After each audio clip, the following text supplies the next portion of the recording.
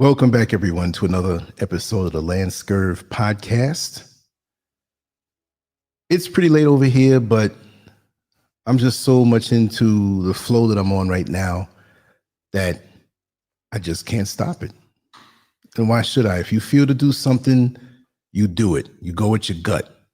You'll go to bed a happier person when you know that you accomplished what you set out to accomplish for that particular day.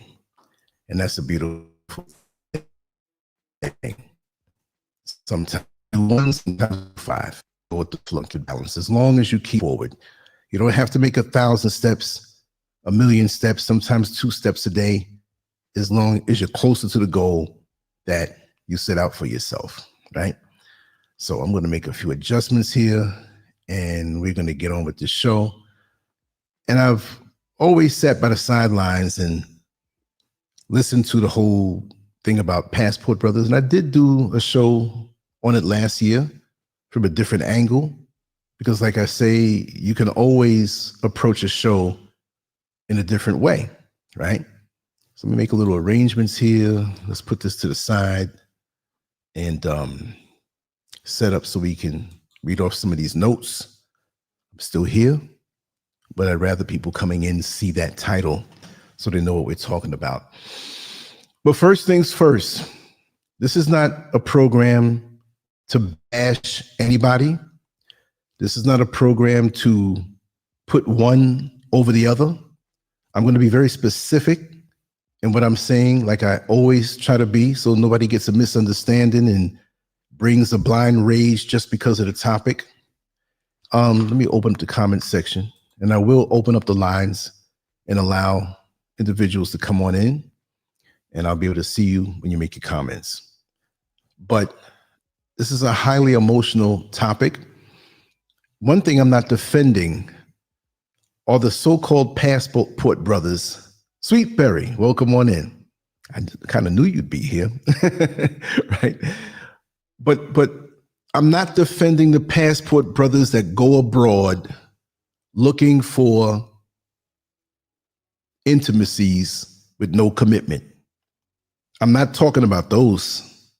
I'm talking about the good men who, like you see in the bottom of the banner, is the mindset of the modern woman chasing good men away. And this is not to bash a progressive woman. I'm going to focus on my sisters, American Africans, Black women, melanated. This is not an attack on you. I just want to break certain things down with surgical precision like I always do. So don't see that title and just say, oh, he's defending it. Look at him. He's already married. He moved to Africa. He's looking for 5 wives. They're looking for extra this, extra that. No, I'm not defending that at all. I'm talking about the good guys who can't really merge and get with the masculine modern women that happen to be confrontational. And I'm not saying all Black women are confrontational. Let's get this straight.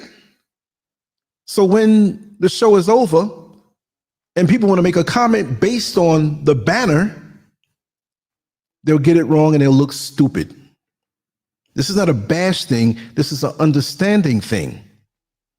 This is about the understanding of our roles. Yes, we have roles. The key doesn't act the way it wants or bends itself the way it wants to be. It won't fit in the lock. And hence the door won't open. We both have roles. And I feel we've gotten away from the traditional roles that work. And we know how the feminist movement infiltrated the Black community and had many Black women coming against their men.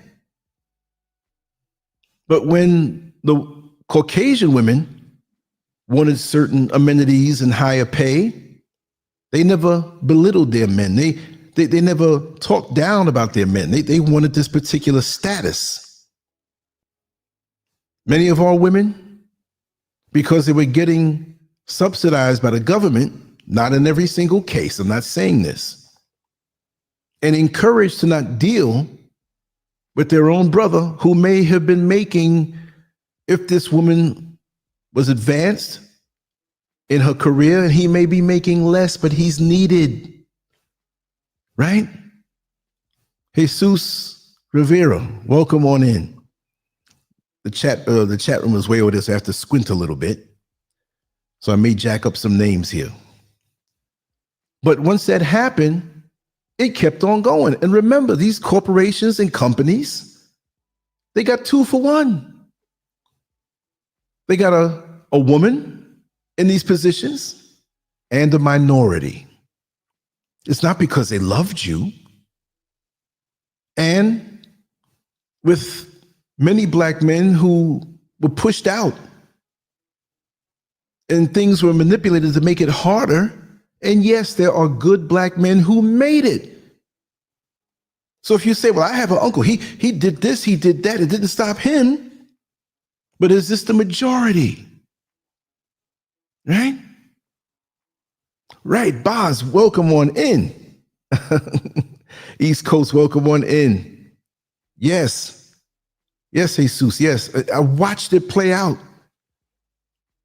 I grew up in a home where my father honored my mother and my mother honored my father, and they both had roles. And yes, they may have had disagreements or disputes, but it wasn't violent and it wasn't one putting down the other.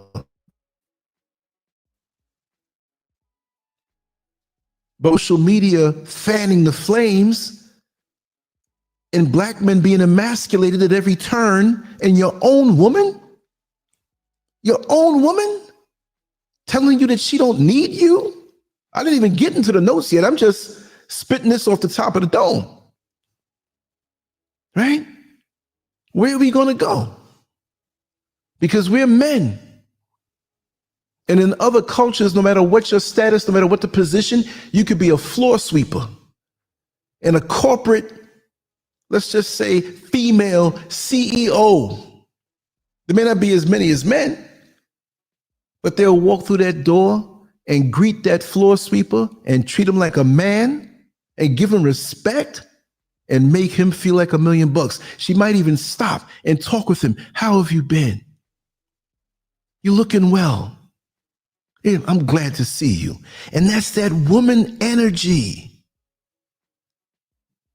No man wants to be with a man with a vagina.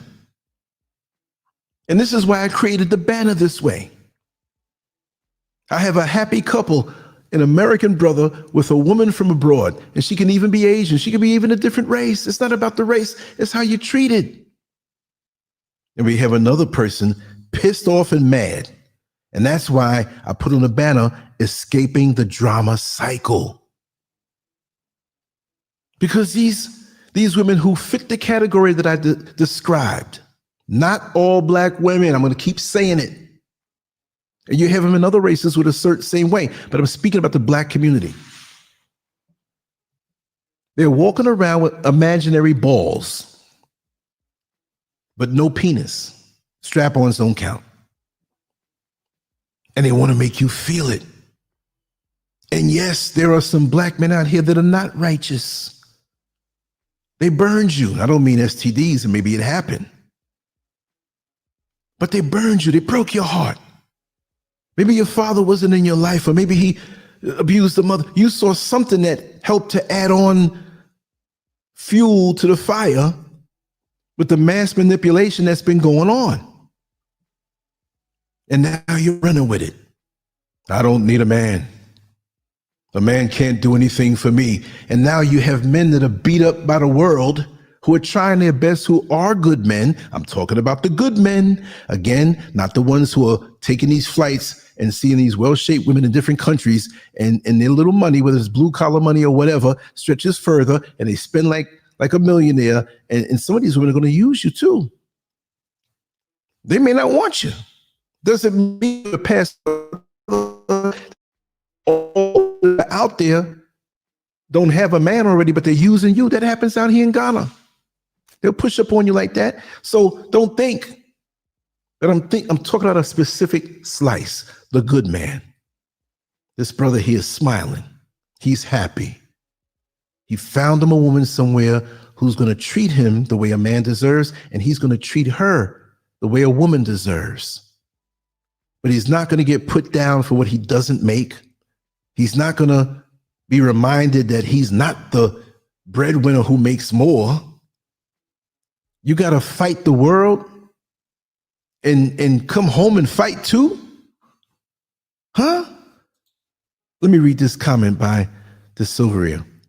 People who speak the truth do not rehearse it because the truth is with everywhere. Lance Sage, you remind me of this quote. Oh, wow. Thank you so much. I do have some written notes and it's not rehearsed. I'm here. I could have went to bed, but something said, do this. And I just got into making the banner and everything. And I said, you know what? Am I going to do this when I wake up or whatever? I said, no, let me do it now. So this may not be a 5-hour show like it was last night, but it's something in my soul I had to touch on. I say, bingo. And I'm going to be talking about different things tomorrow. We're going to have the show with Neil Frazier. I haven't made the link yet. Brother Metamorphosis tomorrow at 3:00 Eastern Standard Time. But we're going to do it. And some more. But we can't be afraid to speak about what we see. And we're immediately demonized. So again, I'm saying it one last time, I'm being retarded with it tonight. I want to see who's going to come up in the comment section after this is done being alive. And they're going to say, oh, man, you defending it. I may call them stupid. I don't like to insult anybody, but I might have to say that. Didn't you listen to the beginning of the show? Or are you going off the banner? This is not all black women. This is not all black women who are doing well. And I know some black women in the corporate world who are making 6 figures. I know a bank vice president. And back in the 80s, she had the big door knocker earrings and, you know, the 80s, the rap era, round-the-way girl. She's corporate now, but she never lost that thing, that connection. She doesn't push her nose up if we ever talk. We don't talk much. I'm not talking about people like that. I'm not against if you want to pursue something, but don't forget your role. And the man, you're not supposed to, you don't forget your role. And we're going to go down and talk about some of these roles. So let's start on the notes that I wrote down. The conversation about passport brothers is it has sparked debates, arguments, videos, panels, and deep emotions on both sides. Many black men in America have chosen to travel overseas to find wives. And this has been met with anger, confusion, and sometimes mockery from certain Western-minded women. Now, we clarified in the beginning. But the truth is much deeper than the internet wants to admit. This is not a presentation that attacks black women as a whole, because not all black women think this way. Many black women still honor family, respect men, and want healthy relationships. But the loudest voices online, the ones with the most bitter tone, often come from women shaped by a Western mindset that teaches independence to the point of isolation, pride to the point of loneliness, and materialism to the point of spiritual emptiness. For decades in America, relationships have been breaking apart because the culture teaches both men and women to be selfish first and loving second. If at all, in the black community especially, social media has created a battlefield where men and women fight each other, insult each other, and compete instead of build. The reason is a generation that does not know how to love, how to compromise, or how to work together. This is why many men, especially ordinary, hardworking men who may not make 6 figures, but are loyal and genuine, feel pushed out. Again, I'm not talking about the guys traveling all over the world, looking to bed down as many women as they can. I'm not defending that at all. They are told that they're not good enough unless they have luxury, status, and income that most men in the world do not have. So some of them choose a different path. And that path has now become known as the Passport Brothers movement. Why Passport Brothers go abroad? One of the main reasons why Passport Brothers go abroad to find wives is simple. The values in many other cultures are different. In many countries, men and women are raised from childhood to understand their roles, respect each other, and build strong families. These values are not seen as outdated or oppressive. They are seen as the foundation of a good life. And that's the thing about women overseas. And it doesn't mean it's all of them now. They're taught from a very young age on how to be a good wife and mother because their mothers taught them and their fathers taught them by example and actually teaching them. It's cultural, it's expected, it's passed down from generation to generation. And in America, I believe we had that at one time en masse as the majority. Because I'm quite sure you heard the statistics where they say, well, you know, back in the 50s, we were more married than anything else. The 60s came and the feminist movement and all this stuff, the drugs, Vietnam War, a lot of things hit us in a way where we were pushed out, devalued, and not seen as anything or any person of worth. You see what I mean? So it's not only the men who are taught how to treat women, it's also the women being taught how to treat a man. Because of that, it creates healthier dynamics and relationships down the road for them. The families work together to prepare their daughters, not just for a career, but for a stable marriage and a peaceful home. Let's cut this right now. You know when you're a man, and let's just throw in there when you're a black man, but it counts for all men, but especially black men. The stereotypes that are out there, the way many people think about us, the way we have to prove ourselves every single day that we're not that stereotype. Me, I don't give a damn. If you think of me a certain way, I don't care. Just in the general, even when I was in America, go ahead and think it. You'll find out that you'd love to live next door to me because I'm upstanding, right? But it's tough when you're out there. Even the slight looks, even when you walk into a store and you have lots of money, your credit card, your cards, cash on you, and you're being followed like you're going to steal something. And you wouldn't dare. The good men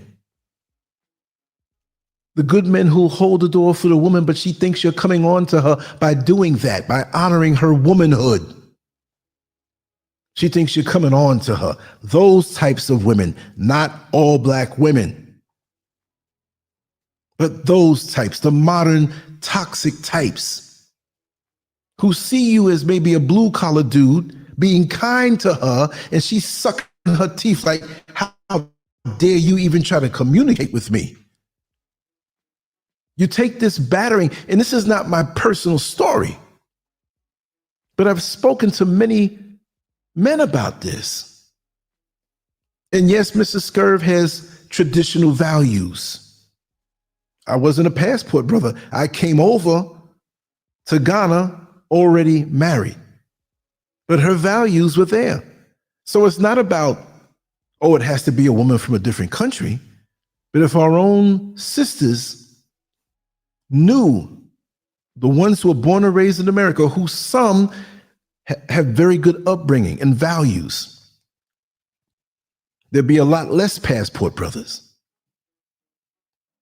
But I'm not going to play the blame game because, like, again, I'm speaking about the good black men, the ones who want to settle down, the ones who honor family and want a family, the ones who want to be the protector. And we're going to go down that list. But a peaceful home, let me tell you something, that thing makes you strong when you're in the outside world. A peaceful home, no matter how much chaos is going on in the world, you know you have peace when you get home. You know how strong that makes you? You know how grounded that makes you when you got away, and the woman doesn't have to be sitting there twiddling her thumbs, barefoot, pregnant in the kitchen. Doesn't mean that. She might have something she's doing to make money. And lots of times couples both have to work. But when you get home, you leave the battle mindset, because women have to be a little aggressive too now when they get into the corporate world or the outside world. But leave that at the door, because your man is not there for that. You're supposed to create heaven on earth for the both of you. She has to feel secured. She has to feel protected. She does have to feel provided for. She shouldn't be feeling like, oh, I'm the only one working and he's sitting home playing a video game. Now, you should be there for each other. If a mishap, a medical situation, or somebody's out of work or whatever, she should be ride or die for you, and you should be ride or die for her. But she should have the confidence that if something happens to her, that you can handle everything. And when you know how to budget, and when you know how to handle even a little bit of money, because it's always going to come down to money also, but she has that confidence in you, you ain't gonna have no problem. If you know how to cook, you know how to keep the home, whatever. She might be laid up and can't move for a month. Who knows? I'm not wishing anything bad on anybody, but you should have that confidence in each other. And I'll say this: in the corporate world, you may have a small company that has one really good accountant, and that accountant has a medical issue that keeps him out for 2 or 3 months. What happens to the company? Well, that accountant and that person who runs the whole company, they make sure to show some of the workers that are there what that accountant does.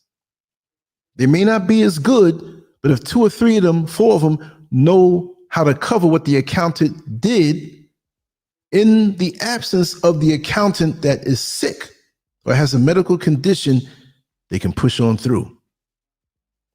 And that's family. Because when you're a good mother, not that cooking is just for the woman, the man can do it too.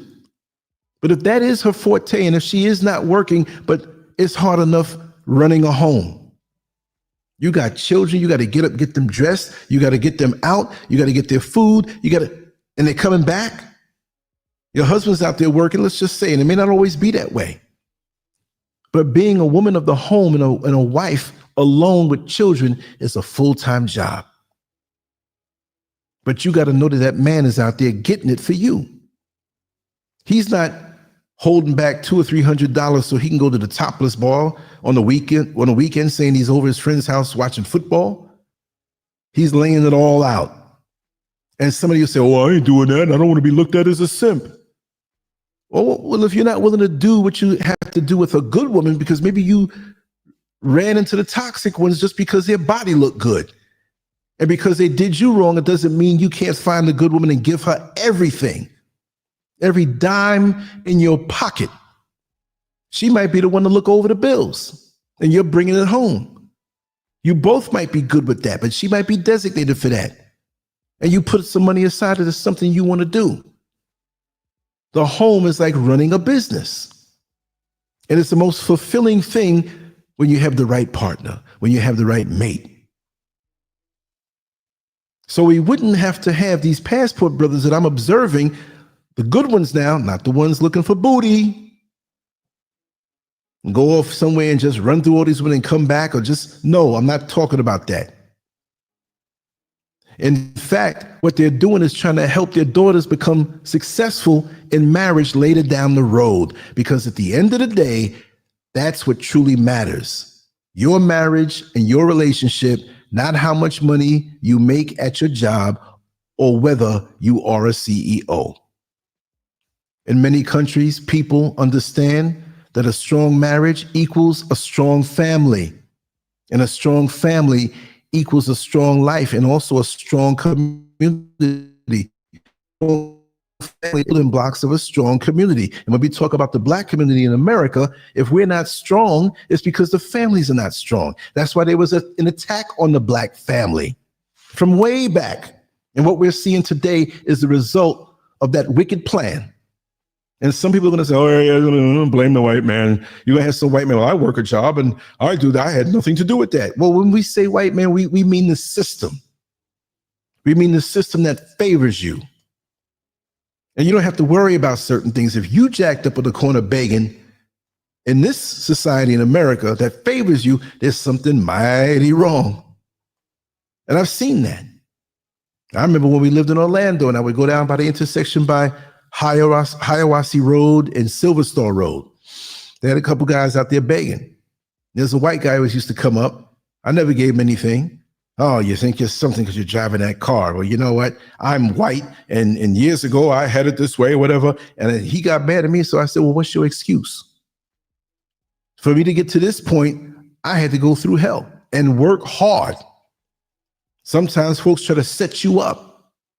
You have to see these traps. And this is why I say having a good home is the most wonderful thing, especially as you're getting older and you have systems in place and there's peace.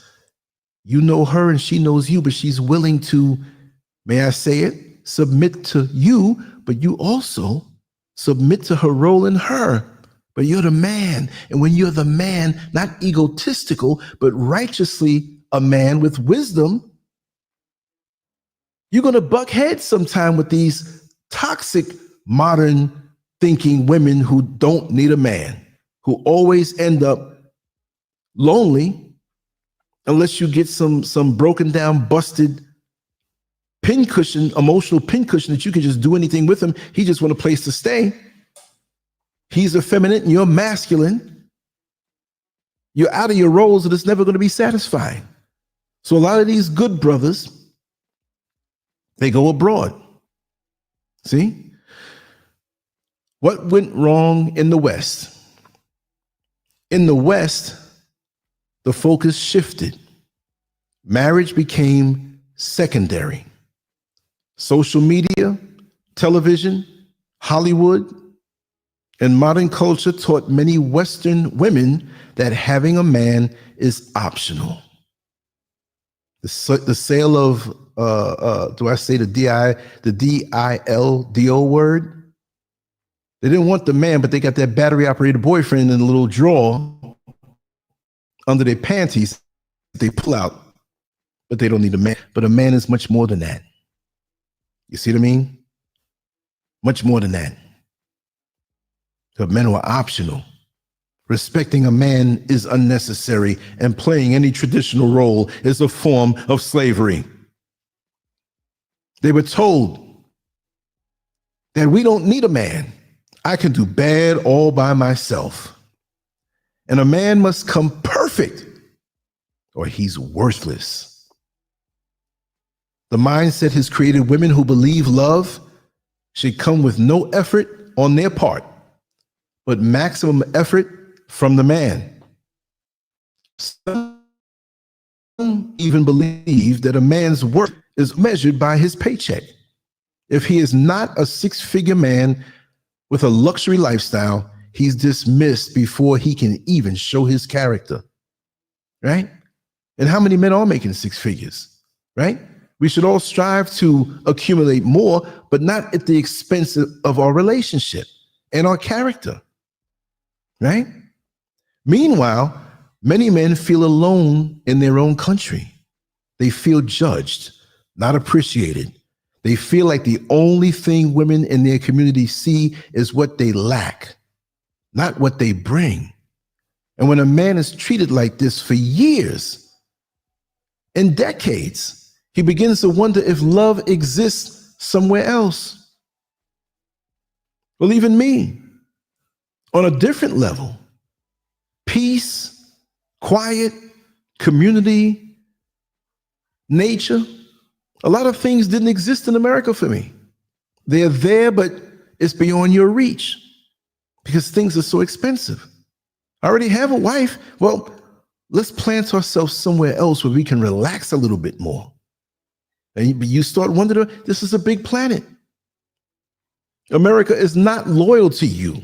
If you can extract something from that machine called America, that cold, heartless, I don't give a damn about you. You drop dead, on to the next one.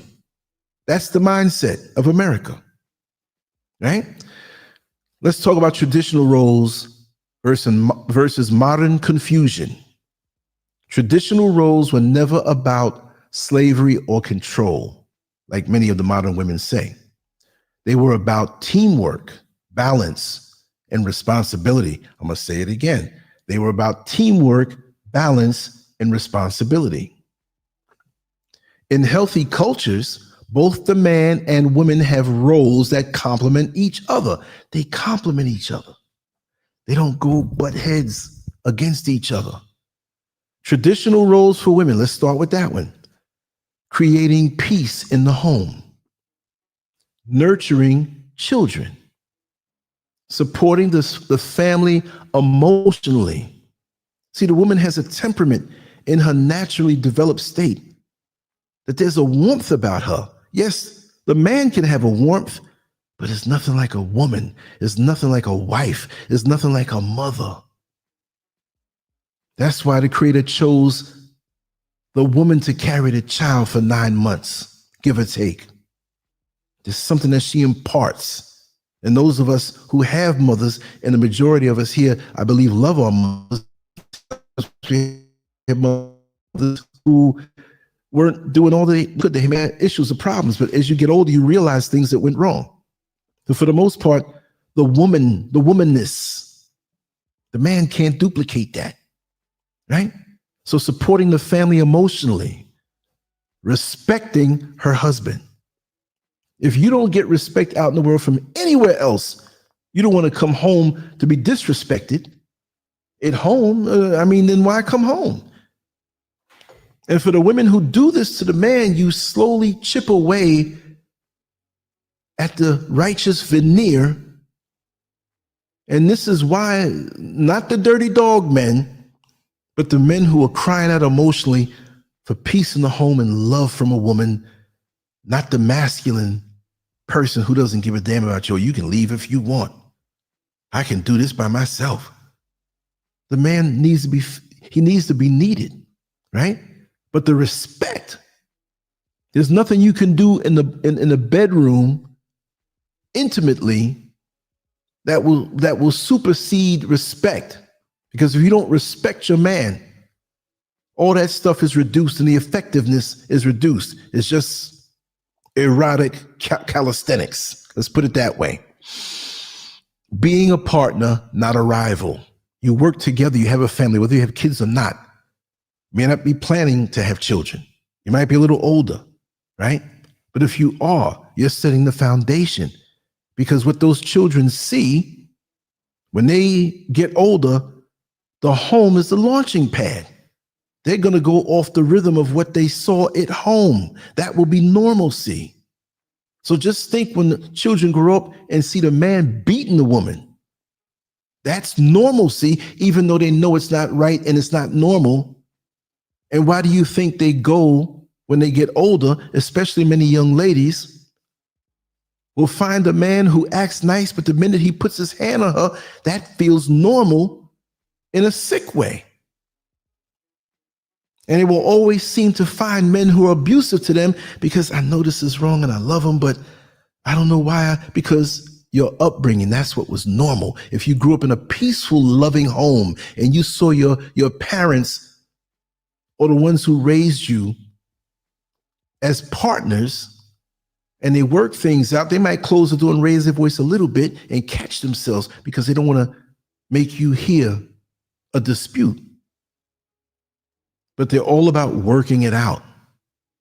Oh, no, pack your stuff, Negro. You going? I don't care. I'll find another one. I'll make enough money and look at the shape that I got. Traditional rules for the man. Fighting for the family. And this can be tough. And like I said, most times we got to have 2 incomes. And sometimes the woman might make more than the man. But you still have to see him as a provider. You're providing too. We're not minimizing you. But he can't be taken down from his position because he makes a little less, because the way the world is not going to support black families. and honor them. Because now the work is pulled from under, it's like the rug being pulled up from under your feet. For the man, protecting the household. You hear that little bump in the middle of the night, who's going to get up first and investigate what's walking around in the yard at night? Or you're sleeping upstairs and you hear somebody coming in downstairs and all your family's already in the bed. You might have a piece, you might have a pipe, or you might have your fist. But immediately, you are the police. Immediately, you're the protector. I wrote an article many, many years ago. I think it was 2007, 2008. I'm going to pull it up. And the title was, I believe, How to Love Your Woman. And it wasn't just like, well, what do you do in the bedroom? No. I had a paragraph or two that was slightly erotic, and you knew exactly what I meant. That was the icing on the cake in that article. But I painted the picture of a man and a woman who are almost 80 years old. When he was younger, he played football, he wrestled, he boxed, he had a good job, good retirement, but he's almost 80 years old. He had his clothes, which were quality clothes, for many years. But because of his shrinking height, you know, you lose a little something when you get older. His belt was almost below his nipples, right? He dressed nice. He still took his wife out there around the same age. They're walking arm in arm. In his mind, and as he was her protector. Now they're walking down around the corner.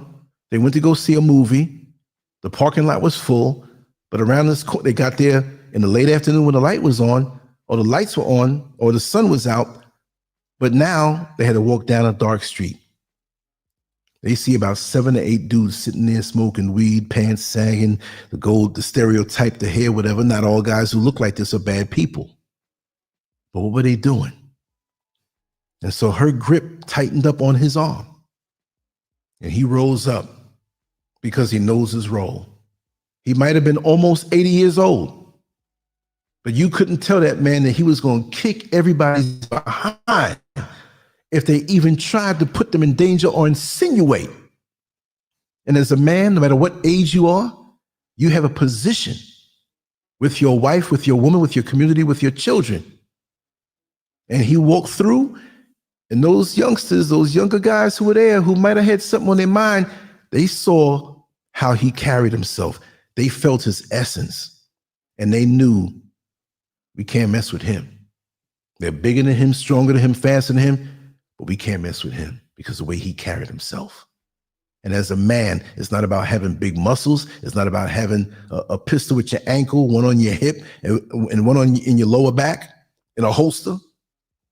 I wouldn't say don't carry that, but that's not what makes you a man. You see? Leading with love, not domination. Because you are a man, it doesn't mean you have to beat down everybody because I'm the man in the house and you have to listen to me. No, you lead with love. You don't have to go to the 6th gear immediately. And some people say, well, both men and women have feminine and masculine assigned traits like in their personality. I'm not saying you're a woman, but the softness, being a little softer. Listen, when you drive a sports car that can go over 200 miles an hour, when you're at the red light, you don't have to fly off. People see what you're driving. Not to get materialistic, but people see what you're driving. And they're like, whew, that's a fast car. A mature person who owns that car eases off slow. That makes the car look like it moves faster because you know it's under the hood. So when a father comes home and he has a problem with the way his son acted in school, and he sits down and says, listen, I have to talk to you. You don't come to the door and smack the kid in the face. He knows you can do that. He knows you are stronger than him. And even if he's bigger and you're not as strong, he might be a big football player, you know, eating good and whatever, and you might be a little older and not as strong as you used to be, but because he knows what you're saying is the truth because you groomed him righteously that way. And when I say groomed, I'm not saying groomed in the way of the show we had last night, but you have to groom them to, you have credit with them. And why is that? Because when you told your child something at 4 years old and they disobeyed, they found out that the stove is hot. When you told your child not to go outside in the backyard after dark and something bit them, oh, daddy knows something. Now you're coming up and you're dating, he gives you advice, and the advice ends up protecting your heart. And now you're bigger and stronger, but he's got to respect the fact that you never led him wrong. So you have to lead with love and not domination. And sometimes when that young man in the family, because you're not going to treat your daughters a certain way, but when he's feeling himself and he sucks his teeth or gives you a funny look, then you're going to have to get up in his ASS and bring him back into line. That if you want to play this game, after I've done you right and raised his family and treated your mother right, and you see the order is righteous, you don't come at me like that. I don't care if I'm 90 years old. You're never going to whip me. You won't allow it. And we don't have too many men left who think this way. Supporting his wife. Yes, you must support your wife. You must make her feel that anything that she wants to do righteously for the family, you support it. You don't kill her dreams and aspirations. She's still an individual. She's not just a tool for the house. You stay home and run the house. No, you want her to continue to learn. You want her to continue to grow, right? And you don't mind doing this when she's a woman who supports the family in you. And it's the most satisfying feeling. Say, for example, you're sitting on the couch, it's a Sunday afternoon, and you're talking every now and then, and TV's on. You're not really watching it, but you're just enjoying being with your tribe. Like when you see a few lions on the Nature Channel, and they're just laying around with each other, just looking around. They ain't doing nothing, but they're just enjoying the feeling of being with each other, right? And you look and you see how your wife, your woman, your wife is treating the kids you both have. And you just observe this. And you see nature at work righteously on a spiritual level, right in front of your eyes, that you chose the right one. Now, if you chose one of these masculine, toxic women, modern day women who don't want to have anything to do with a man, and I'm going to do this, and you can't work with that. And so this is why these guys go elsewhere where the culture and mindset is different. Women all over the world are not like that. You have some here in Ghana, closer to the bigger cities, down in social media, who are getting that mindset. You have some here who don't have it. You go way out in the country, not just down the road, but way out in the country. Some places where you're not even going to get a signal. I've been there.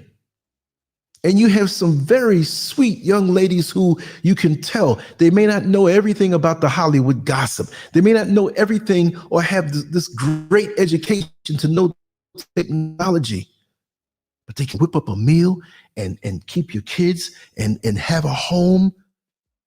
And you don't want nothing with the rest of the world. You can live in isolation and you don't want the outside world to mess with this. You don't need none of that modern crazy stuff. But the traditional roles, let me tell you, will add years on your life and it'll make you look younger at ages when other people are wrinkling up in the bad way, the toxic way, right? The other thing we have to do is building stability. Righteous women need stability, right? That appreciate what you bring. If you make $1 million a year, but you blow it off gambling on other women and tricking it off, that's not stability.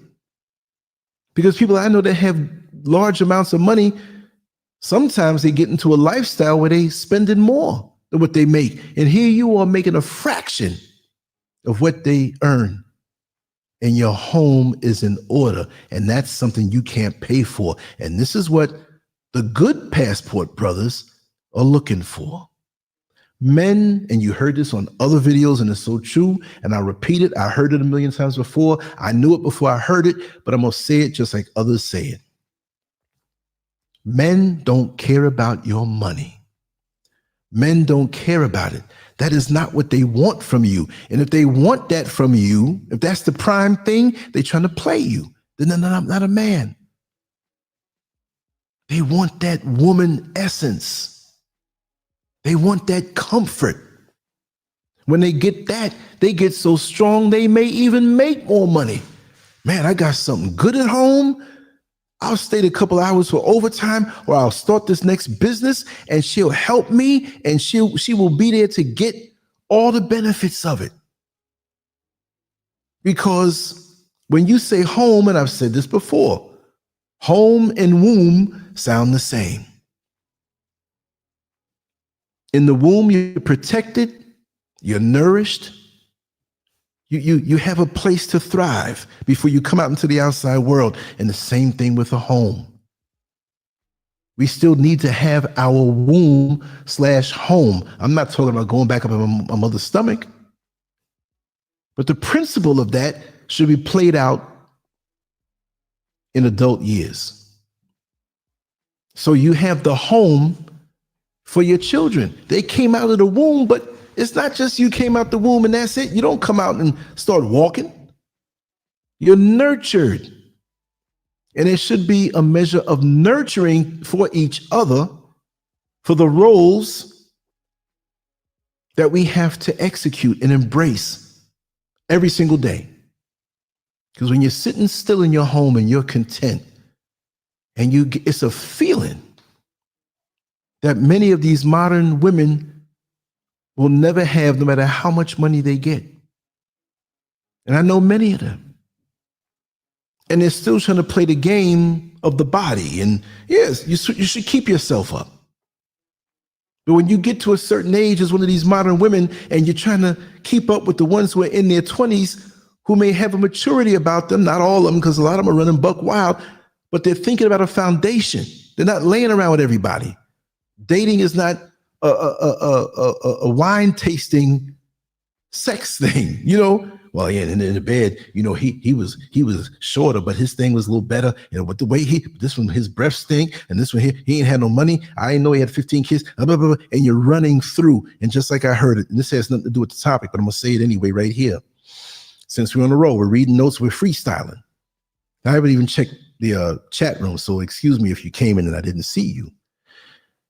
But they say, and I've always felt this, we've heard about how, and I'm not demonizing women, I'm just putting it from a woman's point of view because you have the womb, that if you kiss a man, or say you're 14 years old and you sneak a kiss in school or in the schoolyard or walking home with a boy, the French kiss, you're like, whoa, that kiss stays with you physically, right? Everything you do with the opposite sex, and this goes for men, but it's more important for women too. It's not just a spiritual thing, but physically it stays with you, inside you somehow. And what I learned today is that every time a woman engages in intimacies with a man and he makes a deposit, I'm trying to keep it civil here, into her body with his fluids, she can wash it all she wants. It's staying with her. So now, a year goes by, she's dealing with this, and I'm not saying it's a woman who's just out there, because it's worse for them. But here's the trick that I heard that I didn't understand. When you do have a child, you're attached to that man who gave you the baby. Even if he's a knucklehead, there's a connection there that you can't get rid of. We know that.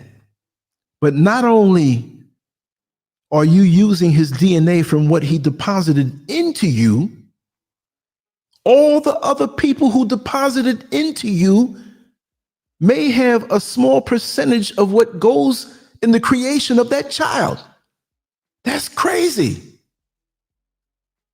So you have a child between you and one person, but you had a couple of situations before.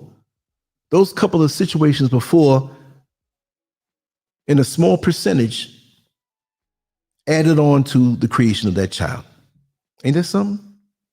That's frightening. We know the soul ties, we know all of that. But the actual physical? So you're looking at a child now that has traits from other men. And men, this is why you have to choose wisely. And nobody has been a saint pretty much, but it shows why you should hold yourself instead of being out there running around. I wish I can go back and tell myself certain things. I'm not exempt. I'm not a woman, though. You see? So there's a lot, because I've noticed in unions, and there's a dear friend of mine, I won't mention his name, but the union of him and his wife, the roles they played, the way they worked together, perfection. More than I've seen it anywhere else. Yes, my parents, but I grew up with this guy. And I'm like, man. So God rest her soul. She passed on. But it's like they're still together. It's something, they did it right. And I always tell them, if I ever seen anybody other than my parents, but they did it in a way that exemplified everything. So this is why many good men, if they can't be respected, if they can't find somebody who wants to follow the roles, even if they are working and making a lot of money, when you come home, that's a whole different story. That's the place that you come to, like a cell phone, a smartphone on a charger, where you can charge up, because we know the world is out there. And as soon as you step out your door, lots of times we're attacked. I don't mean mugged or somebody trying to physically get at you, but we're attacked on so many demeaning levels. So when you have something good at home, and you have a good home, and if you have challenges or things that you have to work out that may not be pleasant, you work them out. You have a beautiful car that you love and something goes wrong with it, you don't throw away the car and I dumped it down the road, I'm leaving it there. No, you go and you repair if it's worth it. But you have to give something that's worth it. And a woman is more valuable than any car or vehicle as a man that you can get. The saying I heard, what was it? Basically, if you pick the right mate, you're good for life. But if you pick the wrong mate, it will destroy you. And that works both ways. But for men, and that's why I can't defend the so-called passport brothers that are just looking for sex and they just want to get laid. No, this is not what this is all about. There are good women in America, and sometimes they may not live close to them and not even know them, but what's available around them, they see, well, I can't build the way I want. And we're a global people anyway. What's wrong with that? And if a woman can't find a good man and she finds it in a man who was born in another land but has the mindset and the principles intact, and there's a risk with that also, just like with anything else. And even the passport brothers, they go to a different country, they may run into somebody who's trying to play them. It can happen. That's not the perfect answer. That's why I wanted to speak on it from this angle. I'm not going to get into any arguments with anybody, because what I'm saying you can't argue about. I'm not pointing fingers, right? It's crazy. These roles are not chains, they are agreements. Two people agreeing to do what they do best for the benefit of the family. Many Western-minded women reject these roles. They say it sounds like submission, but submission does not mean weakness. It means trust. And in a real relationship, both people submit to each other in different ways. Where there is no teamwork, the relationship falls apart. Let's talk about the consequences: loneliness and resentment. A sad truth that many social media influencers avoid is this: the mindset of "I don't need a man" often leads to women being alone later on in life. When youth fades, when the parties end, when the career slows down, and when the mirror tells the truth, Many realize they spent their best years fighting men instead of loving them. And when we say loving them, we don't mean that intimate love with everybody. Oh, I just love my black brother. You want some booty? Come on and get some. No, we're not talking that. Just like a man can show love and love every woman in different ways. So what you talk about, Skirt? You think about getting 5 wives? No. Showing the respect, showing the understanding, giving them what they need, right? We're not talking anything with your clothes off, but having a heart to understand there are some women who are out here righteously carrying themselves a certain way. You extend something to them so they can feed on it, not in a way to seduce them. Oh, I'll keep feeding to this nice talk, and after a while, I'm going to get, no, we're not talking about that.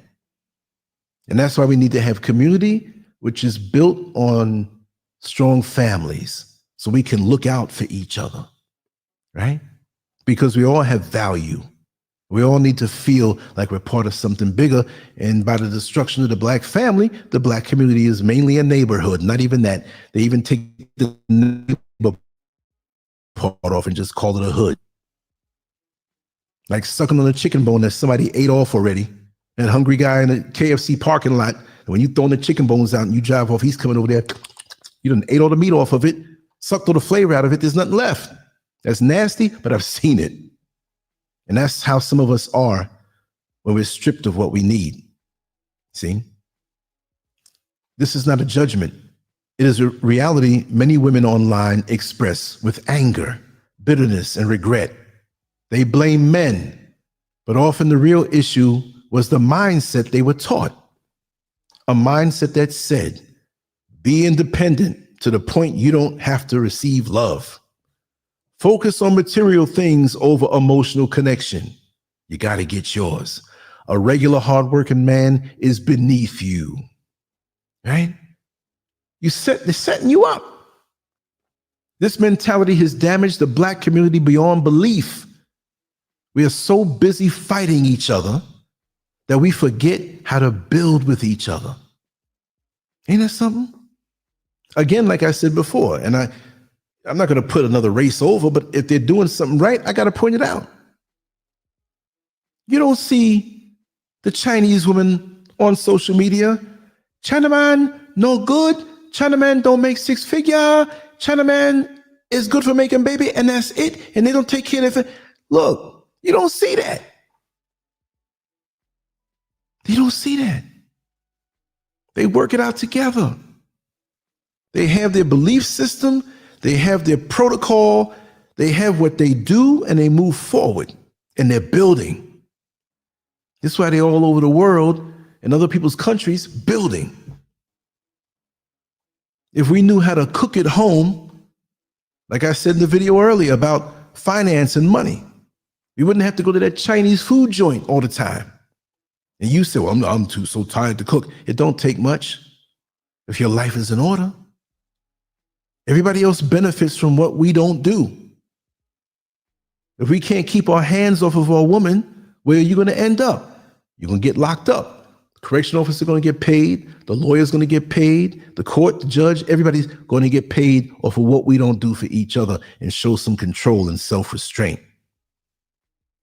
How about that? Everybody benefits from us because we lack community and our families are being destroyed. So we're like a junkyard in every way. Prostitutes in the street making money because we don't feel love at home. You ain't getting love from no prostitute. She'll smile with you and tell you how good looking you are, and you could be 200 pounds overweight, but she's going to give you a little taste of what you don't get, and it's not real. Isn't this something? And we don't think deeper on those levels. And we're exhausting ourselves, and we refuse to do for our own self and build and sacrifice. And when it comes to relationships, if we don't get it right with each other, it's the end of us. So I don't blame a brother who's going to go somewhere righteously, not looking for certain things, but looking to build a home a marriage, a community, dedication, and peace of mind and commitment, right? It shouldn't be the way it is. Rebuilding what we lost. If we want stronger Black families, we must first fix the mindset. We must return to respect, love, teamwork, and purpose. We cannot build communities on arrogance, competition, and unrealistic expectations. Both men and women must take responsibilities for their roles and bring humility back into relationships. We must teach our daughters that being a wife is an honor, not a downgrade. That building a family is just as powerful as building a career. That respect goes both ways. And a good man is worth more than a high salary. We must reach our sons that leadership, or teach our sons, I'm getting tired here. We must teach our sons that, and we got to reach them too, that leadership is not about control. It's about protection, support, and sacrifice. That a real man stands firm in his purpose, that he doesn't have to be rich to be valuable. We must stop attacking each other online and start listening to each other offline. We must replace pride with patience and replace arguments with understanding. Stop talking at each other and communicate with each other. We don't even listen sometimes. We got our mind made up that this person's bad, they're stupid, they're below me. And even in our communication in the Black community with other people, men with men, women with women, men, women, whatever, we're not listening. We're just waiting for a chance to unload what we have, and we're not listening, we're not receiving. So it's not communication. Commune, meaning a joining of two. Communication, we don't do that. We must heal the wounds created by modern culture and find our way back to each other. Because at the end of the day, Black love is worth fighting for, Black families are worth rebuilding. And the future of our community depends on the relationships we create today. All this stuff that's happening now was being seeded through the entertainment, through laws, but they got our minds now. Social media wasn't just about being nice, it's business, and it's also control. If they can keep us divided, we'll be that junkyard for everything the world wants from us. The labor, the actual sex from our women, because they're not having good jobs, some of them don't have it, and they resort to giving their bodies up. We're guinea pigs.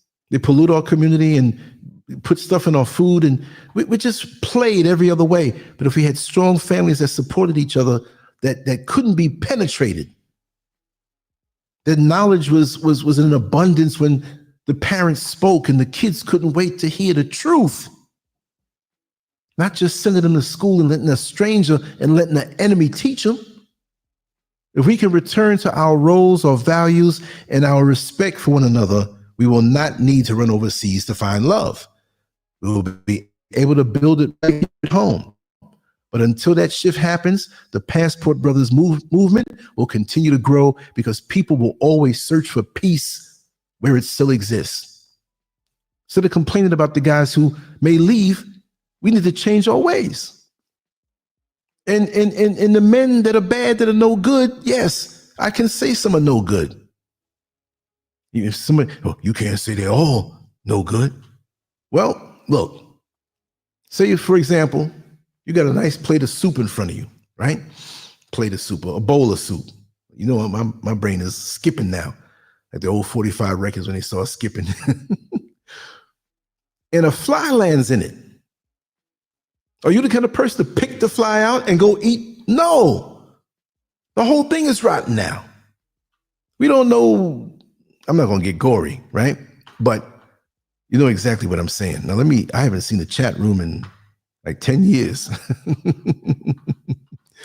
Wow. Now, what I'm going to do, if anybody wants to come in as I read the comments, because I'm still about to go off on certain things, we can flow. Let me hit this button. If you want to come in, feel free. I'll let you in. I'm going to scroll up. And you see the link right there that you can come in. That's in the chat room. You hit it and you'll be in. But let me see what I've been missing. And those who I didn't greet, just understand, like I said, that I had my other screen up with my notes and the chat room was covered. But we have to get down in the nitty gritty. And I'm going to start writing my notes early tomorrow for the show I do myself. Remember, we have Neil Frazier, 3 p.m. Eastern Standard Time. And I'm 5 hours after that over here in Africa. So it's always a little later for me. Right now it's 12:51, but it's okay. You know, I got things to do tomorrow, but I got a whole lot of time to do it. And I'm good. I'm in a good space, a good mentality. And I'm just loving the flow. Whatever flows and comes to my mind, we're going to talk about it. But it has to be something that, you know, I don't care who's screwing who in the celebrity world and all this stuff. If there's a lesson to be learned out of something or somebody's path in life where they made a bad decision or something, how to avoid that for the younger folks, yeah, we'll talk about that. You know? Wow. Y'all are so active. I'm scrolling up. It's like I'm falling off a building and zoop, zoop, zoop, seeing the stories go by. You know, wow. I may not be able to cover all these comments here. Okay, let me scroll down and start popping up the ones that I didn't put up. You know. Okay. The Silveria. Rolling. Indeed, I say we are not put to seek heaven. We are meant to do more here as we are alive than just obey laws, right? Calamunk says, yes, the feminist agenda is the enemy. And welcome, Sister Queen Diane, of course, Calamunk. As I go down, I'll see the names and everything. Let me see. Calamunk says, I went out last night with a woman that identifies as a queer feminist. Oh. That's another thing. These categories. We got man, we got woman, but now queer feminist. How does that work out? I'm not knocking somebody. You know, look, explain to me. This is just off the dome. Explain to me. Like, where do these categories come from? They offer these things on social media, and by the way we're feeling emotionally, we identify with something. So I am that. How, even if I don't agree with it, look how much of a limiting box that is. Did the Creator make you with so much potential to do great things that you're reduced down to being a queer feminist? I'm sorry. I'm old school. I'm sorry. I'm gonna always be old school. It's crazy. Let me scroll down here. That's funny. Sometimes you got to just laugh at things. You know, yes, Calamunk, he'll give anything for heaven at home. There's nothing like it. You know, I'm looking for my soulmate. Where is she? Do what you have to do within yourself. It'll come. And yes, here we are. Drum roll, please. We got Brother Calamunk, live, living color. Talk to me, brother. Hey, so I want to clarify it. Okay, so she. Okay, let me just say, is it? I have my stuff up. Is there any echo coming through? Keep talking, brother. Just let me know in the chat room if there's any echo. That's on my side. But keep talking now. Keep talking. Yeah. So I've been talking to her, and she identifies as a queer lesbian, but she also dates men. And we not the feminist type, but lesbians who, you know.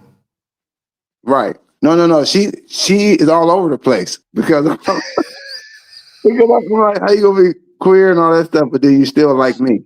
Or she claims that she likes me. But anyway, though, we went to an open mic, and this is like for like artists and stuff. But anyway, she didn't want to find those types at the open mics. There's a lot of them there. Right. Let me just say to Brother Boz that I see that you came in, but it says device not connected. So out and come again. But go ahead, Calamunk. This is interesting. Yeah. So we went to an open mic, and I did a couple songs. So I turned to her and one of her friends that she brought with her. I said, "Why don't you do some of your poetry?" And she was like, "No, they don't want to hear it. They're not ready for it." And I was just like, I thought you guys were so vocal and you could just express yourself however you want to say it. And she was like, no, I don't want to say it. And you're kind of like pressuring me to do it. And I don't want to say it. And I'm thinking to myself, you don't want to say it because it's something that people are going to have some backlash about. They're going to have backlash about it. So, you know what I mean? She had kind of growled at me and said, I'm not saying that you're trying to force me to go up there. I don't want to go up there. So I mentioned that is because there's a lot of confusion amongst us here in America by design. It's by design to keep us divided and keep us.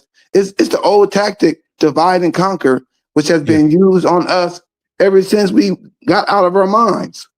It's been the same thing, and I decided that I am not going to. I'm not going to continue to buy into that or play these games. I will do whatever I have to do as a man to get along with my woman because I know that the enemy does not want that. So you know what I mean? Sometimes I'll even, kind of bow my head and, submit, you know what I mean? But I refuse to submit to the wrong woman now.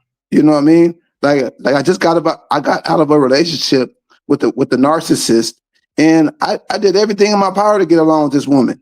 And then one little time I tell her no, it's a big old deal. So I said, you know what? I'm good. I'm good, man. I need to leave. I need to leave America because I understand it takes two people. You just can't come in a relationship and say, this is the way that things are going to go because I'm the man.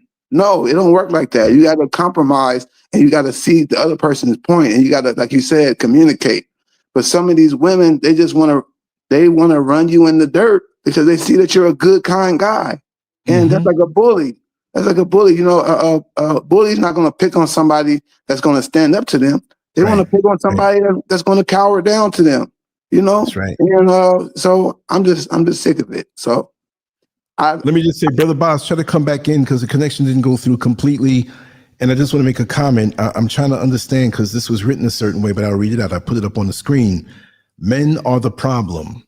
We cater too often to Western women's needs, thinking we are stronger men.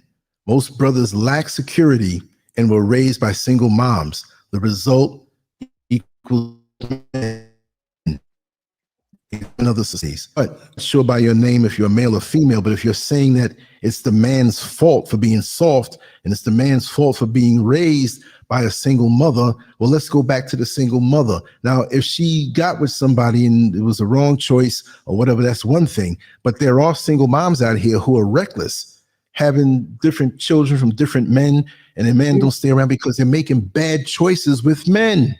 Right. And they're raising the young boys to be men, but they can't. But then they're going to blame the men after they become men. Yeah. Which came first, the chicken or the egg? Right. Keep your legs closed until you find the right man. Absolutely. See what I mean? That's the bottom line. You can't have it both ways. You can't spread yourself out all through your 20s and early 30s, whatever, because the wall is getting it used to be, well, I'm 42 and I'm hitting the wall. People are hitting the wall when they're 33, 32, 31, 30. That's right. That's right. Going in their life. They're putting themselves out. And after they make all these babies, and I'm not blaming women now because it takes two, but you're making them with these guys who are not looking to settle down because you think, well, I can do this now and have my fun and my excitement. Okay, let me see. Oh, yeah, Brother Boz is here. Let me open up the line. Let me just make this point real quick. And then now, on command, you want to have some guy come behind all these men and all of you are wearing down to marry you and to be with you and to commit to you. You should have been doing that from before, from younger. Brother Boz. Talk to me, brother. Family. Yes, good to hear your voice. How are you guys doing? I'm great. Oh, we're doing good, brother, man. It's good to hear you. Yeah, and I miss hearing your voice. And I have to say, Brother Boz has so much smarts and so much perspective that when he passes gas, I smell wisdom. But go ahead, brother. Talk to us. Well, I was about to say I don't know whether to laugh or cry, so I'm laughing. Right? That's a good one. That's a good one. You know.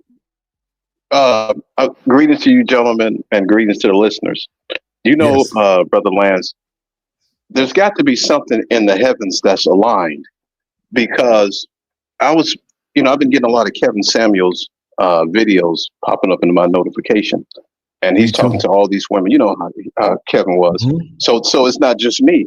And I was Right. just happened to thinking about the Passport Bros the other day, and it just so happens that you Kevin Samuels, and then you talking about the Passport Bros, and all these are like aligning perfectly. And I'm saying that to say this is that having been in the military and lived abroad, I'm noticing when I'm back in the Far East, because my wife, she's Oriental, I'm seeing more brothers, more foreigners, but more so brothers abroad.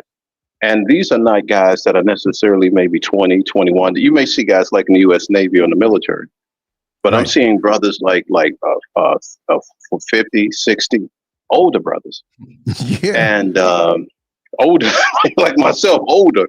And I'm saying that to say that everything, a man is supposed, I think we can all agree that a man is supposed to have morals, ethics, principles, and values. I think we can all agree with that.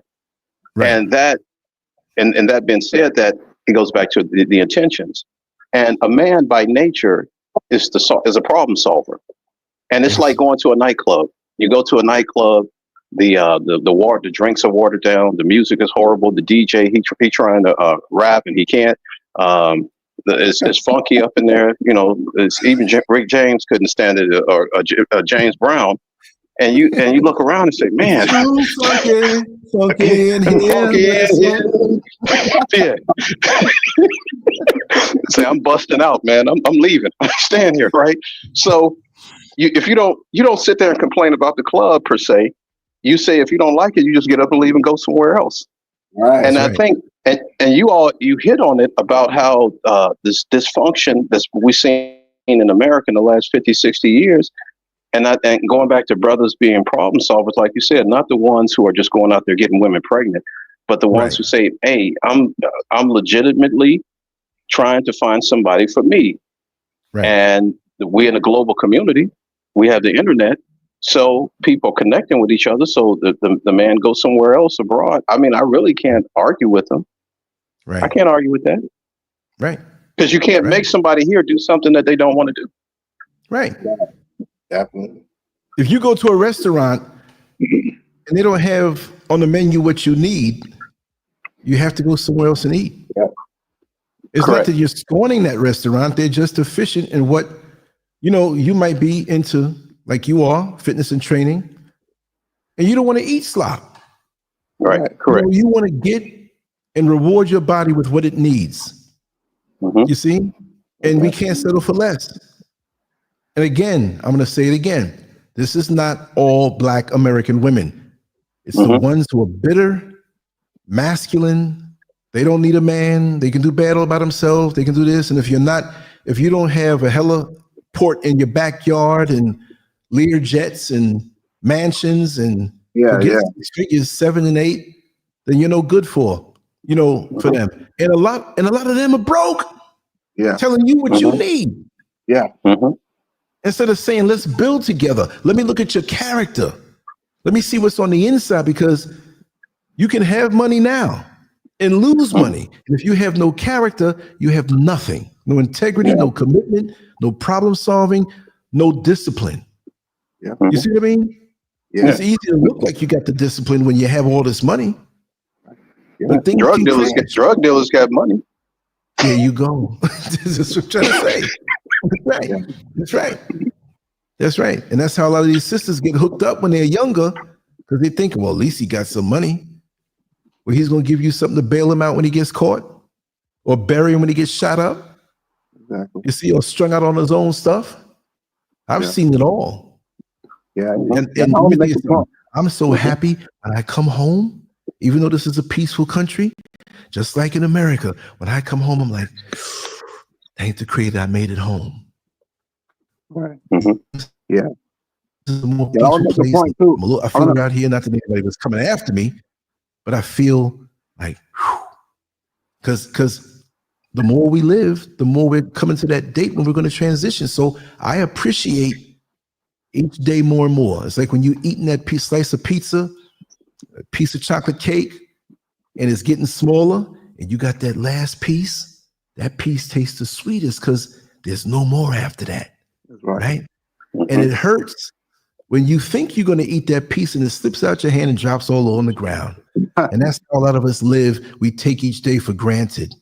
We That's take right. each other for granted when we do have good people Mm-hmm. in our lives. My buddy who I knew all my life, I'll say his name, my friend Kevin, we were just talking and I told him, I said, we were laughing and talking as I was getting ready for the show. And I said, man, it's funny how our lives are intertwined. My family is like his family and his family is like my family. Some who have passed on, parents, both our parents passed on, but he knows them so well, they would joke, right? He used to play pranks on my father. You know what I mean? And I know his family so well. I can see their faces and hear their voices. God rest their soul. But the thing, like I said, he said, man, it's amazing what you said. And I said, listen, brother, I told you way back then, and this ain't no gay stuff. I said, man, I love you. I love you. There's nothing, no homo in there. And even us as men, we hold on, we have to, I'm not going to tell some stranger I don't know who's walking down the street with pink pants. I don't know you, bro. And I'm not trying to take it the wrong way. Right. But the people we love, the energy they have, the connectedness that we have, the more I live life is the more I enjoy every little thing. And I'm not rushing. So I got things to do in this house, major things still. It's going to be a joy to just get into the process of life and learning. We're here right now. You're here, Calamunk, Brother Boz, all the folks in the chat room, folks who are listening that we may not know, but we're sharing an energy. It's amazing. Imagine we had a screen where we can see everybody, where they are, who they are. I'm not trying to be nosy. What I'm saying is that when you share energy and it's good and clarifies certain things, it comes back to you in a good way. You know?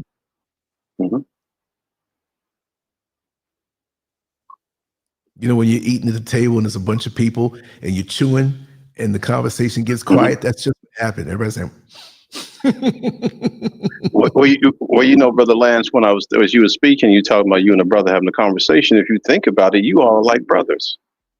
You're like brothers. Yes. You have different biological parents, but you like brothers. And I have, friends, guys that I grew up with. I mean, it's a small number. I can count them on one hand. Yeah, but they're like brothers. Yeah, like a brother. Yeah. I have so many of my friends that those friends, they all know each other. They all call each other. Let me let Calamunk back in. They all call each other. We know each other's parents. Sometimes I'd come home when I was younger, before we had cell phones and beepers and stuff. And my friend would be sitting in my bedroom or in the living room or something, waiting for you to come in. You know what I mean? Because they knew they let them in. Because when I was young, growing up, I had a little room that I took over the basement. That's when it was on and popping. We'd hang out all night, whatever, good, clean fun. And sometimes I'd come in. Yeah, the girls come over, right? Sneak them to the back. They had a few of those in there. You know what I mean? Nobody dragged anybody in. You know what I mean? It kind of ended up there. Right. You know what I mean? No, they sneak in. They didn't grab me in. Sneak them. Sneak them in. Sneak them out. Exactly. Oh, the sky. Hey, don't make no noise. You're gonna wake up my parents. Right, exactly. Don't make no noise. But my father one time, he was mad cool. He had to come down to the basement to check on something or get one of the. He had these machines for his business or whatever, and so I just knew he wasn't coming down, and I had somebody down there, and we fell asleep. And I woke up. I heard a noise, and he was just shaking his head, smirking. But I didn't let him know I was awake. I just act like I was sleeping. Like, please, I'm not going to acknowledge this. You know what I mean? But I was a good kid growing up, so it wasn't like, what you doing bringing them? Because he knew the girl too, so she really wasn't my girlfriend or anything. But we've done mischievous things, yes, and I admit to it. I'm not going to sit here and say I was a saint, but I never did anything venomous or manipulative or whatever. Always good, clean fun. and lots of jokes. Say it was consensual. Yes, yes. There was nobody screaming, "Let me go, let me get out of here." No, it was never that. If anything, they knock on the door. "Let me back in. I like what happened last night." Too much information. No, I'm a comedian. Oh yeah, you got to be. When we like talk about discuss these issues, you got to have a sense of humor.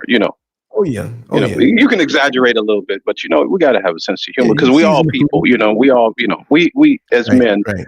We're more deal with more logic, fact, and reason, but we still have emotions. Mm-hmm.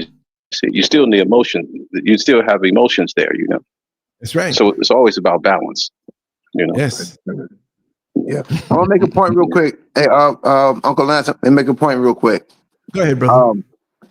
We here in the West, it's not that common to find a men's circle or a men's group. Like I just heard about somebody having one down the street from my house, and you know what I mean. That's like hard to find down here. You know what I mean? And it's like we could benefit more from men's circles and men groups because that last comment that said, "Oh yeah, it's the man's responsibility." That's halfway true, but we don't have. We got to break down that Willie Lynchism that separates the older guys from the younger guys, and we got to and it's going to be and it's not just going to be AI because I've been seeing AI with this. They have these artificial characters. The older guy who's talking to the young guy standing around. Yeah, talking to you. We got to do that in person, man. We don't need no AI. We need to do that human to human. I like those. Yeah. I like too. We need more human to human men teaching boys and boys to men and more circles. We can talk and figure all this stuff out. Let me tell you something. In the years that I worked in the jail, even when I was driving the bus, especially when I was driving the bus, because the guys who were in the jail, they had nowhere else to go. They just couldn't go anywhere else. But lots of times I'd have conversations with other guys while I'm driving. They may drive with me for a couple of trips and we get down in a good conversation. And you have some of the younger guys that will sit there and like, man, this is some good stuff. And then I'll include them in the conversation. And we'd have those kind of exchanges. And sometimes they would come to me on other days when there was nobody else around. There was other passengers there, but it wasn't a group discussion that just happened. They'd come and ask me things like they didn't have the male presence in their life. Or they may have had the male presence in their life, but not a man's presence in their life. And so they would ask me one little question and I knew where they were going. I didn't want them to feel awkward. I would just cover everything that I knew. And they would ride and talk. And the respect that I got, whatever I knew, I would share it. I'm not saying I know everything, but you have to be genuine, And I like that shirt. Calamunk. The greatest Muhammad Ali. He was a man that didn't compromise. He did not compromise as a man. Yeah. You know what I mean? For the most part. Muhammad Ali did not compromise. He was not a compromiser, man. He wasn't perfect, but like I said, he wasn't holding back. Yeah. That's why for most of my friends, that was our hero. There were other heroes, right? But he's clowning, he's joking, he's beating behind and talking and it's like, wow. You know what I mean? Especially at that time. I mean, you couldn't have manufactured a more perfect specimen for the time that the world was going in and the country was going in, coming out of the 50s. And he's sports, so he has this big platform. He's dominating in sports, in boxing in the 60s, the civil rights movement, Nation of Islam, racism, different things that were going on. People were getting killed the same way, lynched, killed, all through the South and all through. And he came up talking like that. You know what kind of courage you have to have? He could have shut up and got his little paychecks from fighting and just talk about boxing. Yeah. And he went and spoke. But you know what, Lance? Yeah. I was just going to say just real briefly, when you talked about, I had the opportunity to meet Ali like in 82 or 83. And when I met him, we were like in a big room with a bunch of people, like adults, his kids and adults. It was like a gathering. And when you talk to him and he's looking at me and I was talking to him, I'm a teenager back then. And he's like, even though he's engaging you and it's all these people, hundreds of people in the room, it's like you and him are just having a conversation. That's how Right. interpersonal he was with dealing with people. But something he said, because I tell you, brother, I tell you somebody who went through some hell, and even I said, I don't even know if I could have did that, was Jack Johnson. Oh man. Yeah. Yeah. Oh yeah, definitely. I heard Now, a that video. whole thing with the white woman, that's one thing. But what he had to go through, you in the ring and all these people hate you. And want to shoot him if he beats the opponent, and he still beat the opponent and smiled and walked out with 2 white women. Now I'm not fighting all those rings. How many rounds was that back then? Lance back then. What were they fighting back then? 30 They rounds. were fighting rounds until they stopped. Sometimes 20 something, 30 something rounds, whatever have you, in the hot sun. They're threatening you. You're walking into the devil's area. All of them, racists wanting to see you lose and making threats. And he's driving around normal, an expensive car, smiling, big and black. They wouldn't go after him physically. And all this stuff is happening. It's just like the video I saw of Muhammad Ali. I think you might have seen it. It was a short video. And some guy was interviewing Ali saying, man, you've been through so much, whatever. And Ali said, man, there's nothing. I ain't never been through nothing bad. Like Jack Johnson was crazy. I saw that. Yeah. I saw that interview. Yeah. Joe Louis too. Joe Louis. Wow. Yep. It's something. And now, even though things appear to be a certain way, that hate is still there. And with technology and electronics, if something really jumps off, those electronics and the technology will be used against us for those of us who don't know to shut down with these location GPS situations on the social media, and they want to come find you. Because a friend said to me, man, you way up there in the mountains, man, in the eastern region. And I don't really say the exact village I'm in. I'll say another one a couple miles away. I'm not dumb. But the thing is, still, I got to be ready because my phone, the technology they have, they can zero in right where I am. I know that. And even if I cut something off, if they really want you, they can come get you. Yeah. You know what I mean? Careful. It's going to be a hell of a fight if they try, because I'm going to cut all the lights out and they won't know how to run around this house. It's like a maze. You walking like, where am I? I get low. Lance, start playing some African music loud on the speaker. Well, hey, what on the door? Right? There's some good bass and some good drums. Yeah, and blasted. In the dark, it just blasted. Just blasted, exactly. No, but I plan to do that though. I'm going to wire that around the whole inside and out and just flashing lights in certain places and just mess up all your senses. You get the next light. Remember that? Hey, Lance, I don't mean to upset your flow, but do you remember that episode of the Twilight Zone when that guy was running around the park and there was African music that was playing and he got home and the lion jumped on him? yeah, I remember that. That's funny. That's probably the ultimate fear. But man, we need more. That's why they come out here. Men circles, man. We need more men circles, man. Men healing circles. Yes, sir. Yep. That's why they come out here and want to go to the healers way up in the mountains. That's hard to get to, who know the real formulas and different things, because you have a lot of people who claim stuff, but you'll go somewhere. I remember I was up in the Volta region, up in the mountains. You got to park a car way down and you can't get to these certain places. I'm not saying that's the way it is. You know, people live and you can have access in roads, but there's some places where people live, you can't get to them. Right. And then when you're going up these roads, you are like paths, not even roads, not even sidewalks.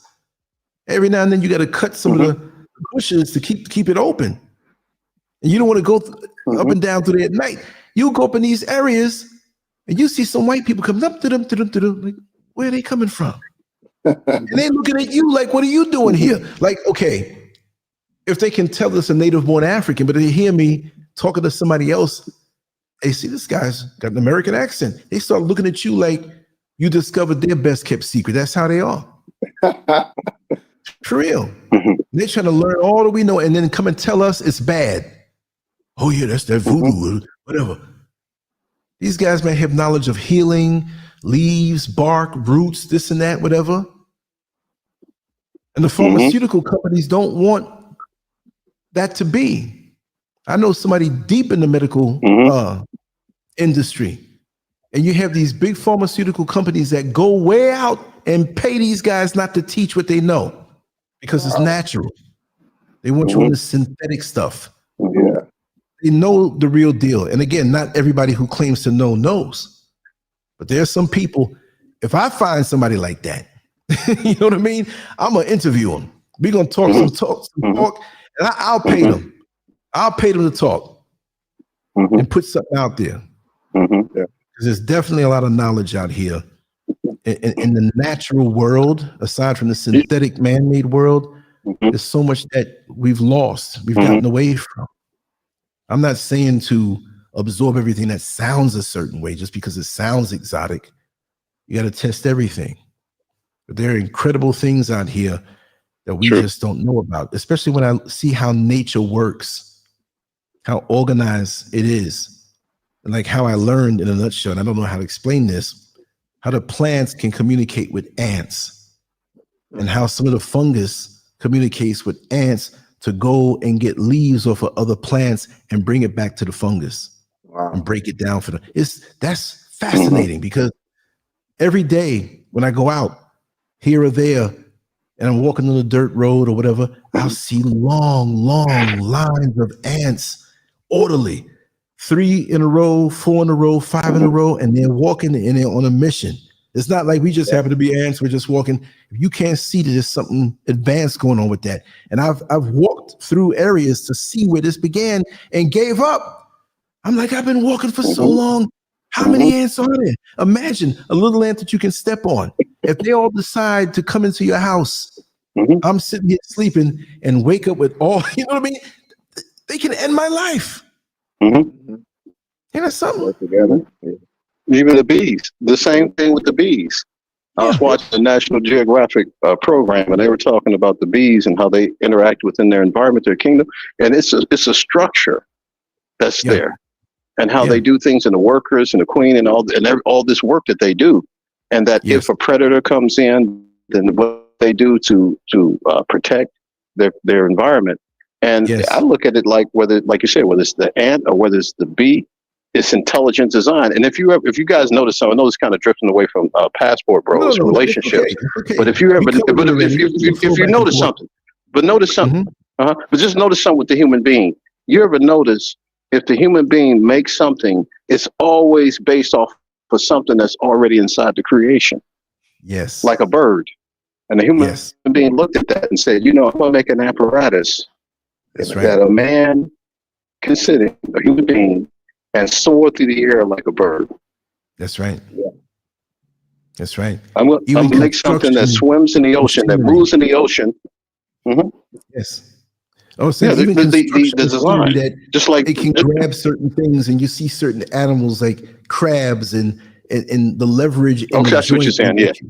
Yeah, you know what I mean. Just the design is already there. You know, with all of this like stuff, the helicopter and the dragonfly. Exactly. And the hummingbird, it's amazing. And they have stuff that's out there that we don't know about. And I could only imagine, but nature is the ultimate. Who thought this stuff up? I mean, the supreme being, yes, a creator, but this just didn't happen by chance. Could you imagine? I've learned more about the order of the world sitting in my backyard looking at nature. Right. And it's funny, I'll tell you a funny story, not to scare anybody, but in this part of the world, we have different types of snakes. And the king cobra, I haven't seen yet. We have them here in this area where I live in, but they don't bother with humans, right? We have other little snakes that are harmless, but I take every snake like something that's venomous. A king cobra bites you 60 seconds, you're gone, right?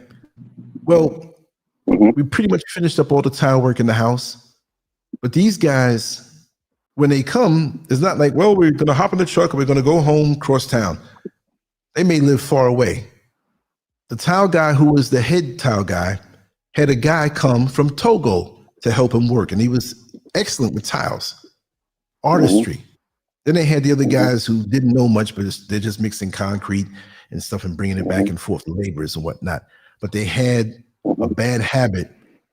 When they come, they stay. They stay till the job is done. They may stay here for a week. They'll bunk out on the couches, bunk out on the floor here and there, and they get up early and work. They have a bad habit. I don't know why they're pulling back the screens or leaving the doors open, right? Just leave it open. Like, listen, we got things crawling around up here. Funny story. Last day they finally left. Everything was done. We get along. You know, I hang out with them while they're doing stuff. And I get up in the middle of the night and sometimes I get up in the middle of the night and just walk around. I'm strange that way. I'll go sit on the balcony for a little while, just stare at the stars and go back and lay down. But I walk toward the front in the living room and I have the couch and everything there. And I was going to go out on the front porch because we were extending it. So I have it's not a bad habit, but I'm weird, right? This place is pretty sizable, so most people be cutting on lights. I have a flashlight at nighttime. So when I'm walking around in the dark. I keep the flashlight right here. I have it with me, right? And I'm walking with the flashlight and I saw a rope partially under the couch, like some kind of wire or rope. And those couches, you can plug them in and you can hit a button that reclines, and it's an L-shaped thing, a sectional. But this was something caught my eye. So I cut the light on and it was still. So I cut the light on now. It was a snake. It was a snake about 4 feet long. It was a python. This joker was in the house for like a day and a half after them guys left because I keep the doors closed. And those pythons are very curious. Some of the natives, the locals, they'll say, oh, that particular snake is not harmful. But all the research I did, you don't want to get bit by that. For real. Now here I am exposed with a t-shirt, barefoot, everything hanging. And this thing took his time to sit back under the couch. I'm not going to sleep knowing that there's a snake in the house. So I got machetes everywhere hidden. So I cut the light on, got the machete. I moved the sectionals out. I took some bleach and dripped it around. Here it comes coming out. And it turned and looked at me. Because when it saw me, it slipped back under. I started chopping. And it started wiggling it away. It was like, I don't want to say it's demonic, but I'm sitting here trying to hit it. And when it would back up, it would try to come at me. But it didn't leap at me like the snakes that just fly through whatever. So I'm bling, bling, it's hitting the tile. I said, man, I hope I'm not hurt. I'm hitting this thing hard. Finally, I got it. And it's wiggling. And I'm chopping. Yeah. That wasn't the first time it happened, but it was outside the house. And it was a long one. I think it was on my Instagram. We took a picture of it and whatever. It's a different life. Don't leave your doors open, your windows open, anything. Because these things take his time with this little way. They'll find themselves, they'll scale a wall. They'll go up to the 3rd floor. I was squeezing between where the screen is and the way the window's made. I thought it was a lizard because lizards all over the place. Sometimes they come in, they don't bother me. And I looked at the face, I said, this is green? That's not a lizard face. That's a snake. And it's like as soon as I realized it, it backed up. And I was on the top balcony and it was on the wall, wiggling and gripping the wall. And so I'm trying to hit it. I didn't have my long machete. I had an axe. And meanwhile, I'm sitting here with my phone in one hand trying to capture it, the image. And when it jumped down on the ground, I'm like, forget the phone. I threw the phone down. So I'm trying to chop it. And it wiggled and jumped to the balcony below and went through the drain, hit the ground, and it was gone. Right? Wow. It's not like you keep your eyes open, you're all right. But things can happen. Yeah. But it's a lot better than stray bullets. You know what I mean? People trying to rob you at the ATM. Yeah. Wow. So that's why I'm always, and in this studio, I got a lot of wires and stuff. So, I got one wire over there. I kept some of my stuff and I had to do a double take. I'm always looking, always keep my eyes open. I was walking down the road coming from the town, and it was dark in a certain part. You always have to keep a flashlight or a light. Just out of the grass, there was this, and this snake had to be like 6 feet long. Its body was thicker than my forearm. And I'm looking, cars are going by. The light, like, yo, that's a snake. And it was moving slow. You know what I mean? So I crossed the street and kept walking. But with the dirt road that leads to my house, there's bushes and all kind of stuff. And usually you don't really run into this, right? But sometimes when it's like really cold for here, rainy, and then temperature drops because it's the mountains. Sometimes they'll come up from down around the plants where water is held that's cold on the leaves and in the soil to get sun and to warm up. So a lot of the people who live here tell me how these things work. And the ants, like I learned out in Orlando, when you see the ants crawling around crazy, whatever, that means that there's some heavy rain coming, heavy rain. And so when I see that, they disappear. I'm like, so imagine the Native Americans that are living out, in America before it was messed up, and they read the land and they look at the signs to tell them. So you have this proximity to plants, insects, animals, and certain birds that they cry out sometime when the rain is about to come, and they warn you. And it's wonderful. And when you embrace that, even though you don't know nature's language all the way, but you can kind of pick up on things. I know when to leave. Like sometimes I'm like, okay, I need to leave early because it's going to rain. You just know it, and it happens. We had a storm, and I'll stop boring you with my storm stories. There was a shipping container cut down to 25%. So shipping containers are usually 40 or 45 feet long. So this had to be about 10 feet long, 12 feet long, and cut. And the guy who lives across the street down the way, he was using it for like a tool shed, and people were doing work and whatever, but it was across the dirt road. So I'm leaving, and it's to the left, right? When I came back facing in, it was to the left again, meaning that it moved from one side, lifted up, and leaned up against the tree. These things are heavy. I found out there was such a windstorm, heavy, that it lifted up part of a shipping container and placed it down on the other side against this tree. I said, nature's powerful. And these storms up here, they come quick. It's always the wind first. If you got clothes hanging outside, you better have the lamp down good if they're drying. They'll be all over down the road, down on the main road. I saw a dude. Somebody's house. La, la, la, la, la. I looked at the t-shirt he had on. I said, wait a second, that's my t-shirt. How did he get that? And I realized clothes blow off the line and blow up in the air and go all the way. Yeah. It's funny though. Yeah.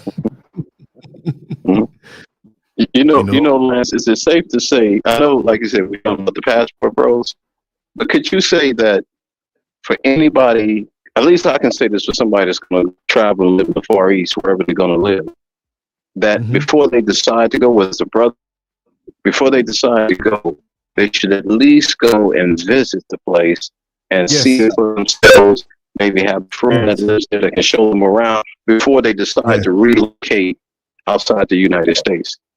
Yeah, that's right. That's right. Welcome, Dennis. He said, how about another Q6 van story? Well, I did the Q6 line, but the main line was Q9 when I drove the dollar van those couple years back in the 90s. And of course, I always promised the stories and stuff. I could run another channel and fill it up every day with stories every day for years.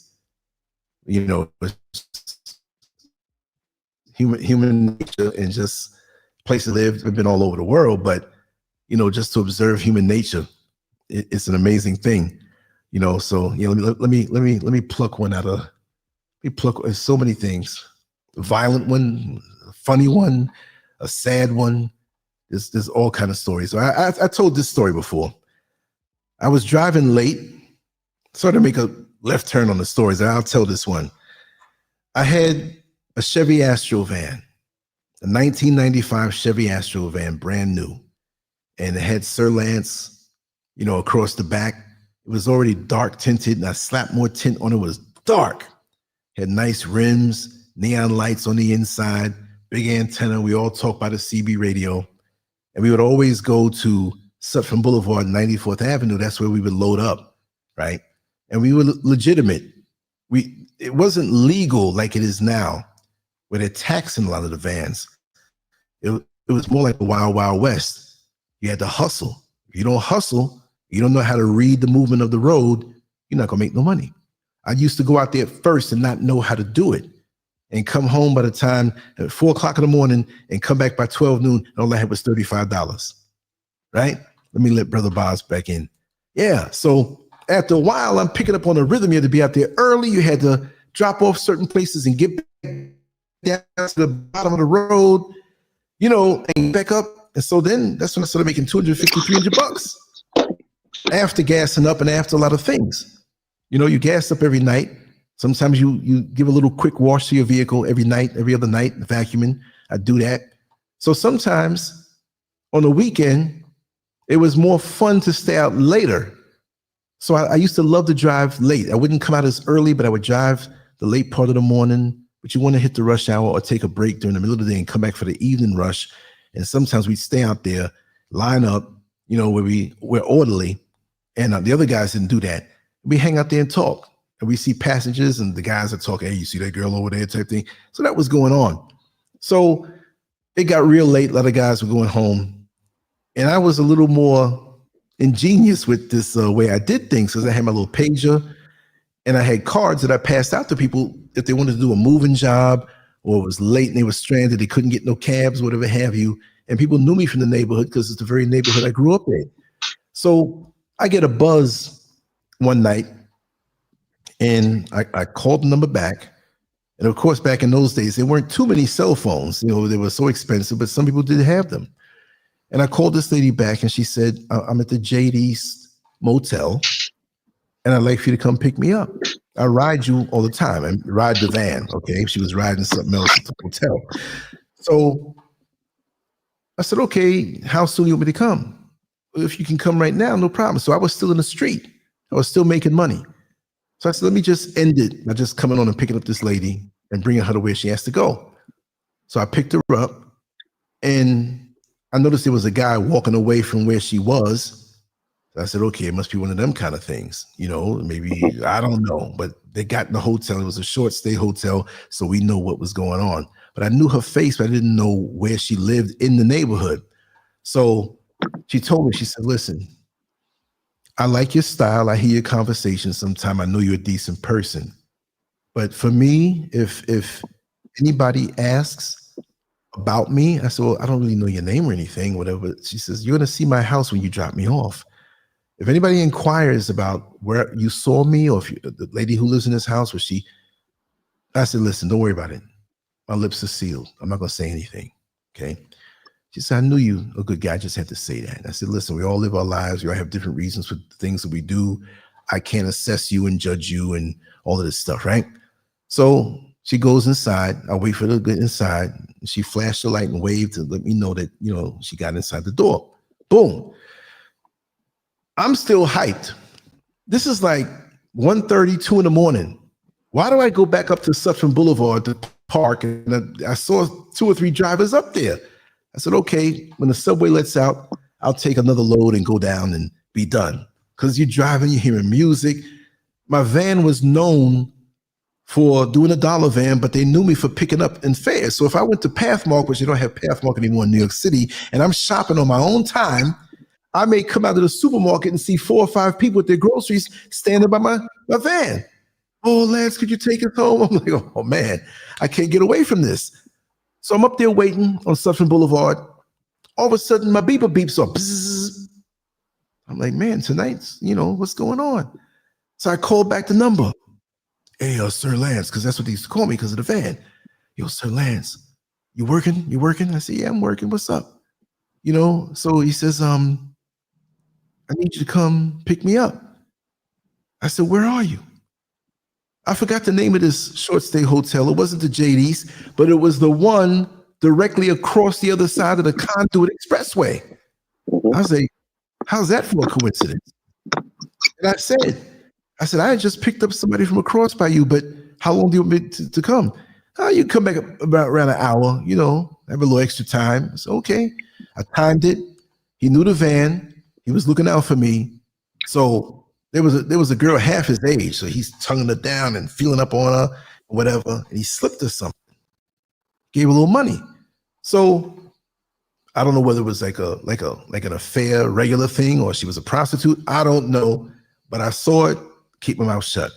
He hops in the van. Hey, bro, man, good looking out, man. I can't call the other cabs and whatnot because, they'll be all up in my business. I don't know who'll see me, whatever, but everybody rides with you, man. You mad cool. I said, yeah, thank you. I said, where you going?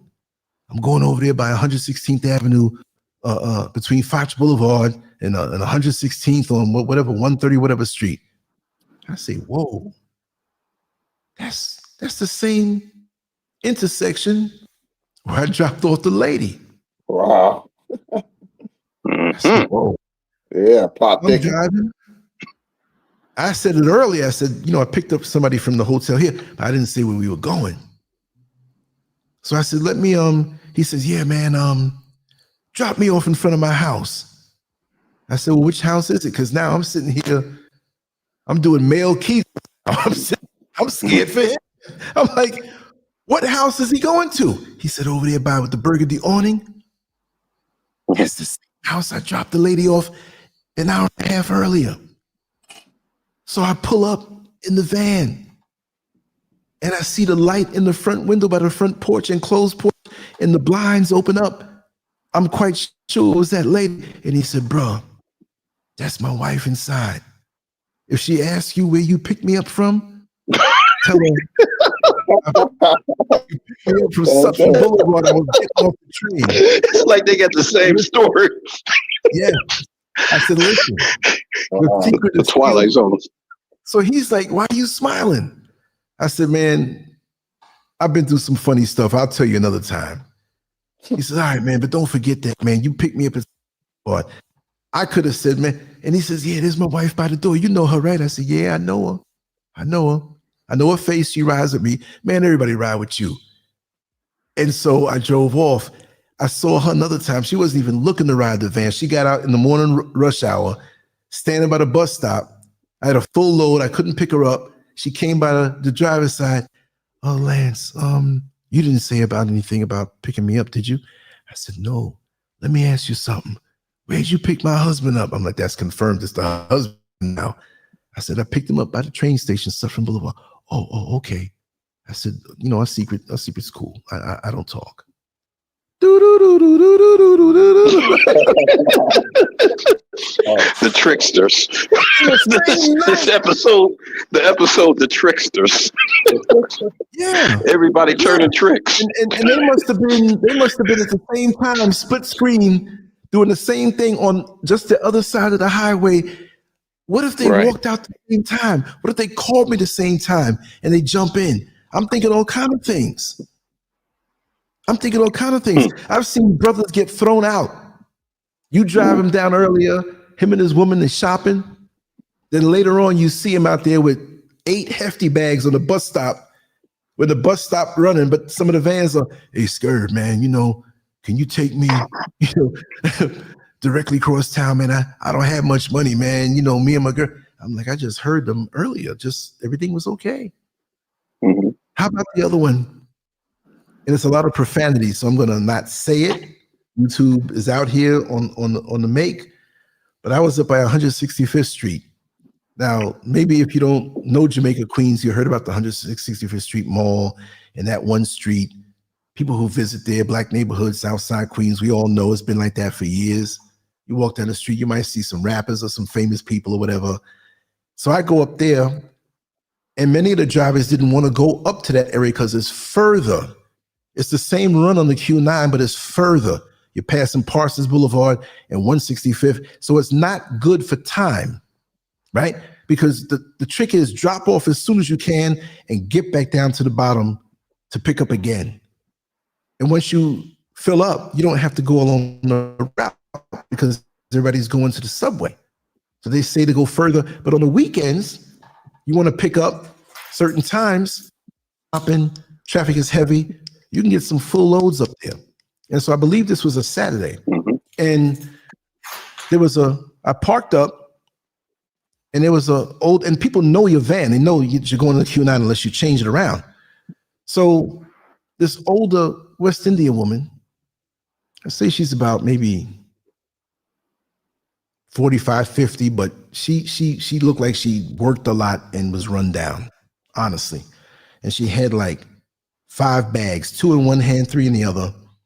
And she had all of this stuff, like she's gonna cook stuff. Like she went to the Korean market and bought all of these vegetables and meats and different things.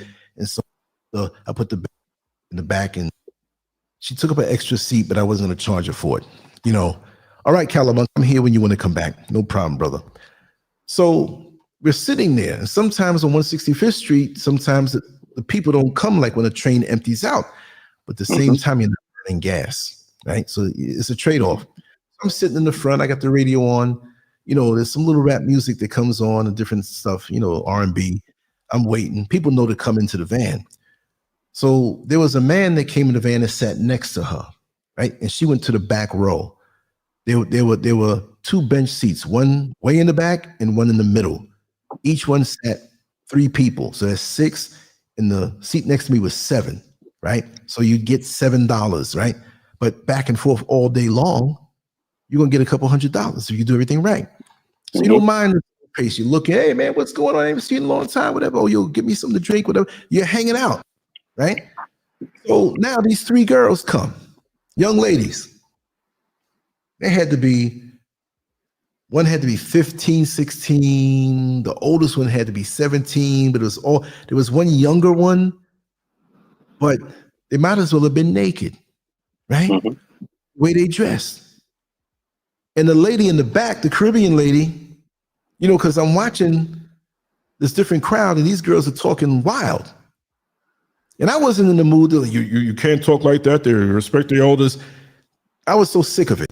You know what I mean? What they call black fatigue. I was that back in 697, 95, 98, the times that I was driving. So they're dressed, and I have to explain. The mini skirts didn't cover up anything. I'm not looking at these young girls in lust, because even in 95, I was way older than them. 96, I was way older than them. Not that they were older I'd look, but I'm just saying, y'all look babies to me. You could be my daughters. But for the common man, mostly, oh my God, it was eye-catching. It was almost like they were prostitutes. You know, and in that era with the rap music and Lil' Kim and all this stuff, and these other songs, what was the name of the song that was out that people were singing? It was named, Is the P-U-S-S-Y Still Good to You? And it was this girl was just talking over it, and she got explicit. They couldn't play this song over the radio, but they were humming it under their breath, and they got a little louder. Then they started talking about how mommy don't know what we do, you know, in the church. You know, I hate getting up on Sunday morning to go to church, but, you know, Saturday night, we slip Deacon so-and-so up in the room, and we take care, and he takes care of us, because, you know, this is how we got this jewelry. This is how we got these clothes. Yeah, I got me a boyfriend like that. And yeah, I know how to get down on my knees and wax it. You might as well keep throwing money at me.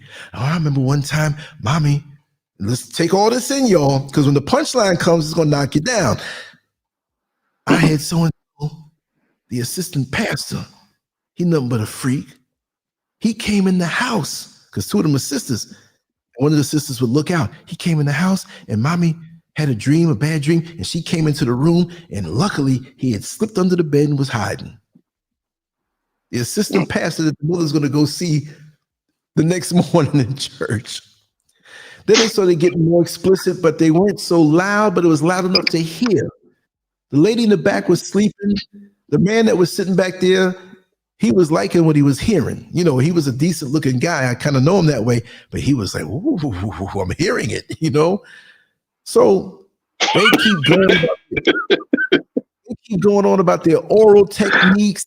They keep going on about this and that and how they know how to, you know, make the man cum and the MF and this and yeah, I'm the baddest bitch.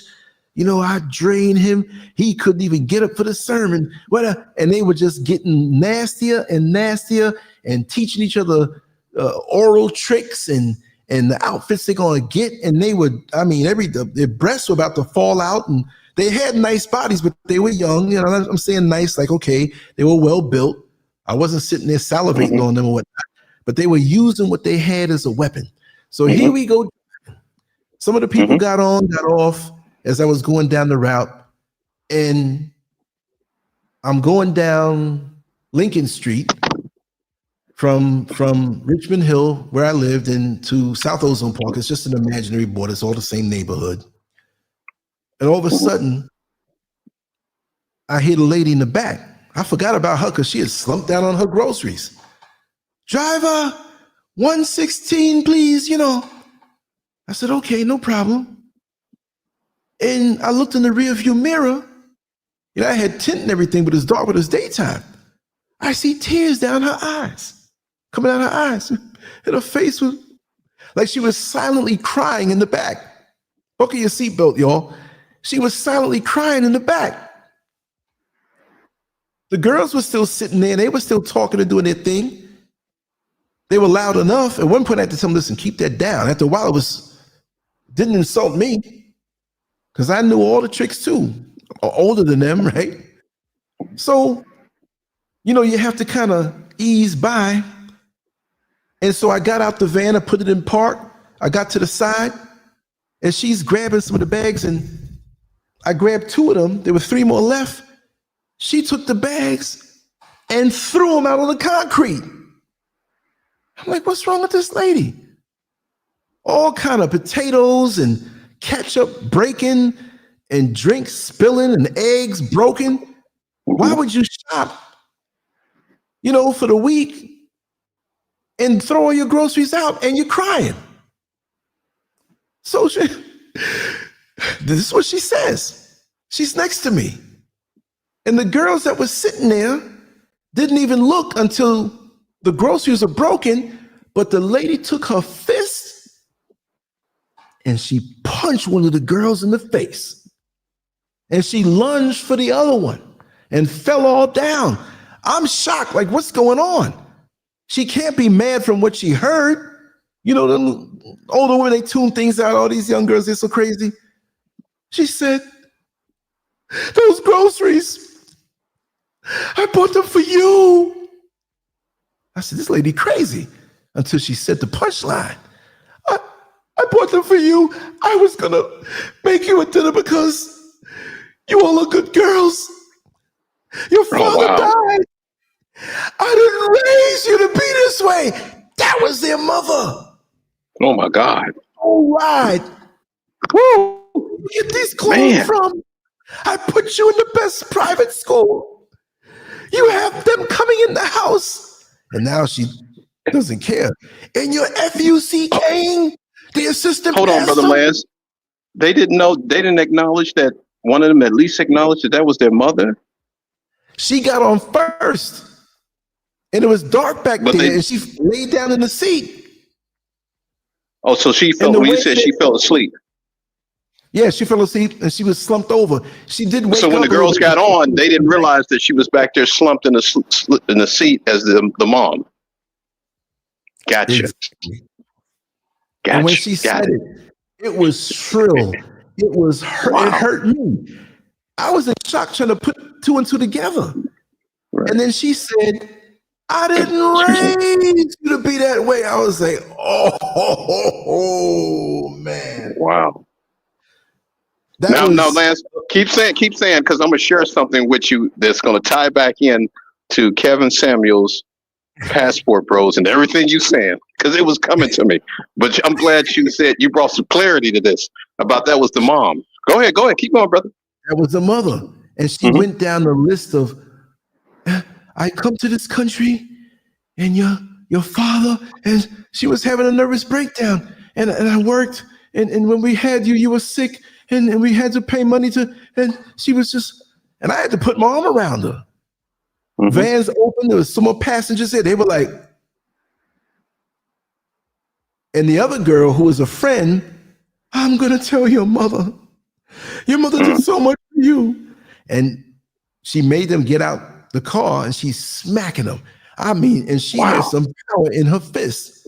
And she Wow. was, I mean, you could hear the punches all in the head. Now all of a sudden they felt naked. They're pulling the skirt down.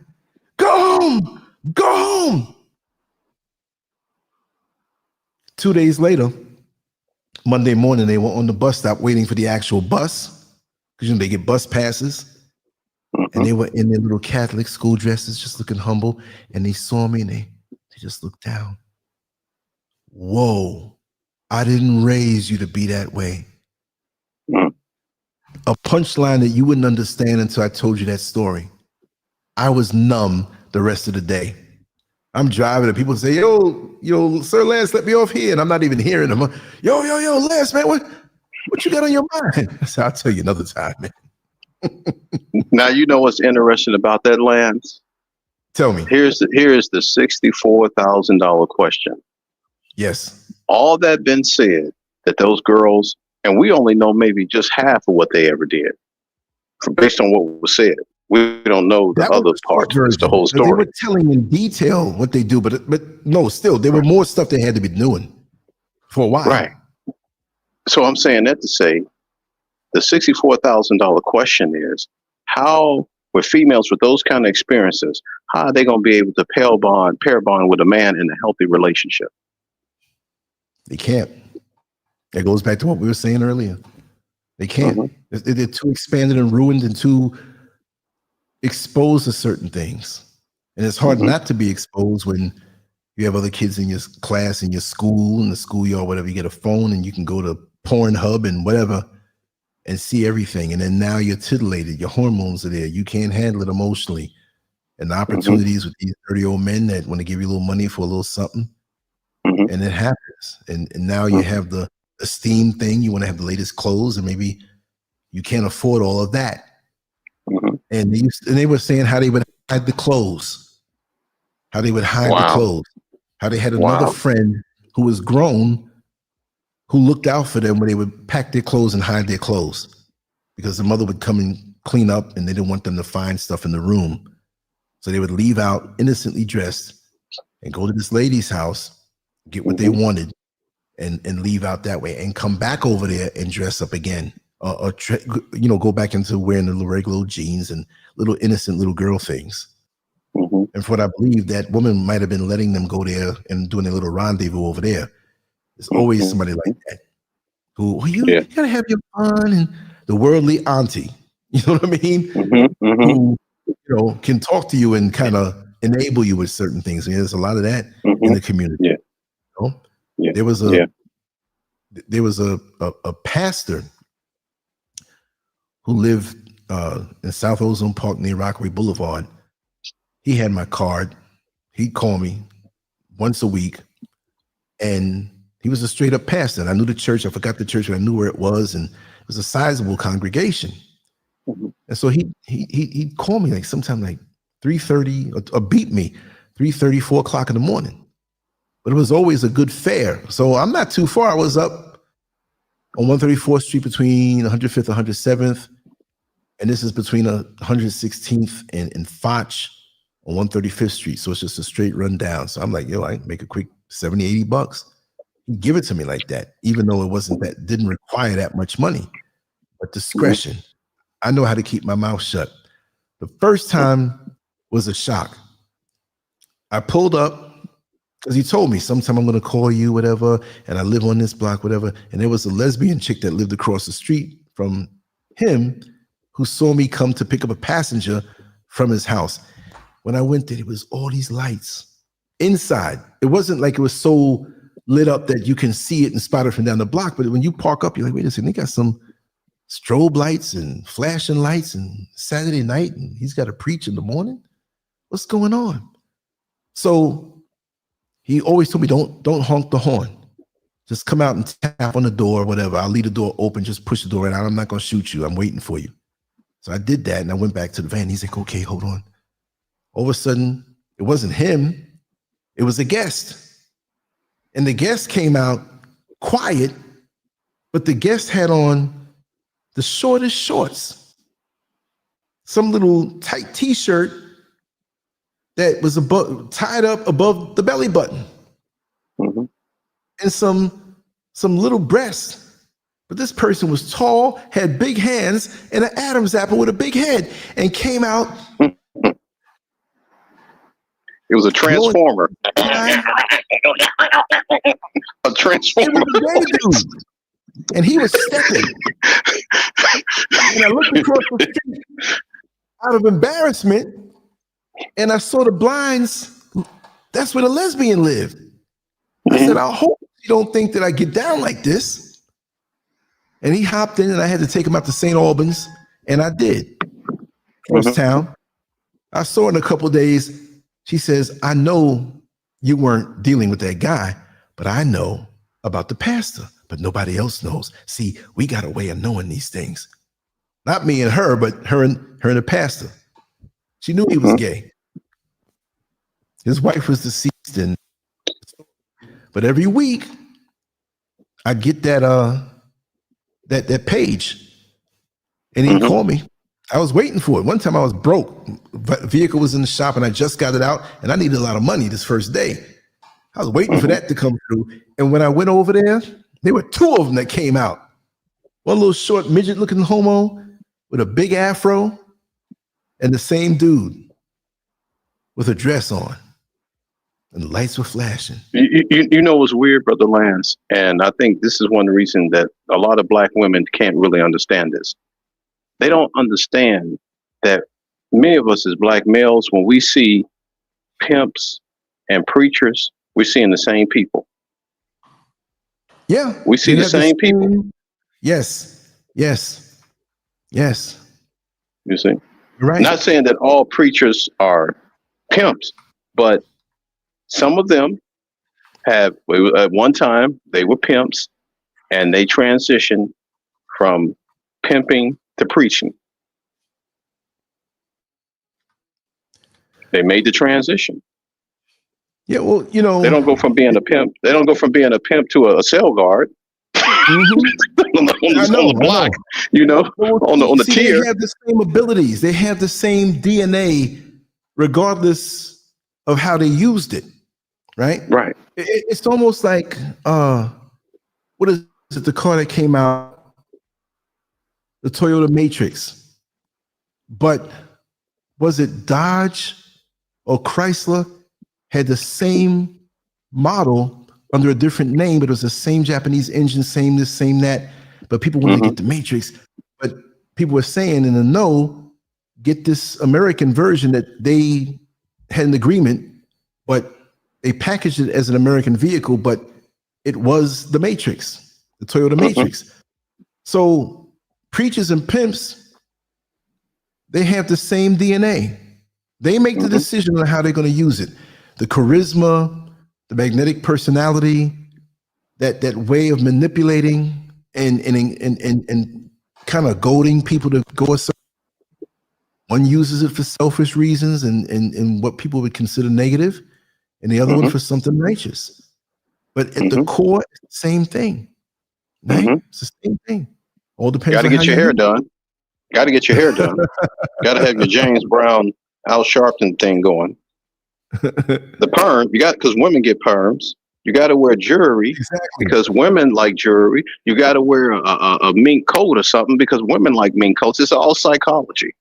All that stuff is psychology. And you wear what women like. You You talking about at the church? They on 135th in Rockaway? When you say, what was the when you say Guy Brothers, but I'm probably meant to say Gay Brothers' name that went with us there. Forgot his name. You talking about the church? That's for Dennis Allen. Because I had some friends of mine that went to a church there, and I always hung out with them. So when they wanted to go to church, I'd go with them there. This is back in the 70s. It's all facts I speak. So when people that know me from the past, oh, okay. At that church, there was a whole slew of gay guys, right? And I'll name some first names. I'm not going to say last name because one of the gay guys was the older brother of the dude that I went to school with, and we hung out tight. But I didn't know that that older brother to the buddy of mine, we were best friends, was gay. It wasn't until we kind of grew apart and we found out that he was, because I saw him in certain spots where he shouldn't have been if he was straight. But there were other ones there. The main one was Emmanuel. And I could say the name. I'm going to say of the older brother, Emmanuel, Harvey, Richard, and oh God, what was the other one's name? He used to wear all these colorful pants and stuff. I'm seeing his face. But Richard, he was flaming to the point in a way where the people in the church, and they were sort of naive. They didn't pick up on the fact that he was flaming. I was street smart from young. My father took me around. I knew the deal. I'm like, yo, this dude, you know. And every time you got the name. Yeah, skinny brown guy. I'm going to imitate him. I'm going to do his voice. And you're going to know. This is how he talked to Harvey. Harvey was built thick but not muscular. He was built like a heavy set woman. You know what I mean? He had hips. Yeah. Yeah. He had no hips in his sisters. And when he walked it, you're like, wait a second, what's the hell? He was strong and everything. He's a little chubby. But every time Richard would get around Harvey, and they all had this alliance, this way they were hanging out with each other, like they had a secret. They were all doing each other. And there's another tall, light-skinned that hung out with them too, but he didn't come off like them, but he was always around them. You remember Ivan? Tall, light-skinned brother with the afro, decent act and everything. Really? Emmanuel? But I know he passed away. Harvey passed away. All these guys passed away. There's another one that used to work at the college, at York College with my mother. And it was funny to see how he worked under her. She knew he was. They caught him and beat his behind in the street, and he lost one of his eyes. But the way Emmanuel would speak to Harvey, he never hid it. No, he must have hid it, but I'm saying he never hid it like he's hiding something, right? Everything was about Harvey's behind. No matter where it was embarrassing. Like there's a couple of times that I might have been in the car with them. They said, oh, let's go in the supermarket. And he was, Harvey, you just so slow with your fat behind. You just always eat so much with your fat behind. Everything started with your fat behind or it ended with your fat behind. Why are you concerned about this man's fat behind? And they were brothers, right? I was a young guy. I wasn't into no men. You saw it. That's what it was. He's heavy back there. I mean, I have no interest to go up in there. Not like they were brothers, right? They were brothers, right, Lance? No. Harvey and Richard weren't brothers. They were in the same church. Dennis is speaking about the same church. Yeah. Oh, Diane, I'm telling you. And Dennis went to the same church and knows, and this is back from the 70s. We going back. So when I tell these stories, hey, Dennis, you know, Richard was and the way he smiled. Remember, with your fat behind, Harvey? Why are you always coming over here late with your fat behind? You need to leave 15 minutes earlier because your fat behind always going to be. Why are you looking at this man's behind? It's always about your pants too tight with your fat behind. And he wasn't hiding it. Only time he's You in know what? church, he's not acting that You way. could turn, Lance. You could turn that into a cartoon, an animation, a Pixar It may happen one animation. day. It's just that I got so much in my big head that I don't know. I'm like, okay, I want to draw this today. No, I'll draw this today. I'll do that. What do you call that? Adobe? What's the Adobe when you can do AI videos? What's that app with Adobe, the program Oh, where you can do like I know, AI I know. videos? And see me, I'm pissed off at AI because AI can come up with things quick. I got to take time doing it. But the beauty of it is hand, pen, no AI. You know, I may use programs to put letters on certain illustrations instead of me drawing it out and taking myself, because I can do that, but that saves me time. I don't cheat on the artwork. The artwork is going to be just the pen, the pencil. They got everything right here. But see, Lance, I don't know if it can really be cheating because I'm an artist myself. I have like drawings I used to do when I was like elementary school and high school. But I look at like AI is like it depends on what you want to do. Like if you're just doing somebody walking down the street or something, that's one thing. But if you're talking about sophisticated movements, I know it's like I understand where you're coming from because I used to use Poser. Remember from Poser, where you create the 3-dimensional characters, and you had to plug everything in the X and the Y axis and the frontal plane, the sagittal plane. Everything has to be perfect. But now, because of AI, you don't have to do that no more. You can just type it up, tell it everything that you wanted to do. You know, I saw a video. This guy did a video of this girl playing basketball, shooting basketball, female like Michael Jordan. He just replaced it with replaced the person, the human person, with a female, and she playing like Michael Jordan. You see, now creatively, artistically, it was awesome, artistically speaking. But as an artist, you know, like an artist like myself from the old school, we used to take a pencil to the paper, the drawing paper, and just start working on your artwork when it came to mine. I was never really too technical with the lines. You know, you draw the lines for the face, like you draw the vertical line, and you draw the horizontal line because you got to make sure the eyes, the nose, the mouth, everything is in the perfect place. I didn't have the patience to do that. I never was like really patient. My partner and I would just draw the cover of Marvel comic books, and then we take a crayon and color it in. And look just like started me out too. You know? Yeah. Let me add a little bit more to the story since we're gonna close that. Sorry about that. And we'll talk about the art. Yeah, no problem. I love this free flow. Once we do our topic, we just free flow. But it was Ivan and that other guy. His name started with a O. And he was just as, you know, and I can't believe that even in that time and around me, like I would always go over my friend's house.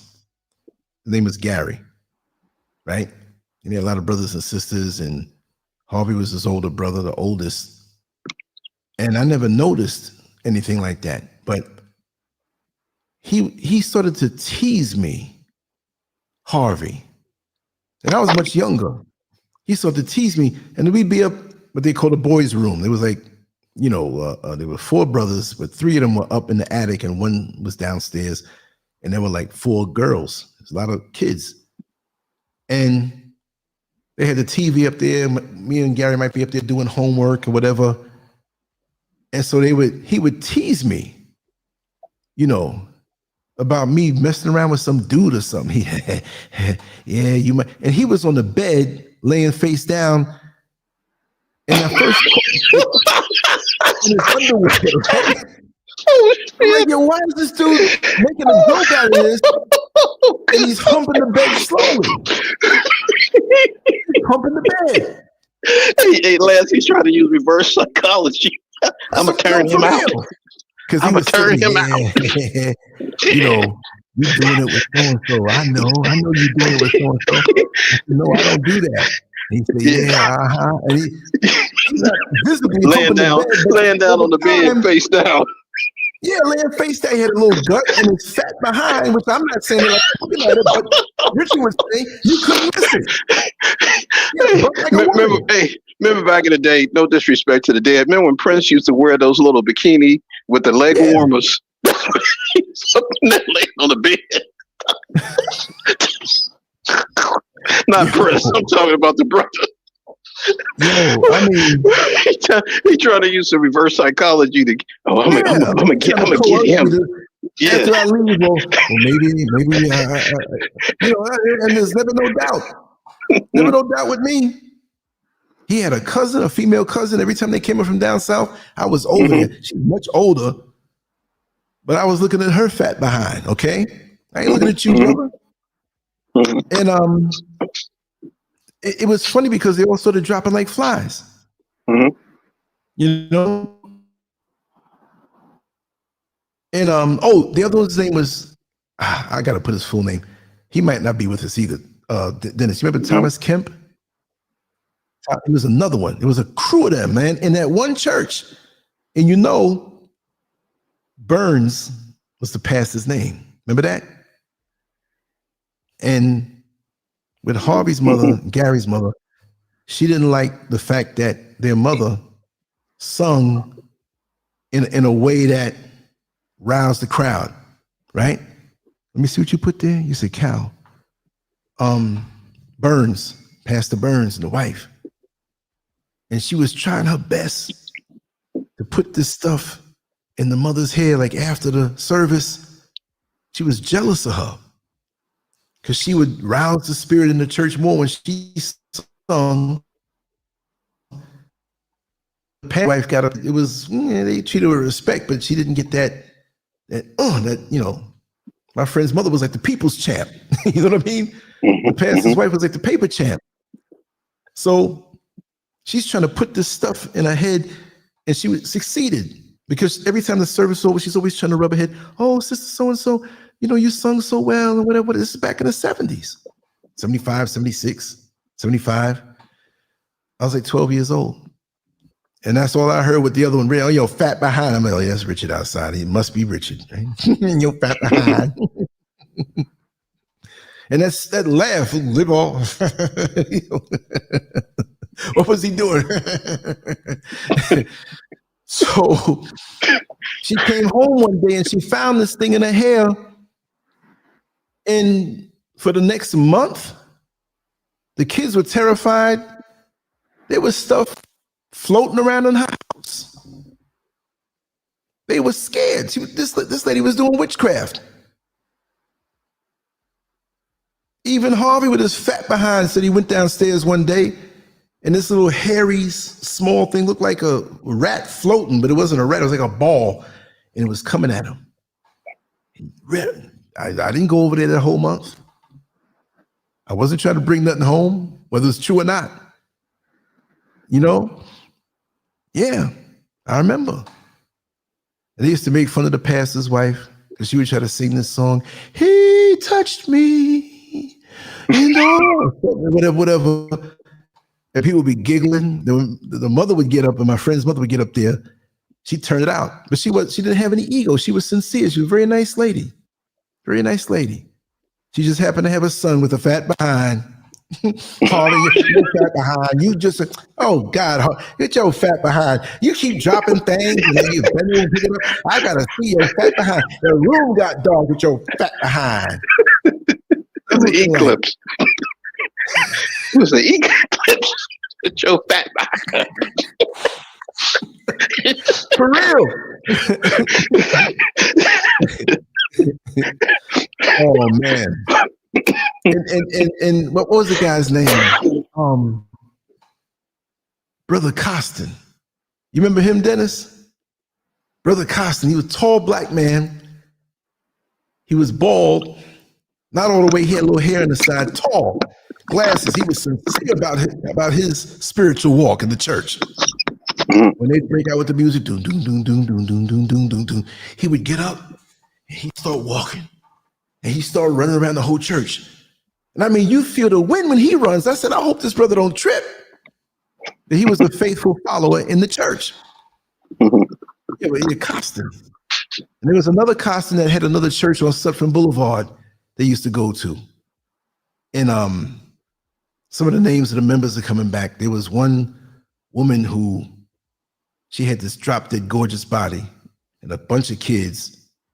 And I don't know what her motive was, but there's something different about her. There were whisperings about, I can't remember because I didn't get it all. But that little gay circle that was in there, that was there big time. Dixon, yeah, not Costin, Dixon, yes. Costin came from that church and went to the other one. Dixon, man, I'm seeing What a his name. face. This is from the mid-70s, y'all.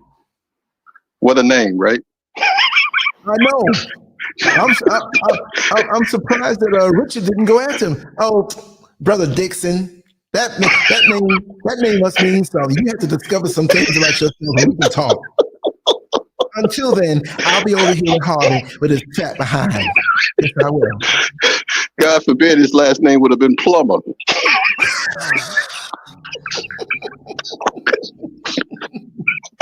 Well, listen, I had worked at a job. My friend had this little part-time gig after his job, and it was a fun job. It was working in this law office mailroom. It was out on Long Island. He said, man, come on, man. You know, you ain't got to really work. We're just sorting through the mail. We're laughing, telling jokes. If you come there, man, we'll be joking and joking and joking. I said, I don't want to drive all the way. It wasn't far, but I'm like, I said, okay, I'll come. It was one big hangout. So we had to sort through the mail. And they had some weird names of the mail that was coming in out of that law office, right? It was called Garden City Group. That was the law firm. And what part of Long Island was it? Excuse me. Right? We used to laugh at the names, and they didn't believe me. When I pulled up this piece of mail, you know what the man's name was? Anal sex. Dick? No, it was Dick Yanker. Dick Yanker. You're not going to say your name is Richard. You're going to say your name is Dick. Dick Yanker. They didn't believe me. I'm like, yo, look at this, man. And mail kept coming through with his name. Booty jag. Brother Dixon. Yes. I said Costin that my wires were crossed. But Dixon, you remember him. And he would put his hands on the side of his legs and walk like opposite. He wasn't like walking normal, but he would put one leg here and turn side. And he had this expression on his face. And sometimes he's in place, running in place hard, sweating. Brother, yeah, Dixon. Because we all used to laugh. He had these big nostrils and whatnot. I was impressionable. I was a kid. Even as a grown person, I see things. Hey, Lance, you think I'm joking, but there is a person, there's an actual person, there was a guy. I'm sorry, Lance. You think I'm joking, but there was a guy I saw one time. His last name was Anal Sex. Oh, man. He was a doctor, Dr. Anal Sex. You know he got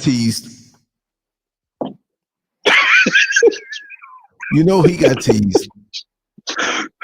Yeah. But the Richard thing, I know I'm gonna have funny dreams tonight. Everything, he wouldn't say it in front of Harvey's mother or in the church, whatever. But as soon as he got somewhere away, and he would say it around Ivan, around Thomas Kemp, and all of that stuff. He'd say this stuff because they were all doing each other. Ivan acted straight, but you hanging with these dudes just as much. You were getting some head or something. You were doing something. But Richard, he was flaming. Oh, come on, Harvey. You know when you wear those pants, your fat behind always got to show. And I'm telling you, I don't care what kind of belt you wear, the belt always fall down and we see your crack. Why you got to show us your crack, Harvey? Every time you bend over, it's a full moon. Two pigs fighting under a blanket. Yeah. It's like it never ends. It never ends. Like, uh-oh. Yeah, he was. Richard was proud of that. And Harvey used to wear this long black, like a coat that's long and black, you know? And you still see him, man. He walking down the street in the back of the coat. You can't hide it with your fat behind, Harvey. But you want to wear that coat, you better prop something up so it can so the coat don't touch the butt cheeks. And I can see that fat behind. Did you see it, Lance? I said, no, I'm not looking. No, I ain't seen nothing. No, not me. Don't bring me in that And mess. you said, and Lance, and you said, Lance, today, where are all these people? Where are they today? They're gone. They're gone. Yeah. They have to be. 75% of them, we already knew they passed away, and they were all diddling each other. This was from the 70s. Mm-hmm. So they were doing it before this thing was out there, and they The whole AIDS awareness was even made before it was known. called AIDS, sarcoma. Yeah, before. Yeah. And that was 79. And they were 75, 70, show fat behind. Yeah. They were And they were just having fun. Yeah. And homeboy laying face down on the bed trying to use some Jedi mind trick to implant it in my mind. No, I'm not, yeah, I don't want to have no nightmares. Sitting there humping on the bed real slow. Playing some R&B music. Got some candles lit. Scented candles. Playing some Barry White. Oh, no. Take it off. You become like, what the hell's going on up in here, man? Scented candles. Smell like almond butter. Oh my God. Well, you know that my nickname is almond butter. I'll be all in that butter. Yeah. Remember back in the day we used to have the phonograph, like with the speaker on the front, and you played the 45 records, and it looked like if you played the big one, that like the 7/8 almost fall off. He got one of them playing with some Barry White or 8-track player. The Isley Brothers. First, you're the last, my everything. Say this was before AIDS was even. This before AIDS wasn't even an issue. We go back. Mm-hmm. This is true. Mm-hmm. To bring up those memories, and these stories are true. Mm-hmm. I remember my father last Queens back in them days, man. I mean, just coming on up. Last doing the things that I did, and the people that I connected with or just crossed paths with, there was a dude that lived on that block, 3 doors. He had a bunch of brothers. Out of respect to the brothers on that same block, I won't say the brother's name, younger brother, he was like a year or two older than me. He was flaming, and he was an angry one. And he was just so effeminate, but he wasn't trying to push it. But at the same time, he was a bully. And I was younger, when I was like 10, 11 years old, this guy was tall and big, and he was catty. And he always had a problem with me because I guess he kind of liked me or something. I figured that's what it was. And he always had this anger about him and wanting to fight. And he always fought like a woman. Just, you know what I mean? Oh, you don't like it? Huh? You don't like it? What if I come over there? Because he knew what he was and he was frustrated by that. Yeah. And he died early. Yeah. He died early. He was doing, but I knew about that one. But he was never hanging around the church boys with Richard and all that, fat behind. Because he didn't want to face up with that stuff. There's a lot of that was going on back then. But you know what, Lance?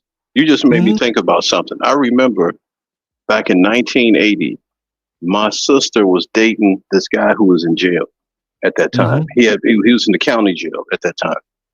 And I noticed a weird phenomenon that was happening around that time. This is maybe 1980, 81.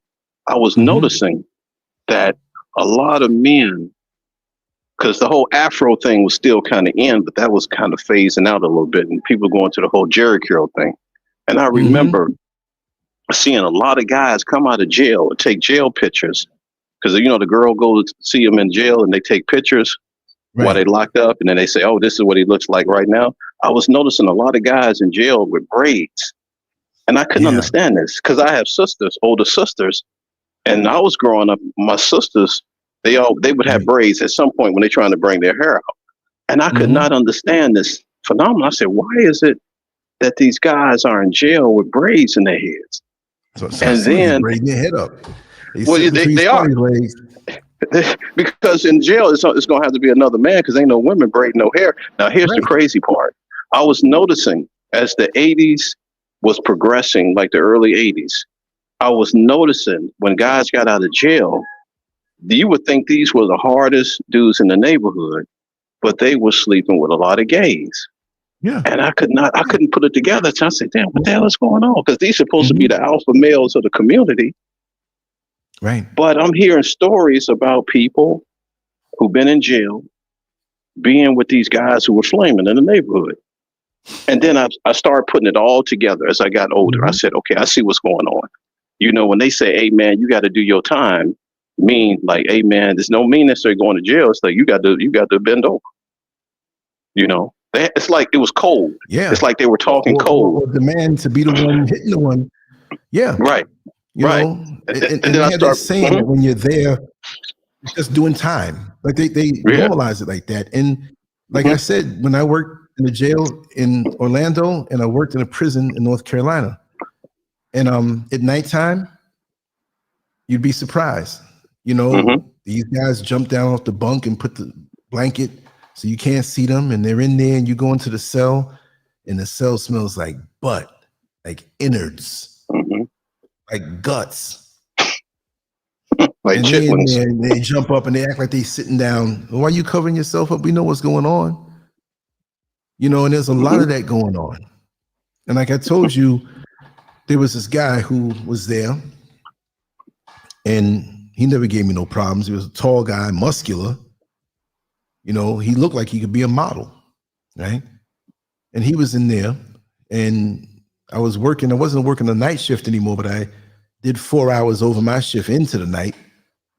And most of the guys, a lot of times they stay up anyway, 2 and 3 and 4 o'clock. They get to breakfast at 5 and they'll go back to sleep. And sometimes they go to the yard, whatever. So when it's most quiet, I was walking past the cell and we don't always have to open the doors. If you see them breathing, you know. And so I see the guy, so wait a second. Because he was usually on the top bunk, but he was on his knees and his head was, you know, where the middle of the other bunk was, and both of them were in there. You know, some guys would go by the toilet and pray or stay up on their bunk and pray or whatever have you. And I'm looking and his head is going up and down. I said, oh man, I already knew what it was. So I hit the door and he looked up, he was shocked. And the other guy in the bottom turned, it was dark, and he acted like he was asleep. So I opened up and I said, what's up, man? Oh man, you know, oh man. I'm just praying. It was me, because he saw me cool with everybody to a point where I got the respect. He know I'm not gonna talk, but it was like, oh, I don't want him to catch me doing that. You know what I mean? There's certain people that even not that kind of stuff, because I don't know nothing about that, but you don't want them catching you doing something. You know, you got a little respect for this person. So I said, man, what's up? He said, man, you know, I got my little ways, man, you know, but his woman was drop dead gorgeous. And I stayed the whole shift and I stayed over talking to the supervisor. And I was tired because I did 2 shifts.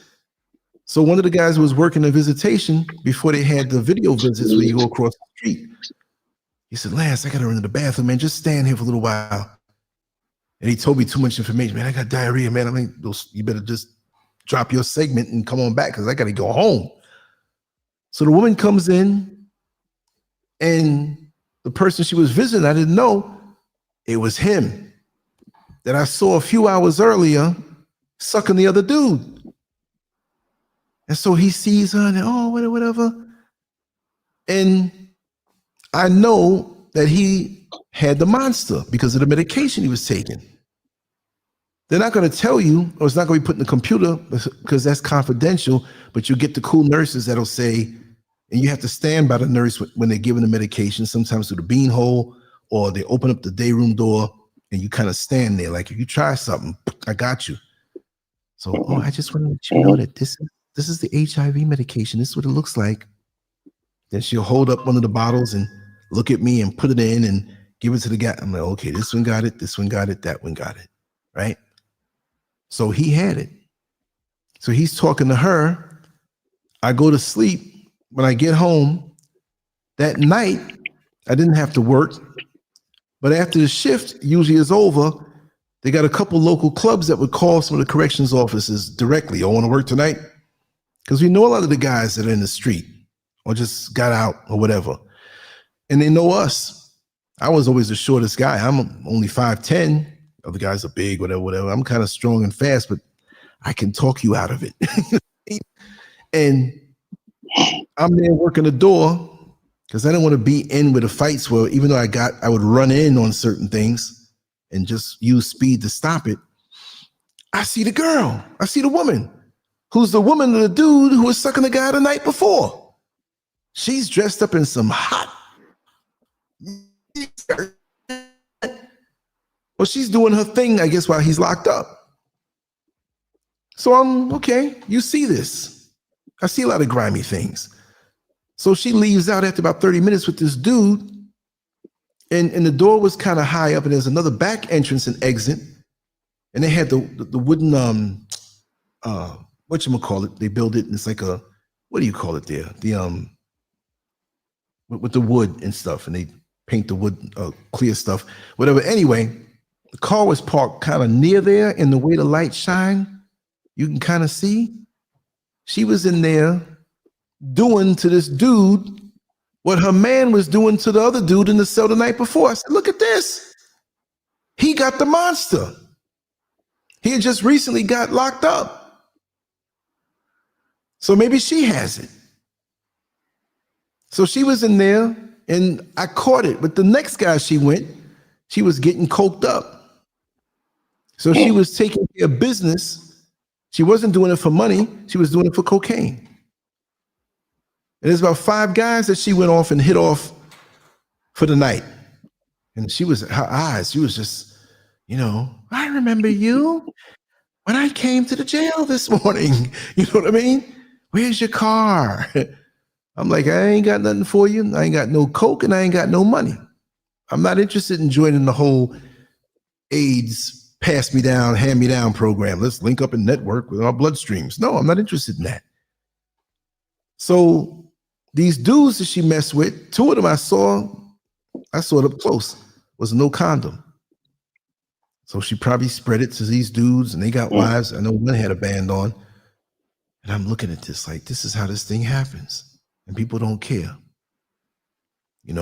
I've seen all kind of things in that club parking lot over the time that I worked there on the weekends sometime. And people that it's weird because you see people who were locked up, people who are going to get locked up, especially the women too. People in the neighborhood that you see, this one works at Walmart, this one here, that's before I was driving the bus. Just, it's weird because when I was in Orlando, the jobs that I had working in the jail, driving the bus, it's like you connect with everybody inside, the families of them, the outside. Then you got social media. You don't know who's looking at you. Like, where do you know me from? Bus driver, correction officer, social media, whatever, all of them. It's amazing. So the life I've lived from New York to Orlando and all the other places I lived, it's always dealing with a lot of people. I'm very observant and just absorbing what's around me. And so the recall, like speaking to Dennis now about the church, 76, it's real. My memory, I mixed the names up and said Costin, but it was Dixon. Oh man, brother Dixon, that's something. And I remember we were fighting back laughing when he would get up in the spirit. Because he'd look you in the eye when he's walking by, he'll stop and look at you and run in place. And you're like, oh man, you're trying to be respectful, and the ushers, be respectful, son, be respectful. We sitting there getting ready to crack up. Oh man, it's your fat behind. Oh man, like he's giving it away. He's telling everybody, unbelievable. So the life. They say what they say, if these walls can talk, right? For real. Even the walls collapse after a while. They get tired of seeing and hearing what it was going on. Then I used to see Harvey years later. And he was withdrawn a couple years before he passed away. Like I thought, I see him, hey, how you doing? And he waved, and he started wearing these dark glasses, 10 o'clock at night with dark glasses, dark coat. Coming from somewhere, never going to church no more. You know what I mean? He was caught up. He couldn't stop. I never saw him in any establishments that were known for that because it's easy to move around in New York City. It's like catacombs, man. Like so many places you can do and go and hide in designated spots. He passed away a few months before my mother did. And she had the lowdown on it because, you know, she was close with his mother. And she told me, and I'm like, that's obvious. Look what he's doing. And he was still heavy, well, heavy in the hips when he died. I'm making fun of him, but well, you know, Lance, that lifestyle is worse. That's a lifestyle I would say is almost worse than being on drugs. Yeah, because, and I was speaking to somebody on the phone about that earlier too. I said that lifestyle, the burning for that stuff, that activity, it's a straight man. If you can have a day where straight men can get away with whatever they want to, I'm not saying raping women, but you know, the woman's down, they can do that. There's a point where it's like, oh man, I'm drained. I gotta get some eat and lay down, man. It was too much, man. But these dudes, they will use drugs to push through and do more. It's beyond, and I don't even want to say the word physical satisfaction talking about two men. Let me put that to the side and say, if that's all it was, this is a spirit thing. This is an obsession. This is a possession. Right.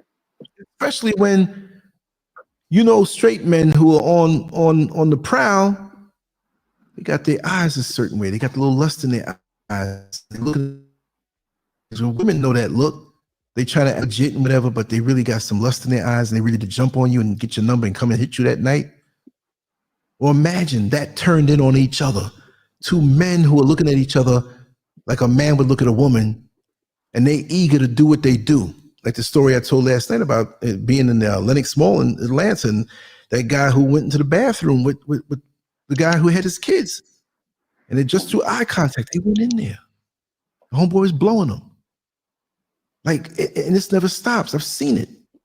Growing up in New York City, I've seen it. Greenwich Village was the unofficial annex of gay New York. But they had nice establishments, Washington Square Park, good gyms, you know. So Lance, with a woman, she don't really have to do any work. She can just lay there and enjoy it. The man got to do the work. I mean, he literally got to do the work. Right. Now, a woman, she can have an orgasm, but the man has to do the work for her to reach that point. Whereas when you got two men with all that energy, one finished and the other one, he just getting warmed up. So it's a situation. It's like a defeating kind of situation. So like you said, once you pop a couple off with a woman, you're like, man, I'm going to, mission accomplished. Now I'm going to go get me something to eat and I'm going to lay down. Right. For a day or two. You see what I'm saying? See, mission accomplished. And a woman, she get up. That's why, like I do, man, when you with a woman, after you break a few off, you still there. She in the kitchen. She went downstairs and she went to cooking and everything. And she doing this and doing that. She come up and she's like, you still in the bed? It's recovery. Right. It's I'm recovering. An energy drain, minerals and substances and stuff. Vitamins. It's a loss. Yeah. Amino acids, Exactly. And you feel it. You giving up your life force. Think about this. Exactly. You giving up your life force to her. Exactly. And where does it go with the man? You see what I'm saying? And it's a different energy. It's not the same. They try to equate that where it's the same, but it's not the same. Right? No, it's not the same because we don't play the game. What we need is awareness. You can't get careless. They say, what is this? Right. Bum rush the show. You gotta go for what you know. Everybody see in order to fight. Hey, was you out there today? Were you out there today when they were filming that video, the music video? Say it again? Were you out there that day in New York when they were filming the video? No, I missed it. I heard about it too late. Somebody was trying to reach me and I didn't pick up. I was busy and, it's too late. I found out the same day and I was like, still going on? Nah. But I know Professor Griff. Right. I met him in New York back in, 2012. I got a video with him and everything, and he was speaking at this little engagement with this lady. I saw that. You all were like inside, and you were talking. Yeah, and then we were outside too. Yeah, yeah, and that lady ended up being a fraud. She wrote books and stuff about the Illuminati and everything, but it was all fabricated. Her whole image was fabricated. She said that she was the manager for what was it, Main Source? I think it was Main Source, and they made that song. I'm looking at the front door, do do do do do do do do do, and the other one, you're faking the funk. You're faking the funk. She said she was a manager or whatever. The brother who wrote that song made the song. Huh? That was the song, like originally. Those song. I'm looking at the front door. That was the song, right? Oh yeah. That was it. I remember. I love that song. And so she wrote these books, and she had all this credibility, and she just ended up being a fraud. She used people to get clout. And when she saw, and back at that particular time, it was 2012. It was June when I went up there because I was living in Orlando. But she said, listen, I can't pay your way, but if you can get up here and help me out, videotape, whatever. And I wasn't some big person online. I never really was, but I got bigger, but I was never thinking that way.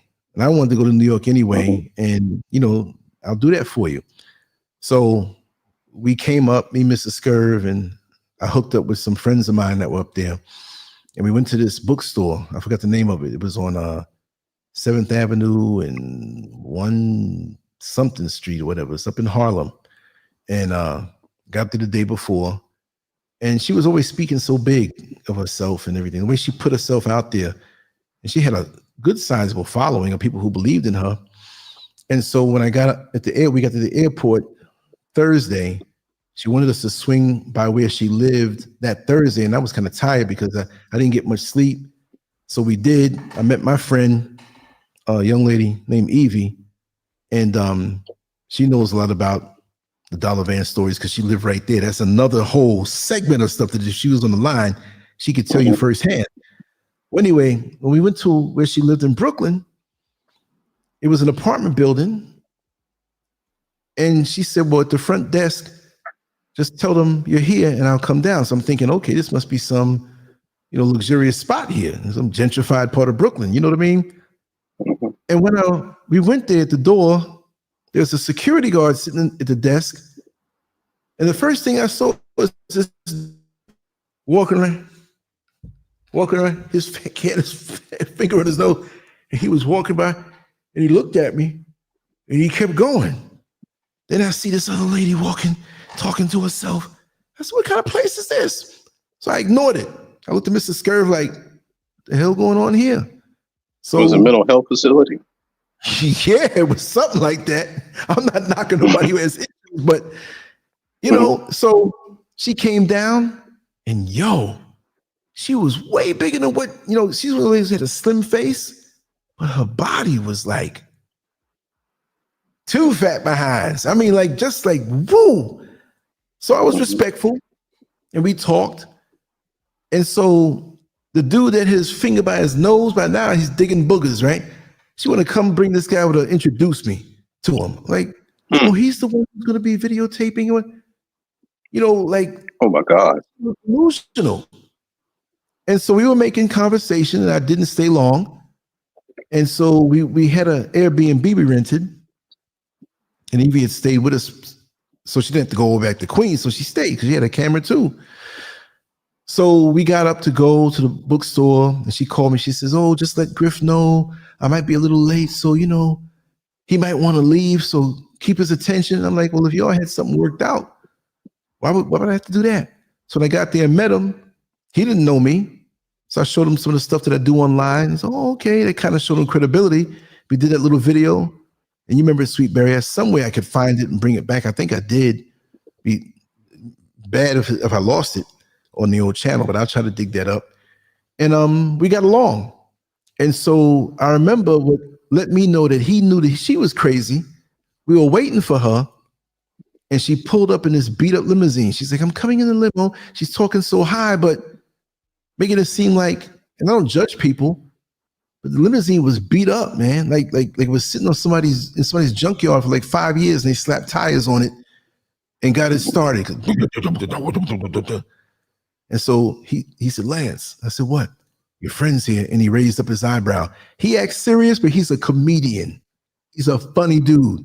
So that brought out the funny in me. You know what I mean? I told him, I said, he's his family, man. He started laughing. So I went out there to help her out of the, because sometimes she could hardly walk.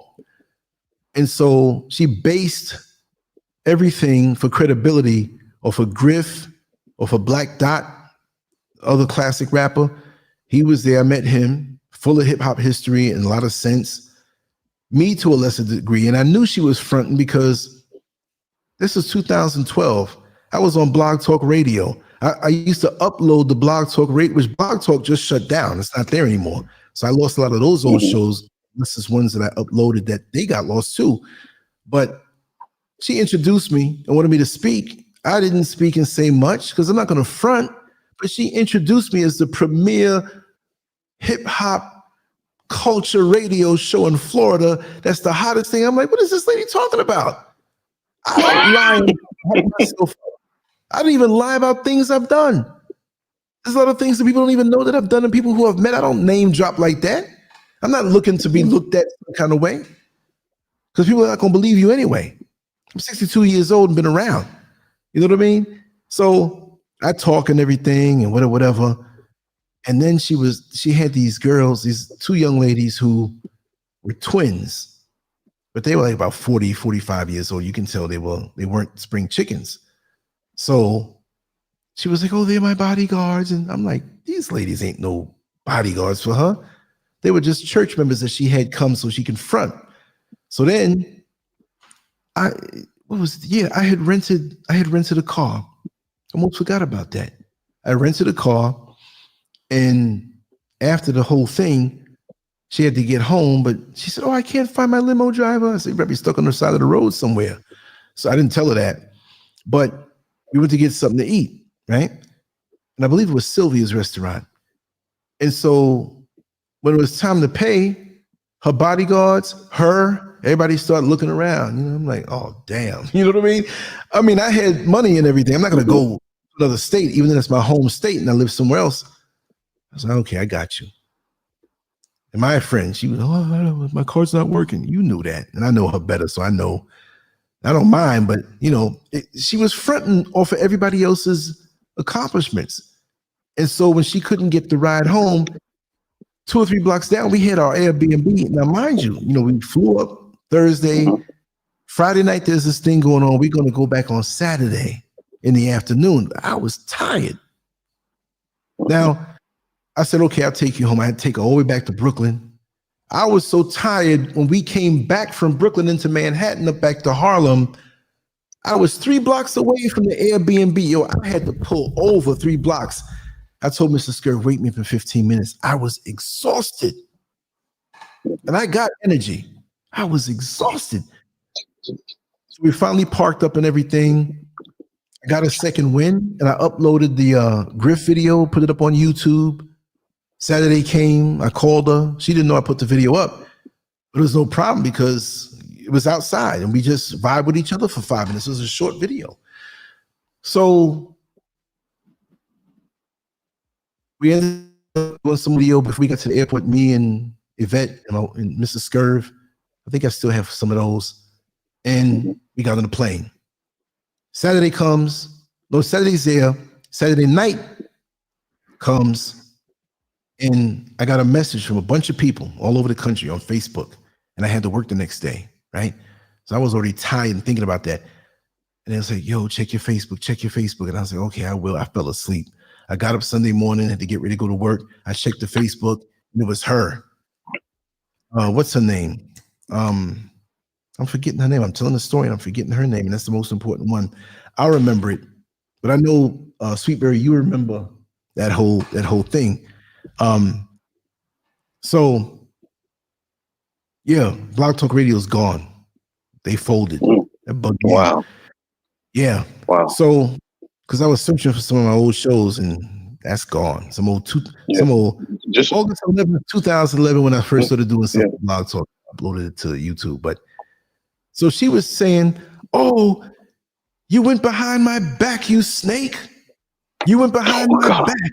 Imagine, I pay you and your wife's airfare. I paid for your Airbnb. I paid for your meals. I gave you a little pocket change, although I told you I can't guarantee that. And this is how you do me. You take a video with my guest who I had come to my function, and you didn't make a mention of me. This was about me. And you didn't make any mention of me at all, that you met Professor Griff because of me. Professor Griff gives his number out to the world. He Sure talks to does. everybody. I called him up. I called him up one day. He knows what I do, and he'd call me sometime, a little technical things, whatever. And maybe once every 6 months or once every.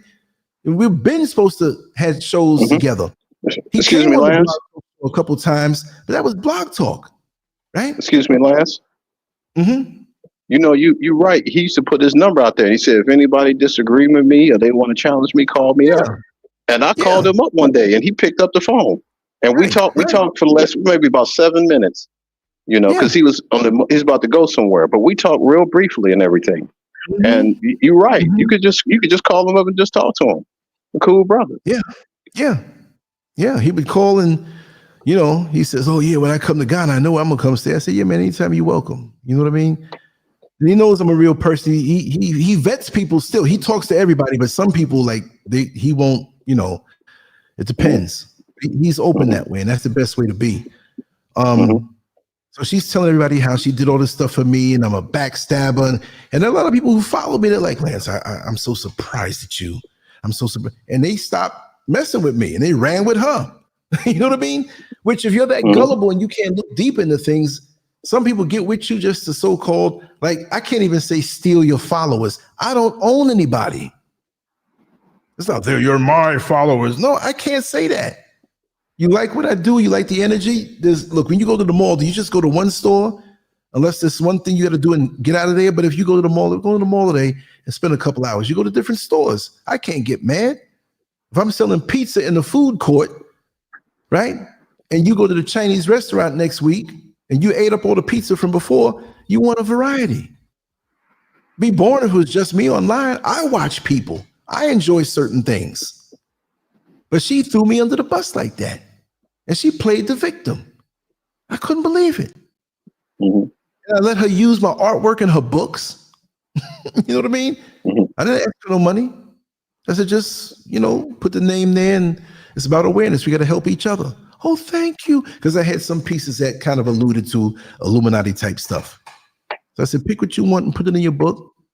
I'll give you a book. She did. Oh, wow. You know what I mean? So I've done that with several other books. So my artwork is in different books. I can list it out. My stuff is published. But that surprised me. So we stopped talking to each other. About 1,000 people who they were gone. They like, we ain't mess with you, Lance. You have no integrity to do this to this woman. I was like, unbelievable. And she played victim. But she's very convincing. And she was telling me her hustles, how she'd write papers for college students and whatever. So one day I'm online and I don't have any filters on my search. So if I look for a photo to alter or to use in a banner, right? You know, I'll search certain terms. And sometimes things pop up, you know, sexual things, right? Sometimes I've taken parts of things that were hardcore, cut certain parts out because the way I saw the man and the woman maybe kissing. I said, okay, I could use this part for that, right? But I would never put up something that was explicit. But I forgot the search term, but guess what? Because you know she passed away, right? And there was a picture of her sitting on the edge of the couch, butt behind, naked. You can see everything. So she was taking pictures and probably selling them somehow for porn sites or whatever. It's crazy what people do. Before she died, she was dressing herself up like an angel and playing the violin by the curb in front of this restaurant. And anything she did, she acted like she was, you know, her nose. This is what I'm doing now. This is another phase of my life. This lady's cuckoo. She's cuckoo. And Mr. Scurv knew something was wrong. When we first went to that place where the Loonies were, I'm not putting them down. I'm just saying, there's all these other people, and you're sitting there looking. I like your shoes, man. Well, just. It was crazy. See, I never told that part of the story. And then, people say, well, person died, you shouldn't say anything. Listen, you do something in life, it comes out. It's true. That people have done things to me that have been on the show and have to take my site down. And Sweetberry, I think you know who it is. I think I told you that story. It's a lot. It's a lot. Let me see here what this comment is. Well, Lance, you know what they say, what don't come out in the wash will come out in the rinse, bro. You're right about that. But like I said, I'm not going to say everybody, but on social media, like people who, it's not even just the younger folks. They're born into this.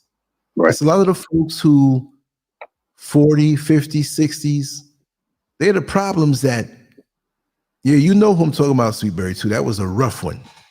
I mean, that lady did me wrong. And I'm not going to say, I did so much for it. And I did. But I like this thing here. If Boz says, listen, I want to do a show, man, I want to come on the channel. I'm like, okay, how you want the banner? I'll title it up for you. I'll write something for you. I'll just show up. I'll do the work. Mr. Political doesn't come on as much, but I love him too. Hey, man, we got to talk about something about these damn Democrats, brother. Say, okay, what do you want to do?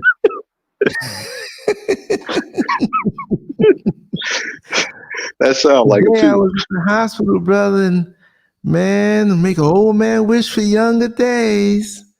Tell him go get some TRT. Hey, Lance, tell him go get some TRT, testosterone replacement therapy. If I get some TRT, bro, they're gonna think when I'm in the supermarket, I got a rifle down my pants. I'm telling you, man, you get on some TRT, boy, you'd be running through brick walls, man. Somebody called my name in Walmart, and I turned around real quick and knocked everything off the shelf. That is weird talking. Because we talk more personal. Like when we do a show, we done talk for 3 hours about this show. I'm like, come on, man, let's record this. And after the show, it's 3 more hours. It gets me, and he'll hear it. I heard you imitate me, brother. I listen to everything you do. Yep. Mr. Political. Yep. Yeah. You give me TRT, man, I ain't got no problem standing in the long lines because I have a natural kickstand to lean on. Man, you get on some TRT, man. I heard a story one time. This guy, he went to this guy's gym. He said, man, I got a favor to ask you. He said, these older men, like in their 70s. The one guy was in the 60s. The other guy asking the question was in his 70s. He said, if I ask you to kill me, will you kill me? Oh my God. He said, he's shocked. Like, man, like, what? What are you talking about? He said, man, I just don't want to live no more. And I just want you to kill me. Right. So he told him, he said, man, I tell you what I want you to do. Come back here tomorrow around the same time. Don't ask me no questions. Don't just come back tomorrow the same time. So the guy said, all right, what I got to lose? I can live one more day. He said, what the guy did, he gave him some testosterone.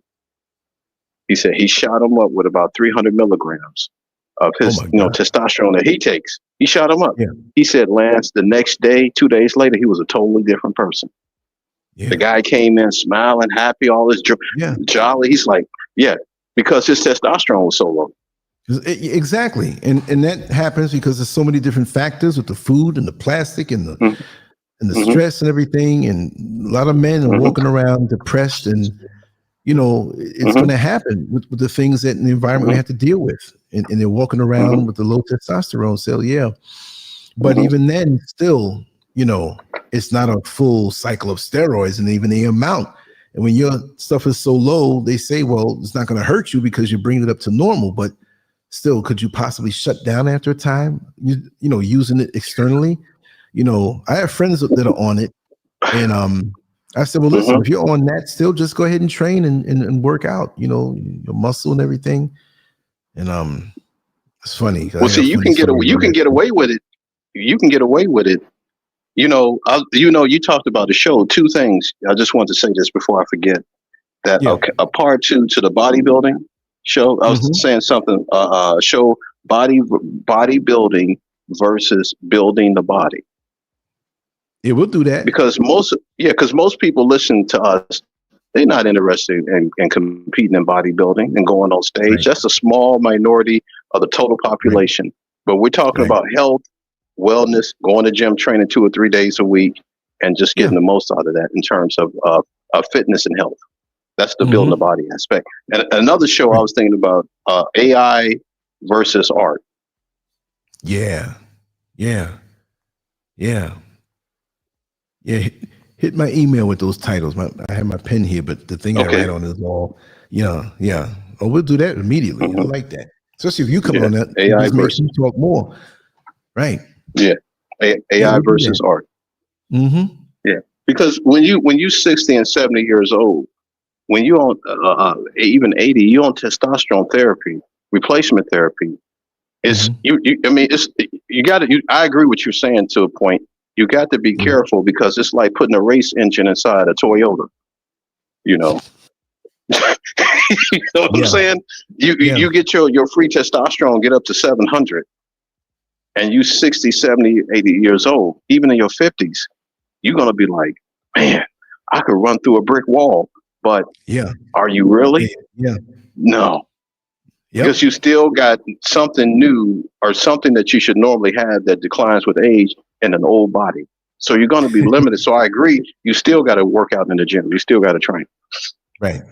But still that, and I was reading this comment section of this bodybuilding channel I follow, and it was about TRT. And one of the guys was so enthusiastic about going to start it because his friends were taking it, and he sees a difference in the friends. And the guy answered and said, well, listen, you're so gung-ho about that. Why don't you cut out the greasy foods, the sodas, the late nights, the alcohol? That might help you more than the TRT you anticipate on getting. You know what I mean? Like, but I understand. And I know a guy out here that has a clinic. And he's been checking, man, why don't you come by, man? And I said, I don't know, man. I might get so aggressive or something. He said, wait a second, Lance did 15 shows today? What's going on? Well, see, you got to remember, Lance, we're not talking about anabolic steroids. Right. Because people they're similar, but people get it confused. Because as you know, like, you're in the bodybuilding training, as you get older, the human growth hormone declines, testosterone declines, part of the aging process. Just like, I started taking back DHEA again, about 100 milligrams. And I can tell a difference from taking it because what the DHEA does, it helps convert cholesterol into testosterone. Wow. It's part of that process. It's like 3 or 4 steps in there before dietary cholesterol converts into testosterone. Yeah. So you see. Yeah. But the only thing about it, when you get on that stuff, you got to take DIM, because it will take your testosterone converted over to estrogen in men. And we don't want to have that. Right. I heard that in the discussion too, because even 2 bodybuilders speaking, but one really knew his stuff. He was talking about that, especially also when you're taking even just TRT and they have to differentiate that there's another thing you have to take just in case you still want to have children. If you don't, then there's this other thing that they'll let it go. It doesn't kill your ability to have it, but it messes with things. But I like to well, see, you and I, we passed middle age. Say it again. I said, you and I, man, we passed middle age. Yeah. So having children. Well, no, I'm not. No. And if that thing got me crazy and I turned into a monster, and Mr. Scurry was like, what you doing coming in 3 o'clock in the morning? All of a sudden you find out up on the hillside, I got like 18 kids because I'm taking some stuff. Along with arginine. Along with some arginine. Man, they had wanted posters in the Ghana about you. Wanted. The Terminator. The Sperminator. Call this number immediately. It wouldn't be come with me if you want to live. It'll be Right. live with me if you want to come. Right. I'm getting crazy now. Your clothes, get them to me now. The Sperminator. Don't get me on the stupid tip. Stuff Coming coming to out a my head theater like near, crazy. coming through a screen near you. The Sperminator. Oh man. He's And, not, you know, the subtitle, he's not shooting blanks. and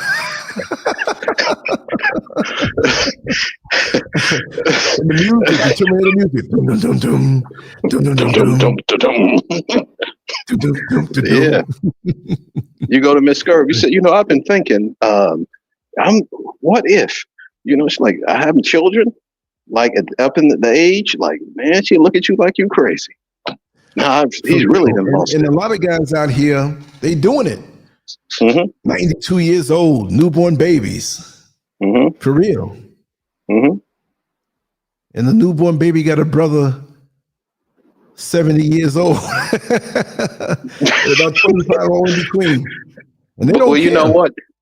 you know what, Lance, if it's a woman maybe like 19, 20 years old, and like I say, being past middle age, if you have the ability, she can still get pregnant.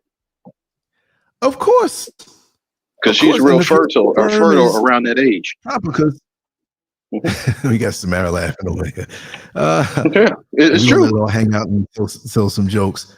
Yeah, but in this culture here, they're not so hung up on age. Mm-hmm. Just in casual conversation, I spoke to young ladies in a decent way. I say, oh, if you weren't taken, I would love to be with you. You're so interesting. I'm like, wait a second. You 22 years old. I'm 62. Mm-hmm. Mm-hmm. What happens when, I'm 82 and 92? It doesn't matter if we're together. You think I'm loaded or something, right? You think, okay, you're going to get something. That's what it is. You know what I mean? But overall, it's not, you see bigger age gaps and it doesn't matter. It's like based on other things. But also, you just don't know. I'm not going to say it's a promiscuous whatever, but what hit me, the times that Mrs. Scurv might travel or whatever and be gone for a couple of weeks, and you'll see people that know her and know me. Oh, your wife is gone. I know you miss her. Do you have somebody? Oh, yeah, she's gone now. She'll be back in 2 weeks. No. But you must have somebody. So when she's gone, I'm like, ain't that the lady that teaches Sunday school? She's telling me, Bible study. It's okay. It's all right. Is this what you're teaching in Sunday school? They're overhearing this stuff? No, but you are man. You need. Yeah, I'm not trying to catch a bullet in the head either. No, but she doesn't have to know. Oh, so you encouraging me to do this on a low? But you in church Brother Lance, you need to be fruitful and multiply. Listen, there's enough mangoes up and down the mountainside and papaya and pineapple. I can go in my backyard and show you right now. There's enough fruits around here. Mm-hmm. Be fruitful and multiply. Imagine that. The mink shall inherit the earth. I'll be meek because I wouldn't have no money after that. All them babies going to take care of because they will keep coming. Could you imagine being 82 years old with a 20-year-old, a 19 or 20-year-old? They'll try it. I'm talking about a child. I'm talking about a child, like raising. You got to start buying diapers again, and in the middle of the night. Imagine that. I'm 62 years old right now. You graduate out of high school when you're 18, roughly. Imagine that. Having an 18-year-old child graduate and you there and you 80 years old. Who's that? Your great grandfather? No, that's my daddy. Yeah. Imagine that. Daddy. I'd be like, wow, it was interesting when I went through it. Now I got to go through it again at this age. I know. I'm like, wow. Was it worth it? Wow. Yeah. Was the sweet release worth it? Yeah. And she's what? She'll be what? Children, but you got to be a little 40. Younger. If the child is 20, she'll be about what, 40?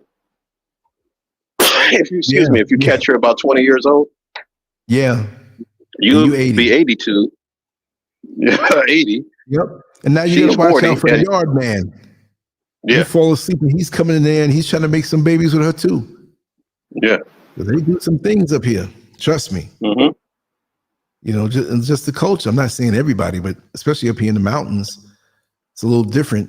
It's a whole different economy, but it's connected to people down the city. It's not like we're on some deserted island or whatever have you. But like I said, you know, like the young guys who are not making money, like if they're interested in a young lady, where do they go?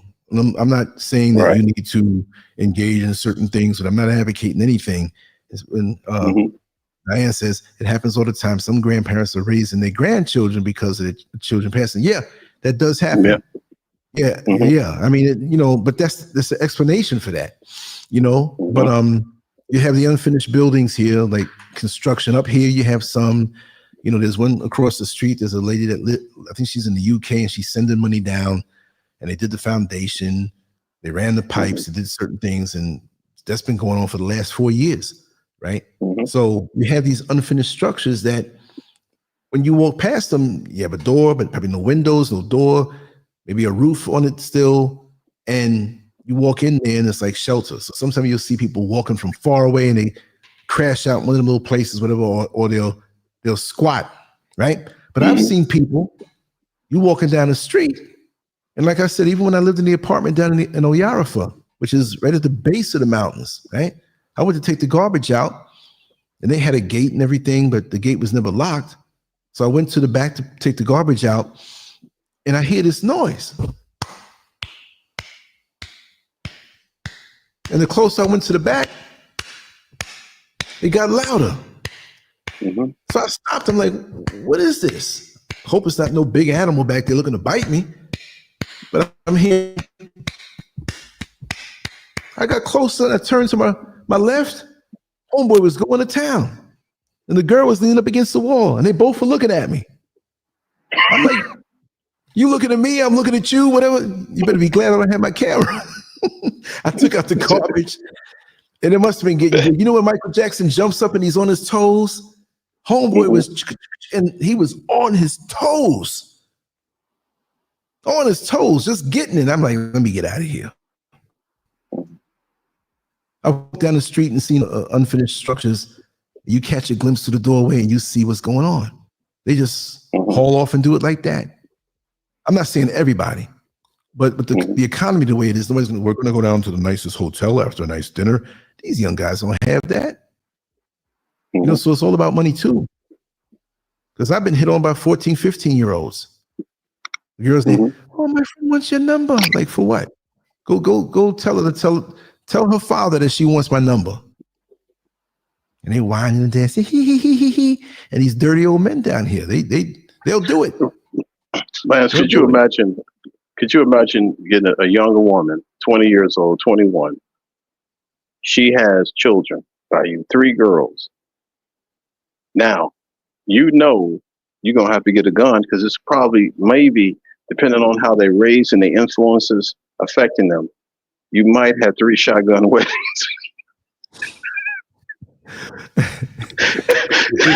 You'd be like, no. You come home and he's sitting in the living room with her, just maybe yapping it up. You're going to be like, no, you get my daughter pregnant. You can forget about it. It's going to be a shotgun wedding. And these folks are determined. When they want to do something, they're going to do it. Very persistent. Yeah. And you know what's going to happen, and it's just different down here, and you just have to find out the hard way. I'm not saying, you know, but that would be, and you older and you got to deal with that? Nah, man, that's is that worth it? And again, there are a lot of young ladies that I've known, just regular supermarket clerks, checkout line, this shop here, this shop there, and they hint certain things. And I sit there and talk with them. So you know how old I am? I don't have, you know, I'm trying to salvage and make sure every day is straight with me. You're a nice young lady. You need to find somebody, whatever age you want, but I'm on a different mission. But it's okay, you know. This one girl told me, always friendly when I see her in the supermarket, I was telling my coworkers that if me and you have baby, I have white baby. Well, I'm a black man. How you gonna get a white baby out of me? But the way they see you when you have a little different complexion and you're from America, like that's what you, and that's a prize in itself. It ain't you. Maybe it could be you, but those that are that age with the lack of exposure compared to me, not that I'm some world traveler, been to 200 countries, but the headspace is a whole different place. They worry about getting on TikTok and working a little job and getting some money, but you're supposed to have the most money. And you do know that here, and in many other countries in Africa, if you marry that family, they're on the payroll. It's an unwritten rule that you're expected to hook up the family. Like, if I marry this woman, you know, her mother, her father, her brothers, her everything. Oh, brother, I need 500 CD to go.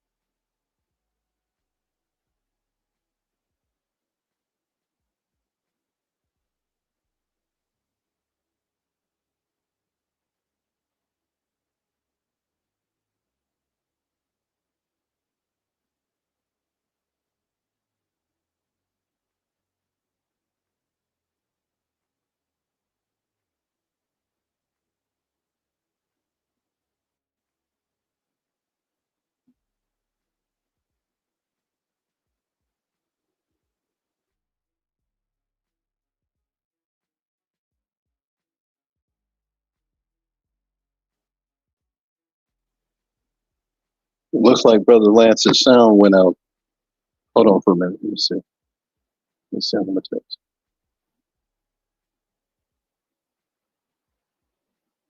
If you all can hear my voice, just put a Y in the comment section, please.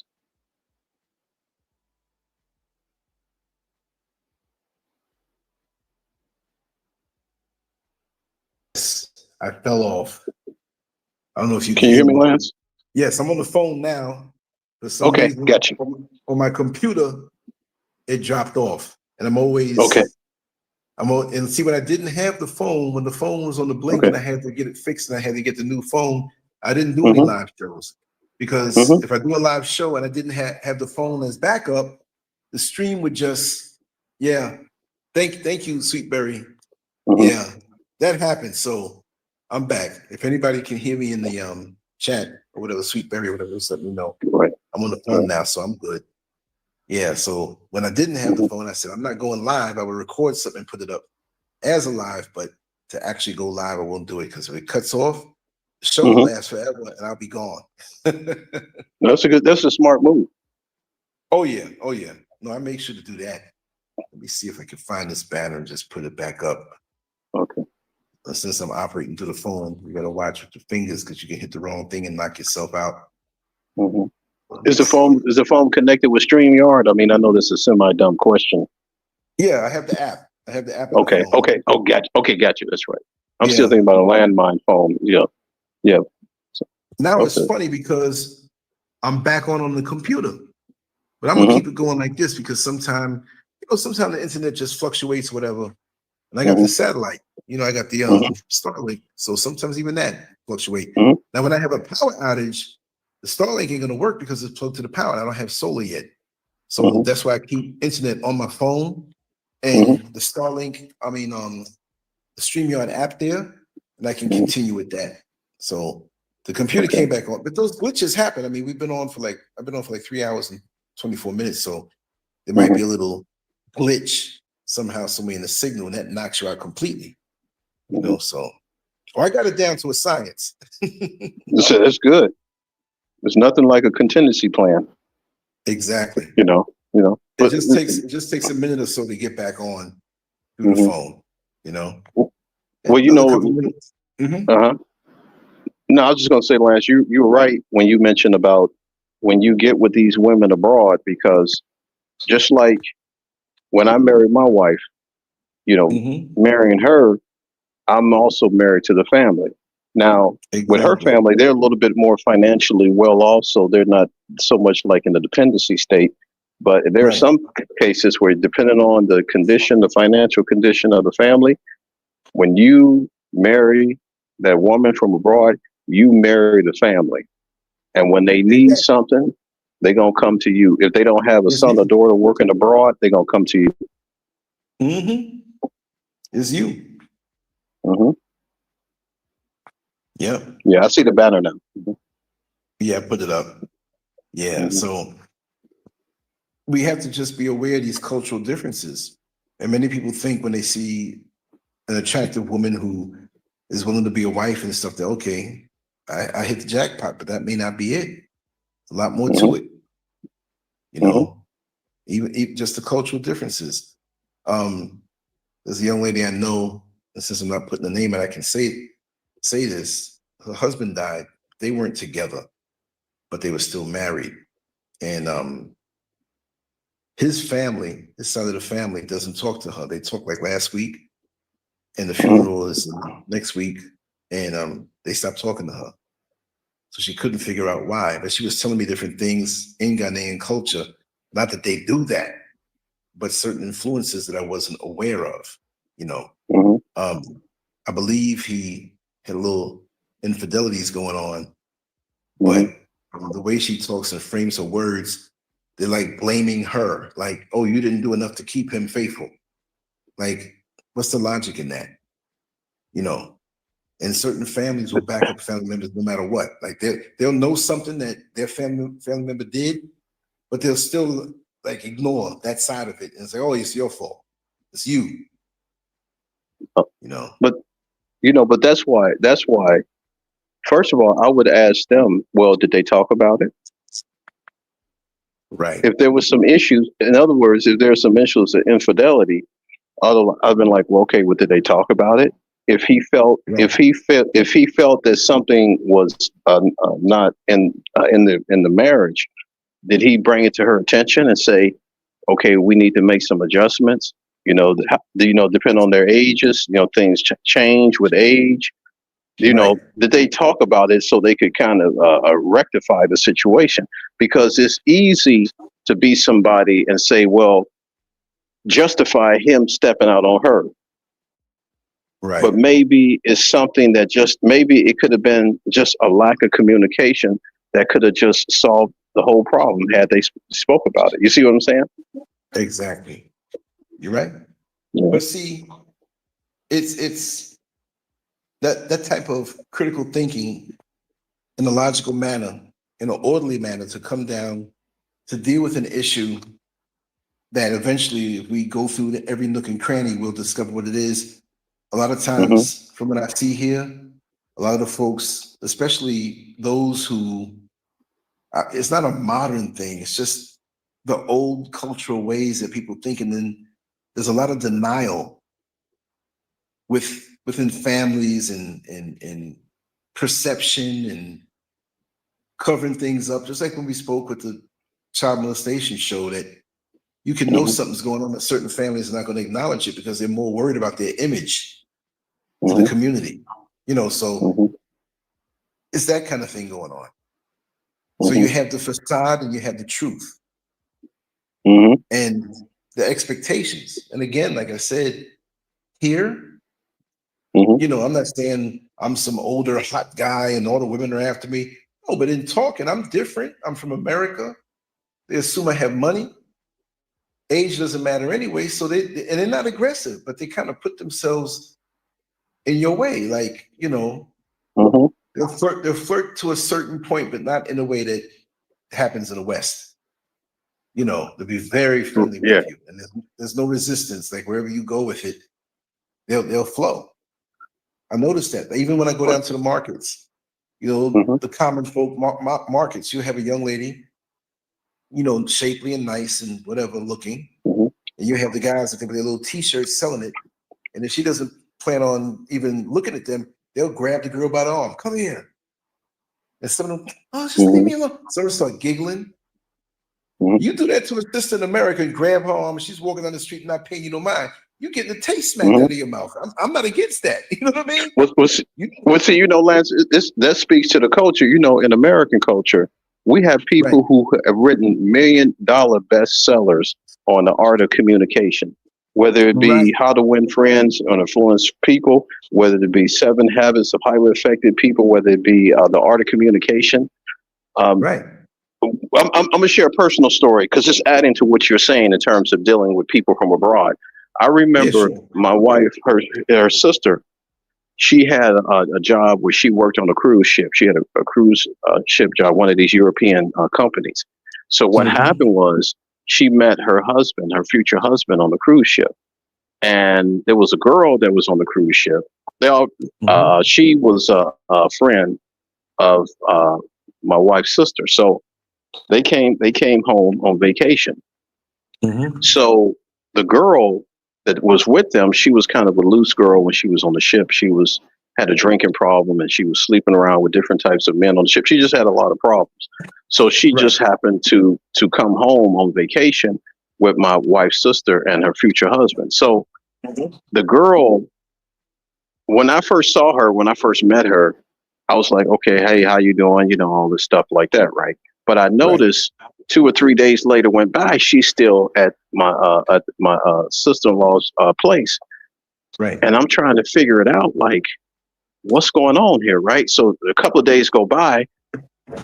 My sister-in-law, she's going off, man. She's like, oh, I'm not gonna do this. I'm gonna thinking about ending the relationship, blah blah blah blah blah. So my wife told me. So I said, what's going on? So Right. what we found out was the girl that was staying with them, the friend, was causing some Mm-hmm. problems. Now I don't know if she was hitting on my sister-in-law's future husband, Right. but nobody wants to tell her because they all trying to save face because it's part of the Asian culture. Nobody want to Mm-hmm. tell her, girl, you need to go home and be with your family. Right. So I had to say, okay, somebody got to take charge of the situation.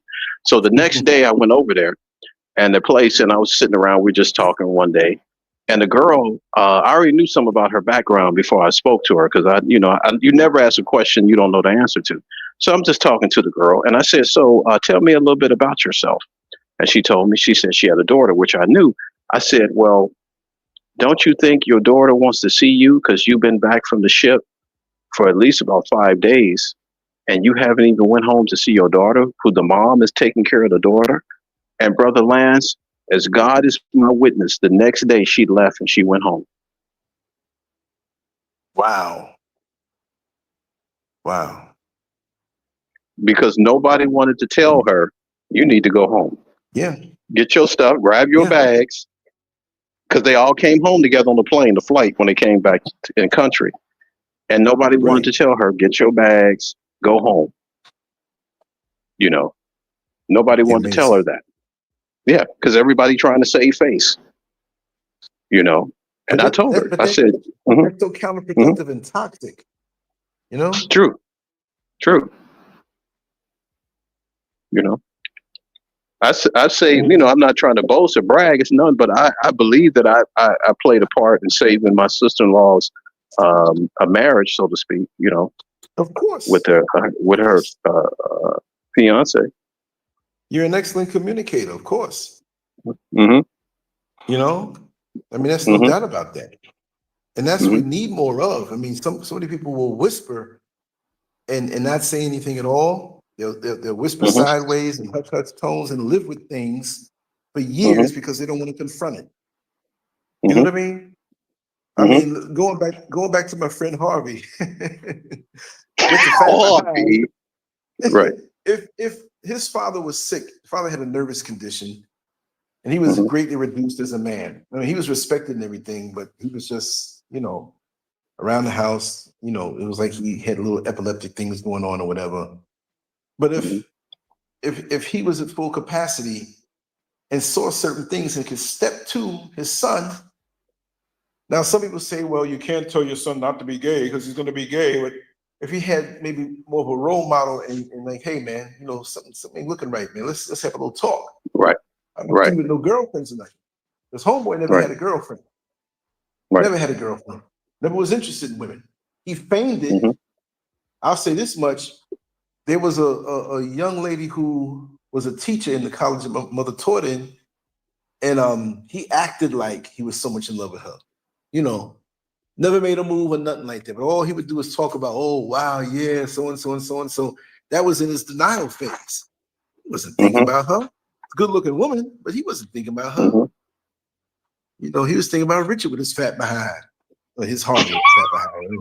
Oh, this is Harvey. Harvey with the fat behind. Mhm. Mhm. So anytime I talk to somebody with the name Harvey, an image comes into my head. And I said, But- if I ever run into this joker but- and he got a fat behind, Mhm. I'm running. Well, you know, it's funny you mention that because I used to work in the restaurant business, and I used to work with this guy. He was a waiter. I was with the kitchen staff, and it was a guy that I worked with. It was like that. He looked like his body was built like a woman. He looked like a penguin. His body was built like a penguin. You I know, know what you he had small shoulders, and he had wide hips like a woman, Mm-hmm. and he was gay. And Oh, we no. worked, and he used to, because like when we would be in the kitchen, we prep up all the food and everything is always prepped up, so we have it already laid out, so when it's time to start serving, we go from the appetizer to the main dish, entree to the dessert, because we had it going down. We had it all organized, the guys I was working with. It was like three of us, and we had 3 or 4 of us on a given day. And we had it all lands. We had it down to a science. And here he come, with his weird self. And I know what you're talking about. These guys, they got these funny looking bodies. They got small shoulders and wide hips. Look like the penguin from Batman. Yeah, Danny DeVito build. Yep, I remember that. Yep, this built just like that. You know what I'm talking about.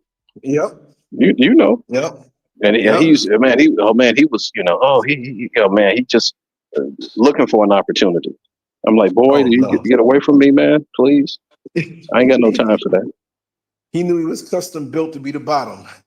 Yep, pretty much. I'm like, I mean, he was a mess. He was a hot mess, man. You could tell he never played football or baseball or nothing. He was like, not athletic. No. You can tell, like, to one of them kind of guys. I'm not saying he would have been the shooter in the high school, but he's probably too weak to pick the gun up. We give him a 30-06. He wouldn't have been the shooter, but he wouldn't mind bending over and get shot at. Yeah. Yeah. And the coroner never found the bullet hole.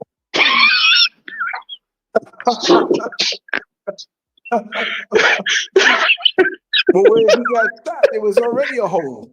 Right. This dude was a mess. So I know what you're talking about when you're talking about Harvey. Yeah. When you said that, the first time I thought about the dude, man, I was like, yeah, this dude was a mess, man.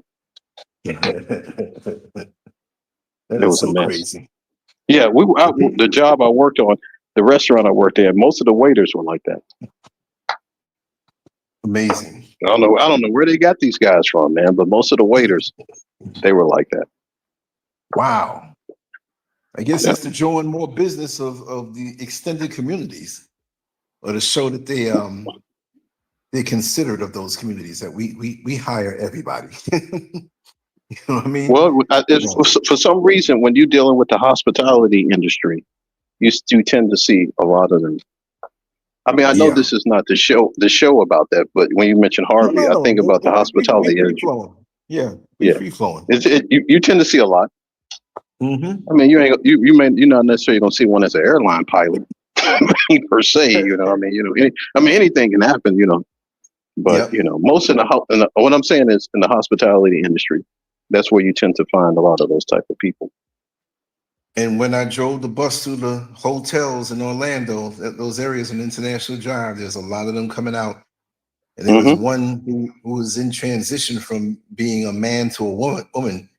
The dude was big, tall.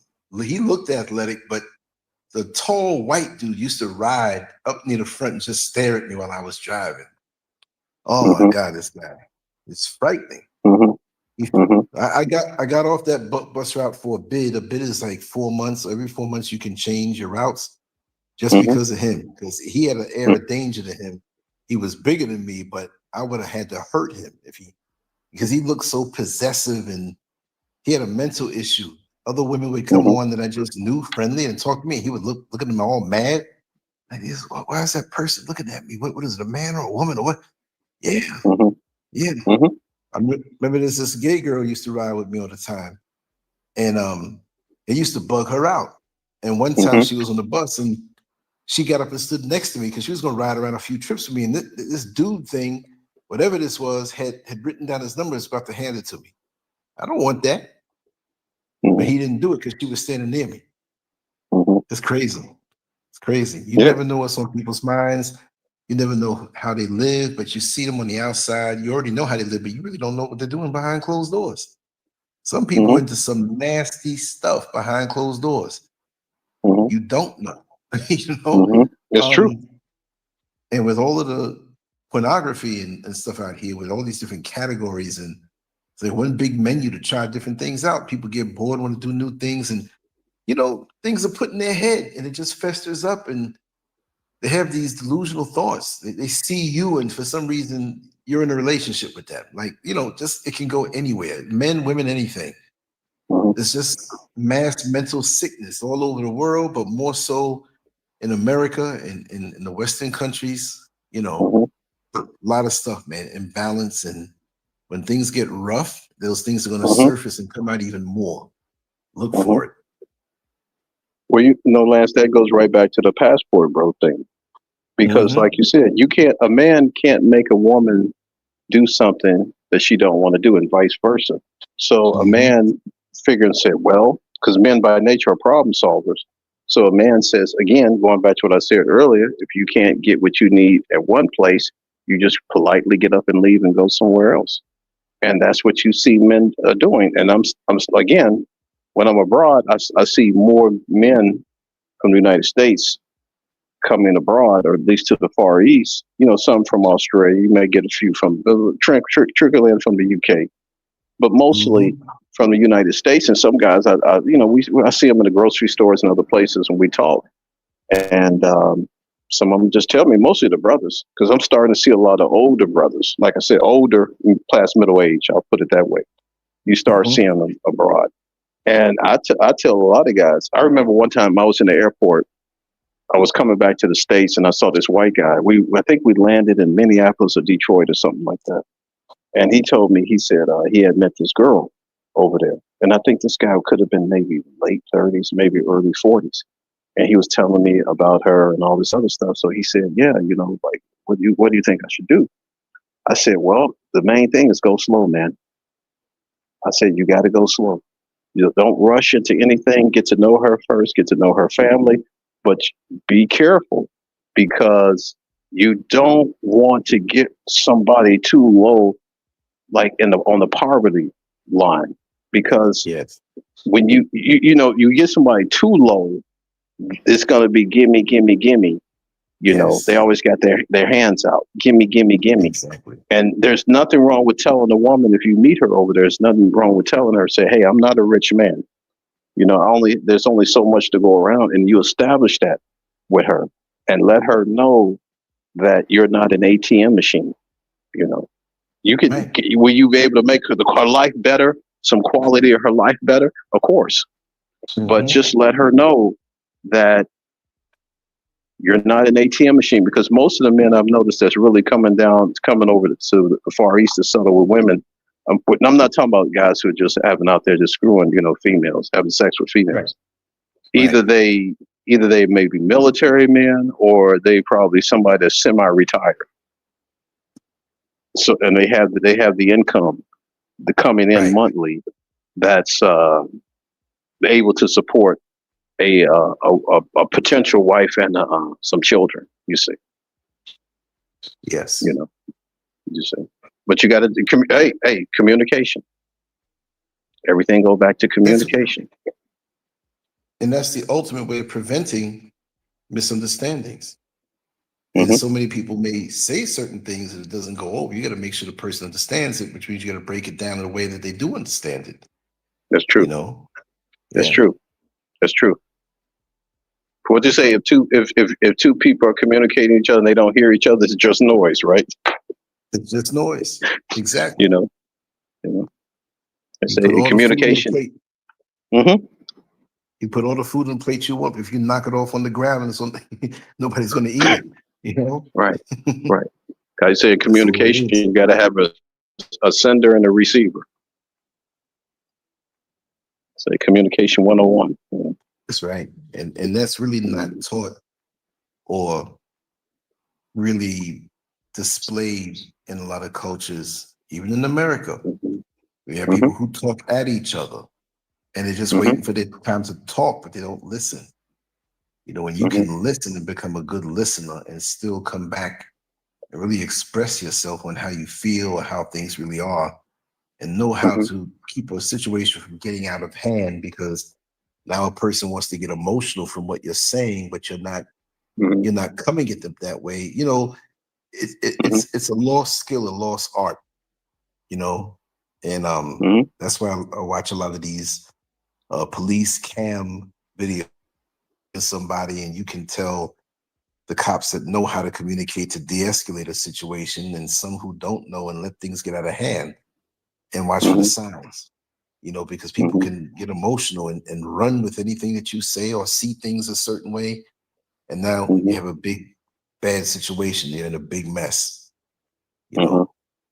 So you got to know where that person's mind is when you're talking to them, and what their state of mind is and what they're seeing. Because they can nod their head all they want and they'll come back and you realize you didn't even get through to them, you know. So that's the important part. Well, you know, it's just like Kevin Samuels. I will give him credit where credit is due. He was an exceptional communicator. Oh, big time. He knew he knew how to take complex issues. He's kind of like Malcolm in a way. He knew how to take complex issues and make them simple for the average person sitting there listening to understand. Now, I do think to some degree, not to disrespect the dead, I think some degree, some things he threw some BS up in there. But generally speaking, in what he said, most of what he said, I do agree with. The whole thing with this high value man thing, that's subjective, you know, because like I said, a man is supposed to have morals, ethics, principles, and values. And like I said, if you say high value, I mean, a drug dealer has 6 figures, 7 figures. Exactly. You see, so it has to be some kind of something there, some standard there with the man, you know. I mean, a man might go out and he might have a side chick or something, or he even could be married and have women on the side. That don't mean he a bad person. Those things happen. And I often say, again, if whoever does that, that's between them and their creator.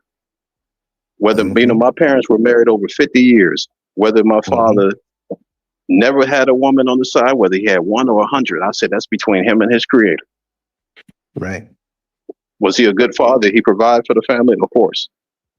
You know, you see, some things I had to go on the street and I had to learn, you know, about life, you know, because he was more like kind of guy, like a pillar of the community, so to speak. But all in all, you know, you learn as you go. You learn as you go. You'll always get the opportunity to learn no matter what the source. Yeah, absolutely. It's just a matter of having the ability to absorb it and put it in its proper place in your world, you know? Because there's so many different types of situations out here. And if we come up in a bubble, it'll be very shocking. If we're sheltered, it'll be very shocking. I'm just so glad that I've been exposed to so much from young, you know. And I've always said I'm unshockable, but I may have to take that back because there's a lot of things that I'm seeing now. And I'm like, wait a second, you know. Or maybe the model that I am is out of date or something. I don't know, but I thought I could, you know, handle a lot of things. But oh my God. Well, see, Brother Lance, two things. One, you getting old has its advantages. As we, haven't seen things 60s, 70s, 80s, Yes. 90s, that has its advantages. I think what has happened, we probably never thought that things were going to get as bad as it has, especially with people's mental health, especially with the mental health aspect. We could watch TV, like, remember back in the 70s, they used to have these apocalyptic movies like Soylent and Green and all this other, Mhm. like the Omega Man, the Last Man, all these apocalyptic films, right? And we probably said, well, things probably would never get that bad. It's just Mhm. television, it's film. But if you would have told me, you said, Boz, there's going to come a time in this country where people in the world, but in the Western world, where people are going to look between their legs and they can't tell if they are a man or a woman. And I would have been like, Brother Lance, you crazy. Yeah, Isn't it obvious? Isn't it Mhm. obvious that Right. people, you mean to tell me that some people can come, a small minority of people can come along and rewire people's mental faculties, get it so obliviated To that point. to where they look down and they don't even know what sex they are, the gender. I said, you know how diabolical a person like that has to be? Yeah. It's the ultimate mental illness, Mm-hmm. which it was on the books until 1973 as that. But they took it off, and Mm-hmm. now it's I identify as this and I identify as that. It was a couple of years back, about 20 years ago. Was it 20 years ago? Yeah, I think it was around 15 years ago or so, where they said that Facebook at that time, I don't know what it is now, acknowledged at least 72 different designations for the sexuality of people. Mm-hmm. I'd like to see that list. Like Mhm. you got two sexes. You might have a hermaphrodite, okay, but other than that, Right. Mm-hmm. where the other 72? What are we picking names from out of the sky? And why is this so Mm-hmm. important now? We got issues to solve in the community and the society. And you got folks Mm-hmm. more worried about that. For something that's so fleeting. Mm-hmm. In this life, you Mm-hmm. want to change who you are, but you can never change who you are. You can chop something Mm-hmm. off and take certain hormones and look like Right. something. Right. And, yeah. Like Manipulation.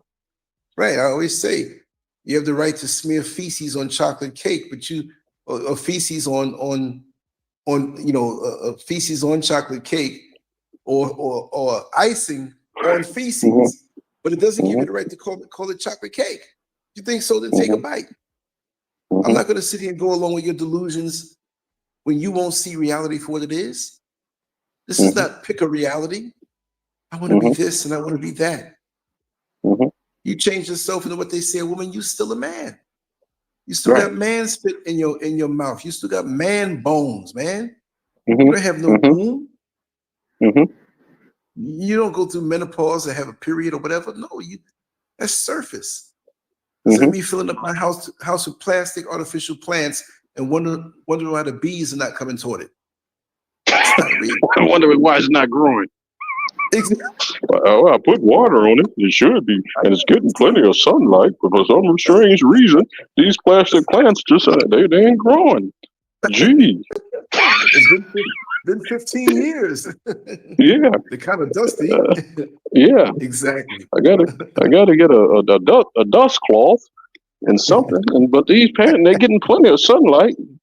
The water is overflowing out the pot, but for some I know, reason, right?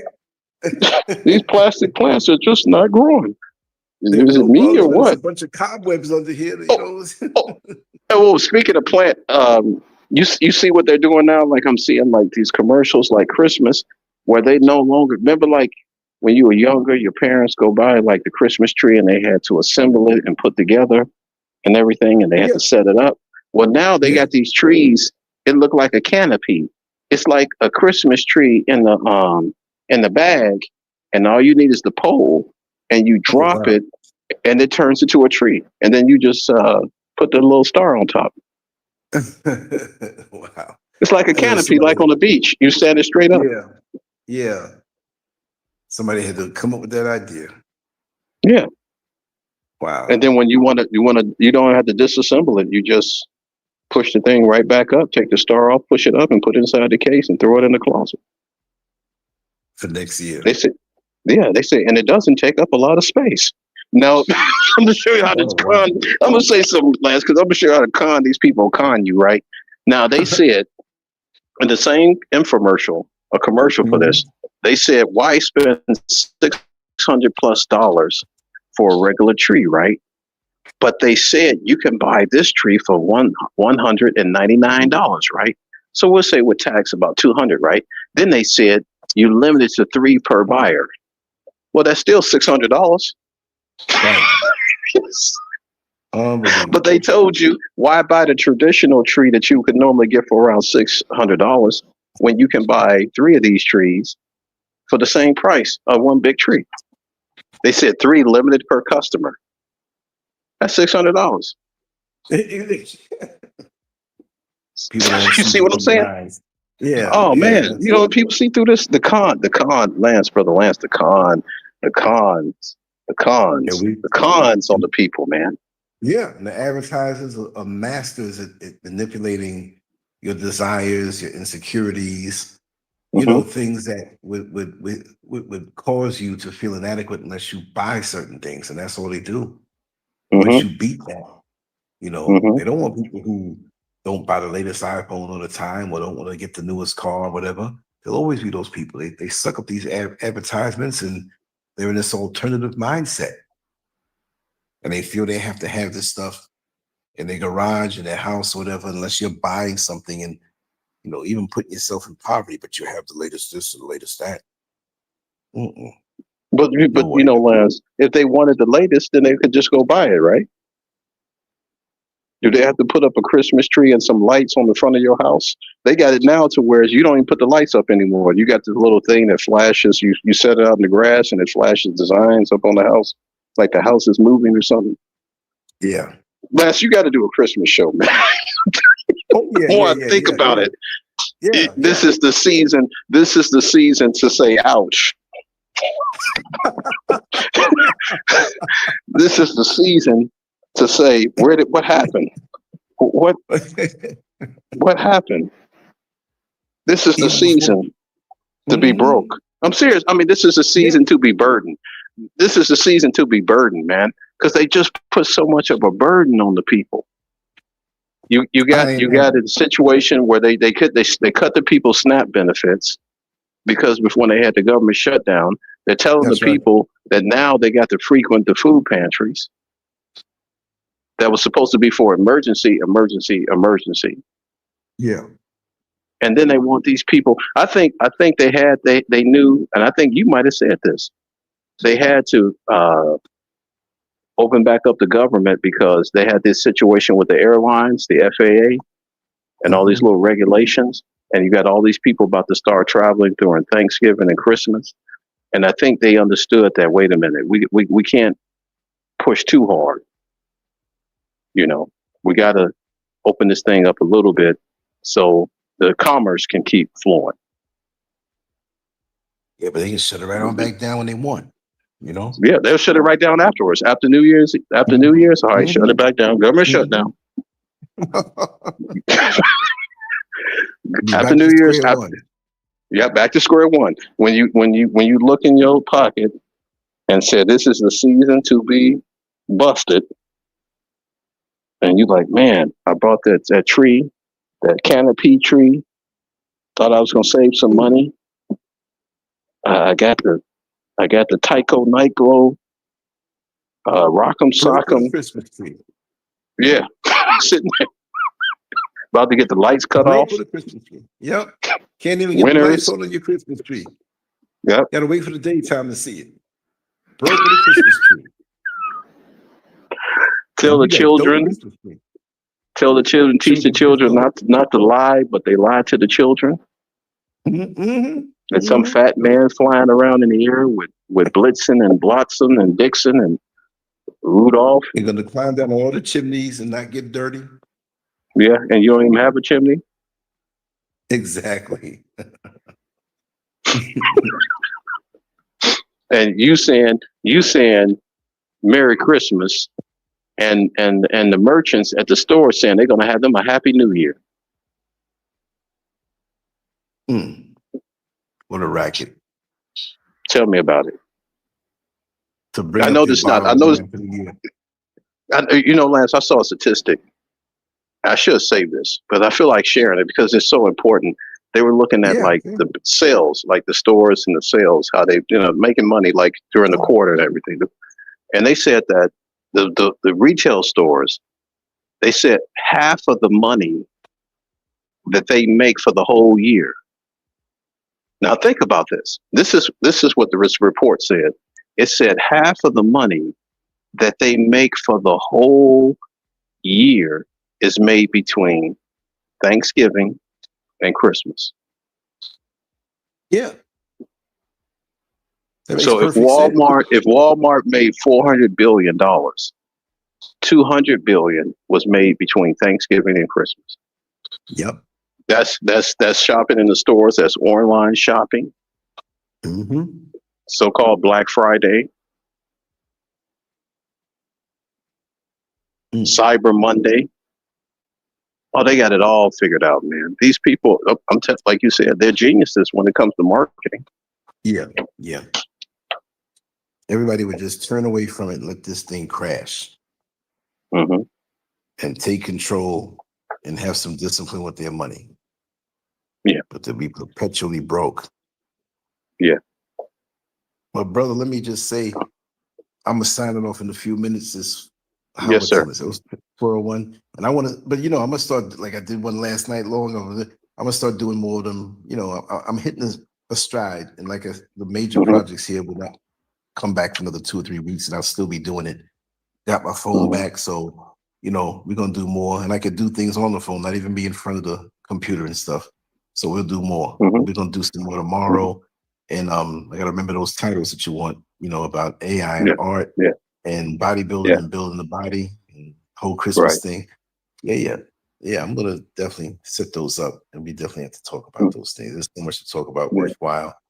And I thank you for your intelligence and your ability to communicate and your sense of humor. Well, you know what they say, Brother Lance. La la la la la la la.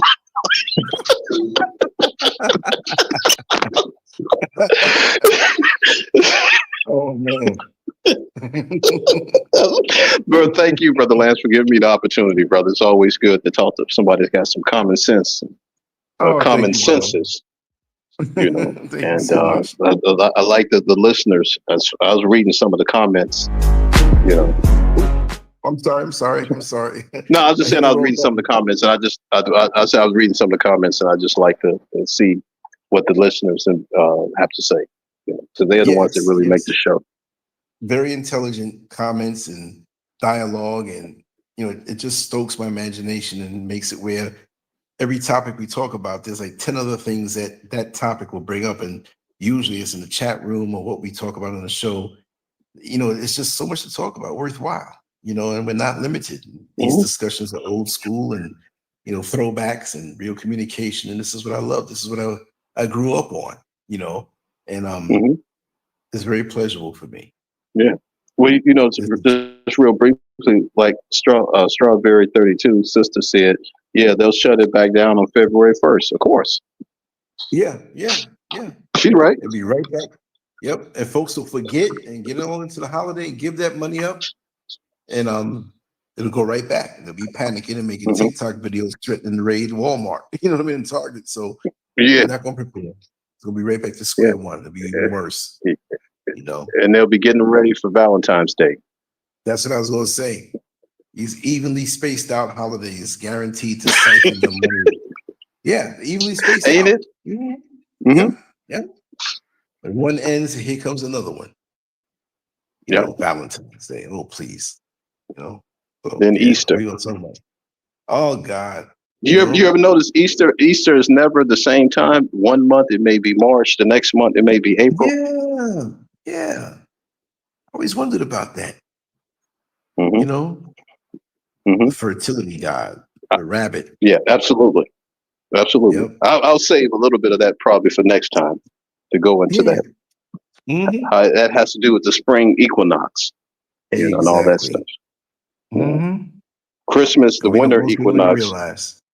Oh no, they don't know how this is tied in. Like you said, with fertility and all this other stuff. Mm-hmm. Oh yeah. Wow. All right, brother Lance. Hey, brother, thank you for All your right, time brother. and your patience, brother, and the listeners too. Oh yeah, yeah. It's been pleasurable, man, and I learned a lot from you tonight, man. And it's Yes, sir. always good. We'll be Me back too, on brother. tomorrow. All right. Yes, sir. All right, brother. Thank you Peace, so sir. much. All right. All right. Thanks. All right. Good night, everybody. Thank you for coming on through. I hope you enjoy it. We were all over the place, little comedic stuff. And, you know, every time we talk about a topic, we cover the topic. And then after that, when we just chop it up and let it go where it goes. And I hope it's been a cerebral trip, you know, and may you all sleep deep. I'm 5 hours ahead of the East Coast right now. It's 4:05 for me and 11:05 for the East Coast, and so on and so forth, going back to the West. So it's much earlier for most people in the States. But for me, woo, and I got some things to do. I got to set up Neil Frazier's link, aka Metamorphosis. So we'll have something to do tomorrow night. And I'll say it's tonight for me, but tomorrow night for everybody else in America. It's going to be a very interesting show. He already sent me everything I need to do to set it up. So that's going to definitely work. Sorry for the mishap with the glitch that knocked me off, but that does happen, especially with these longer shows. But now I have my phone back and I got my backup. And so we'll definitely be doing a lot of these. All right. So have a wonderful night. Take care. And I'll see you tomorrow. Peace out. Much love.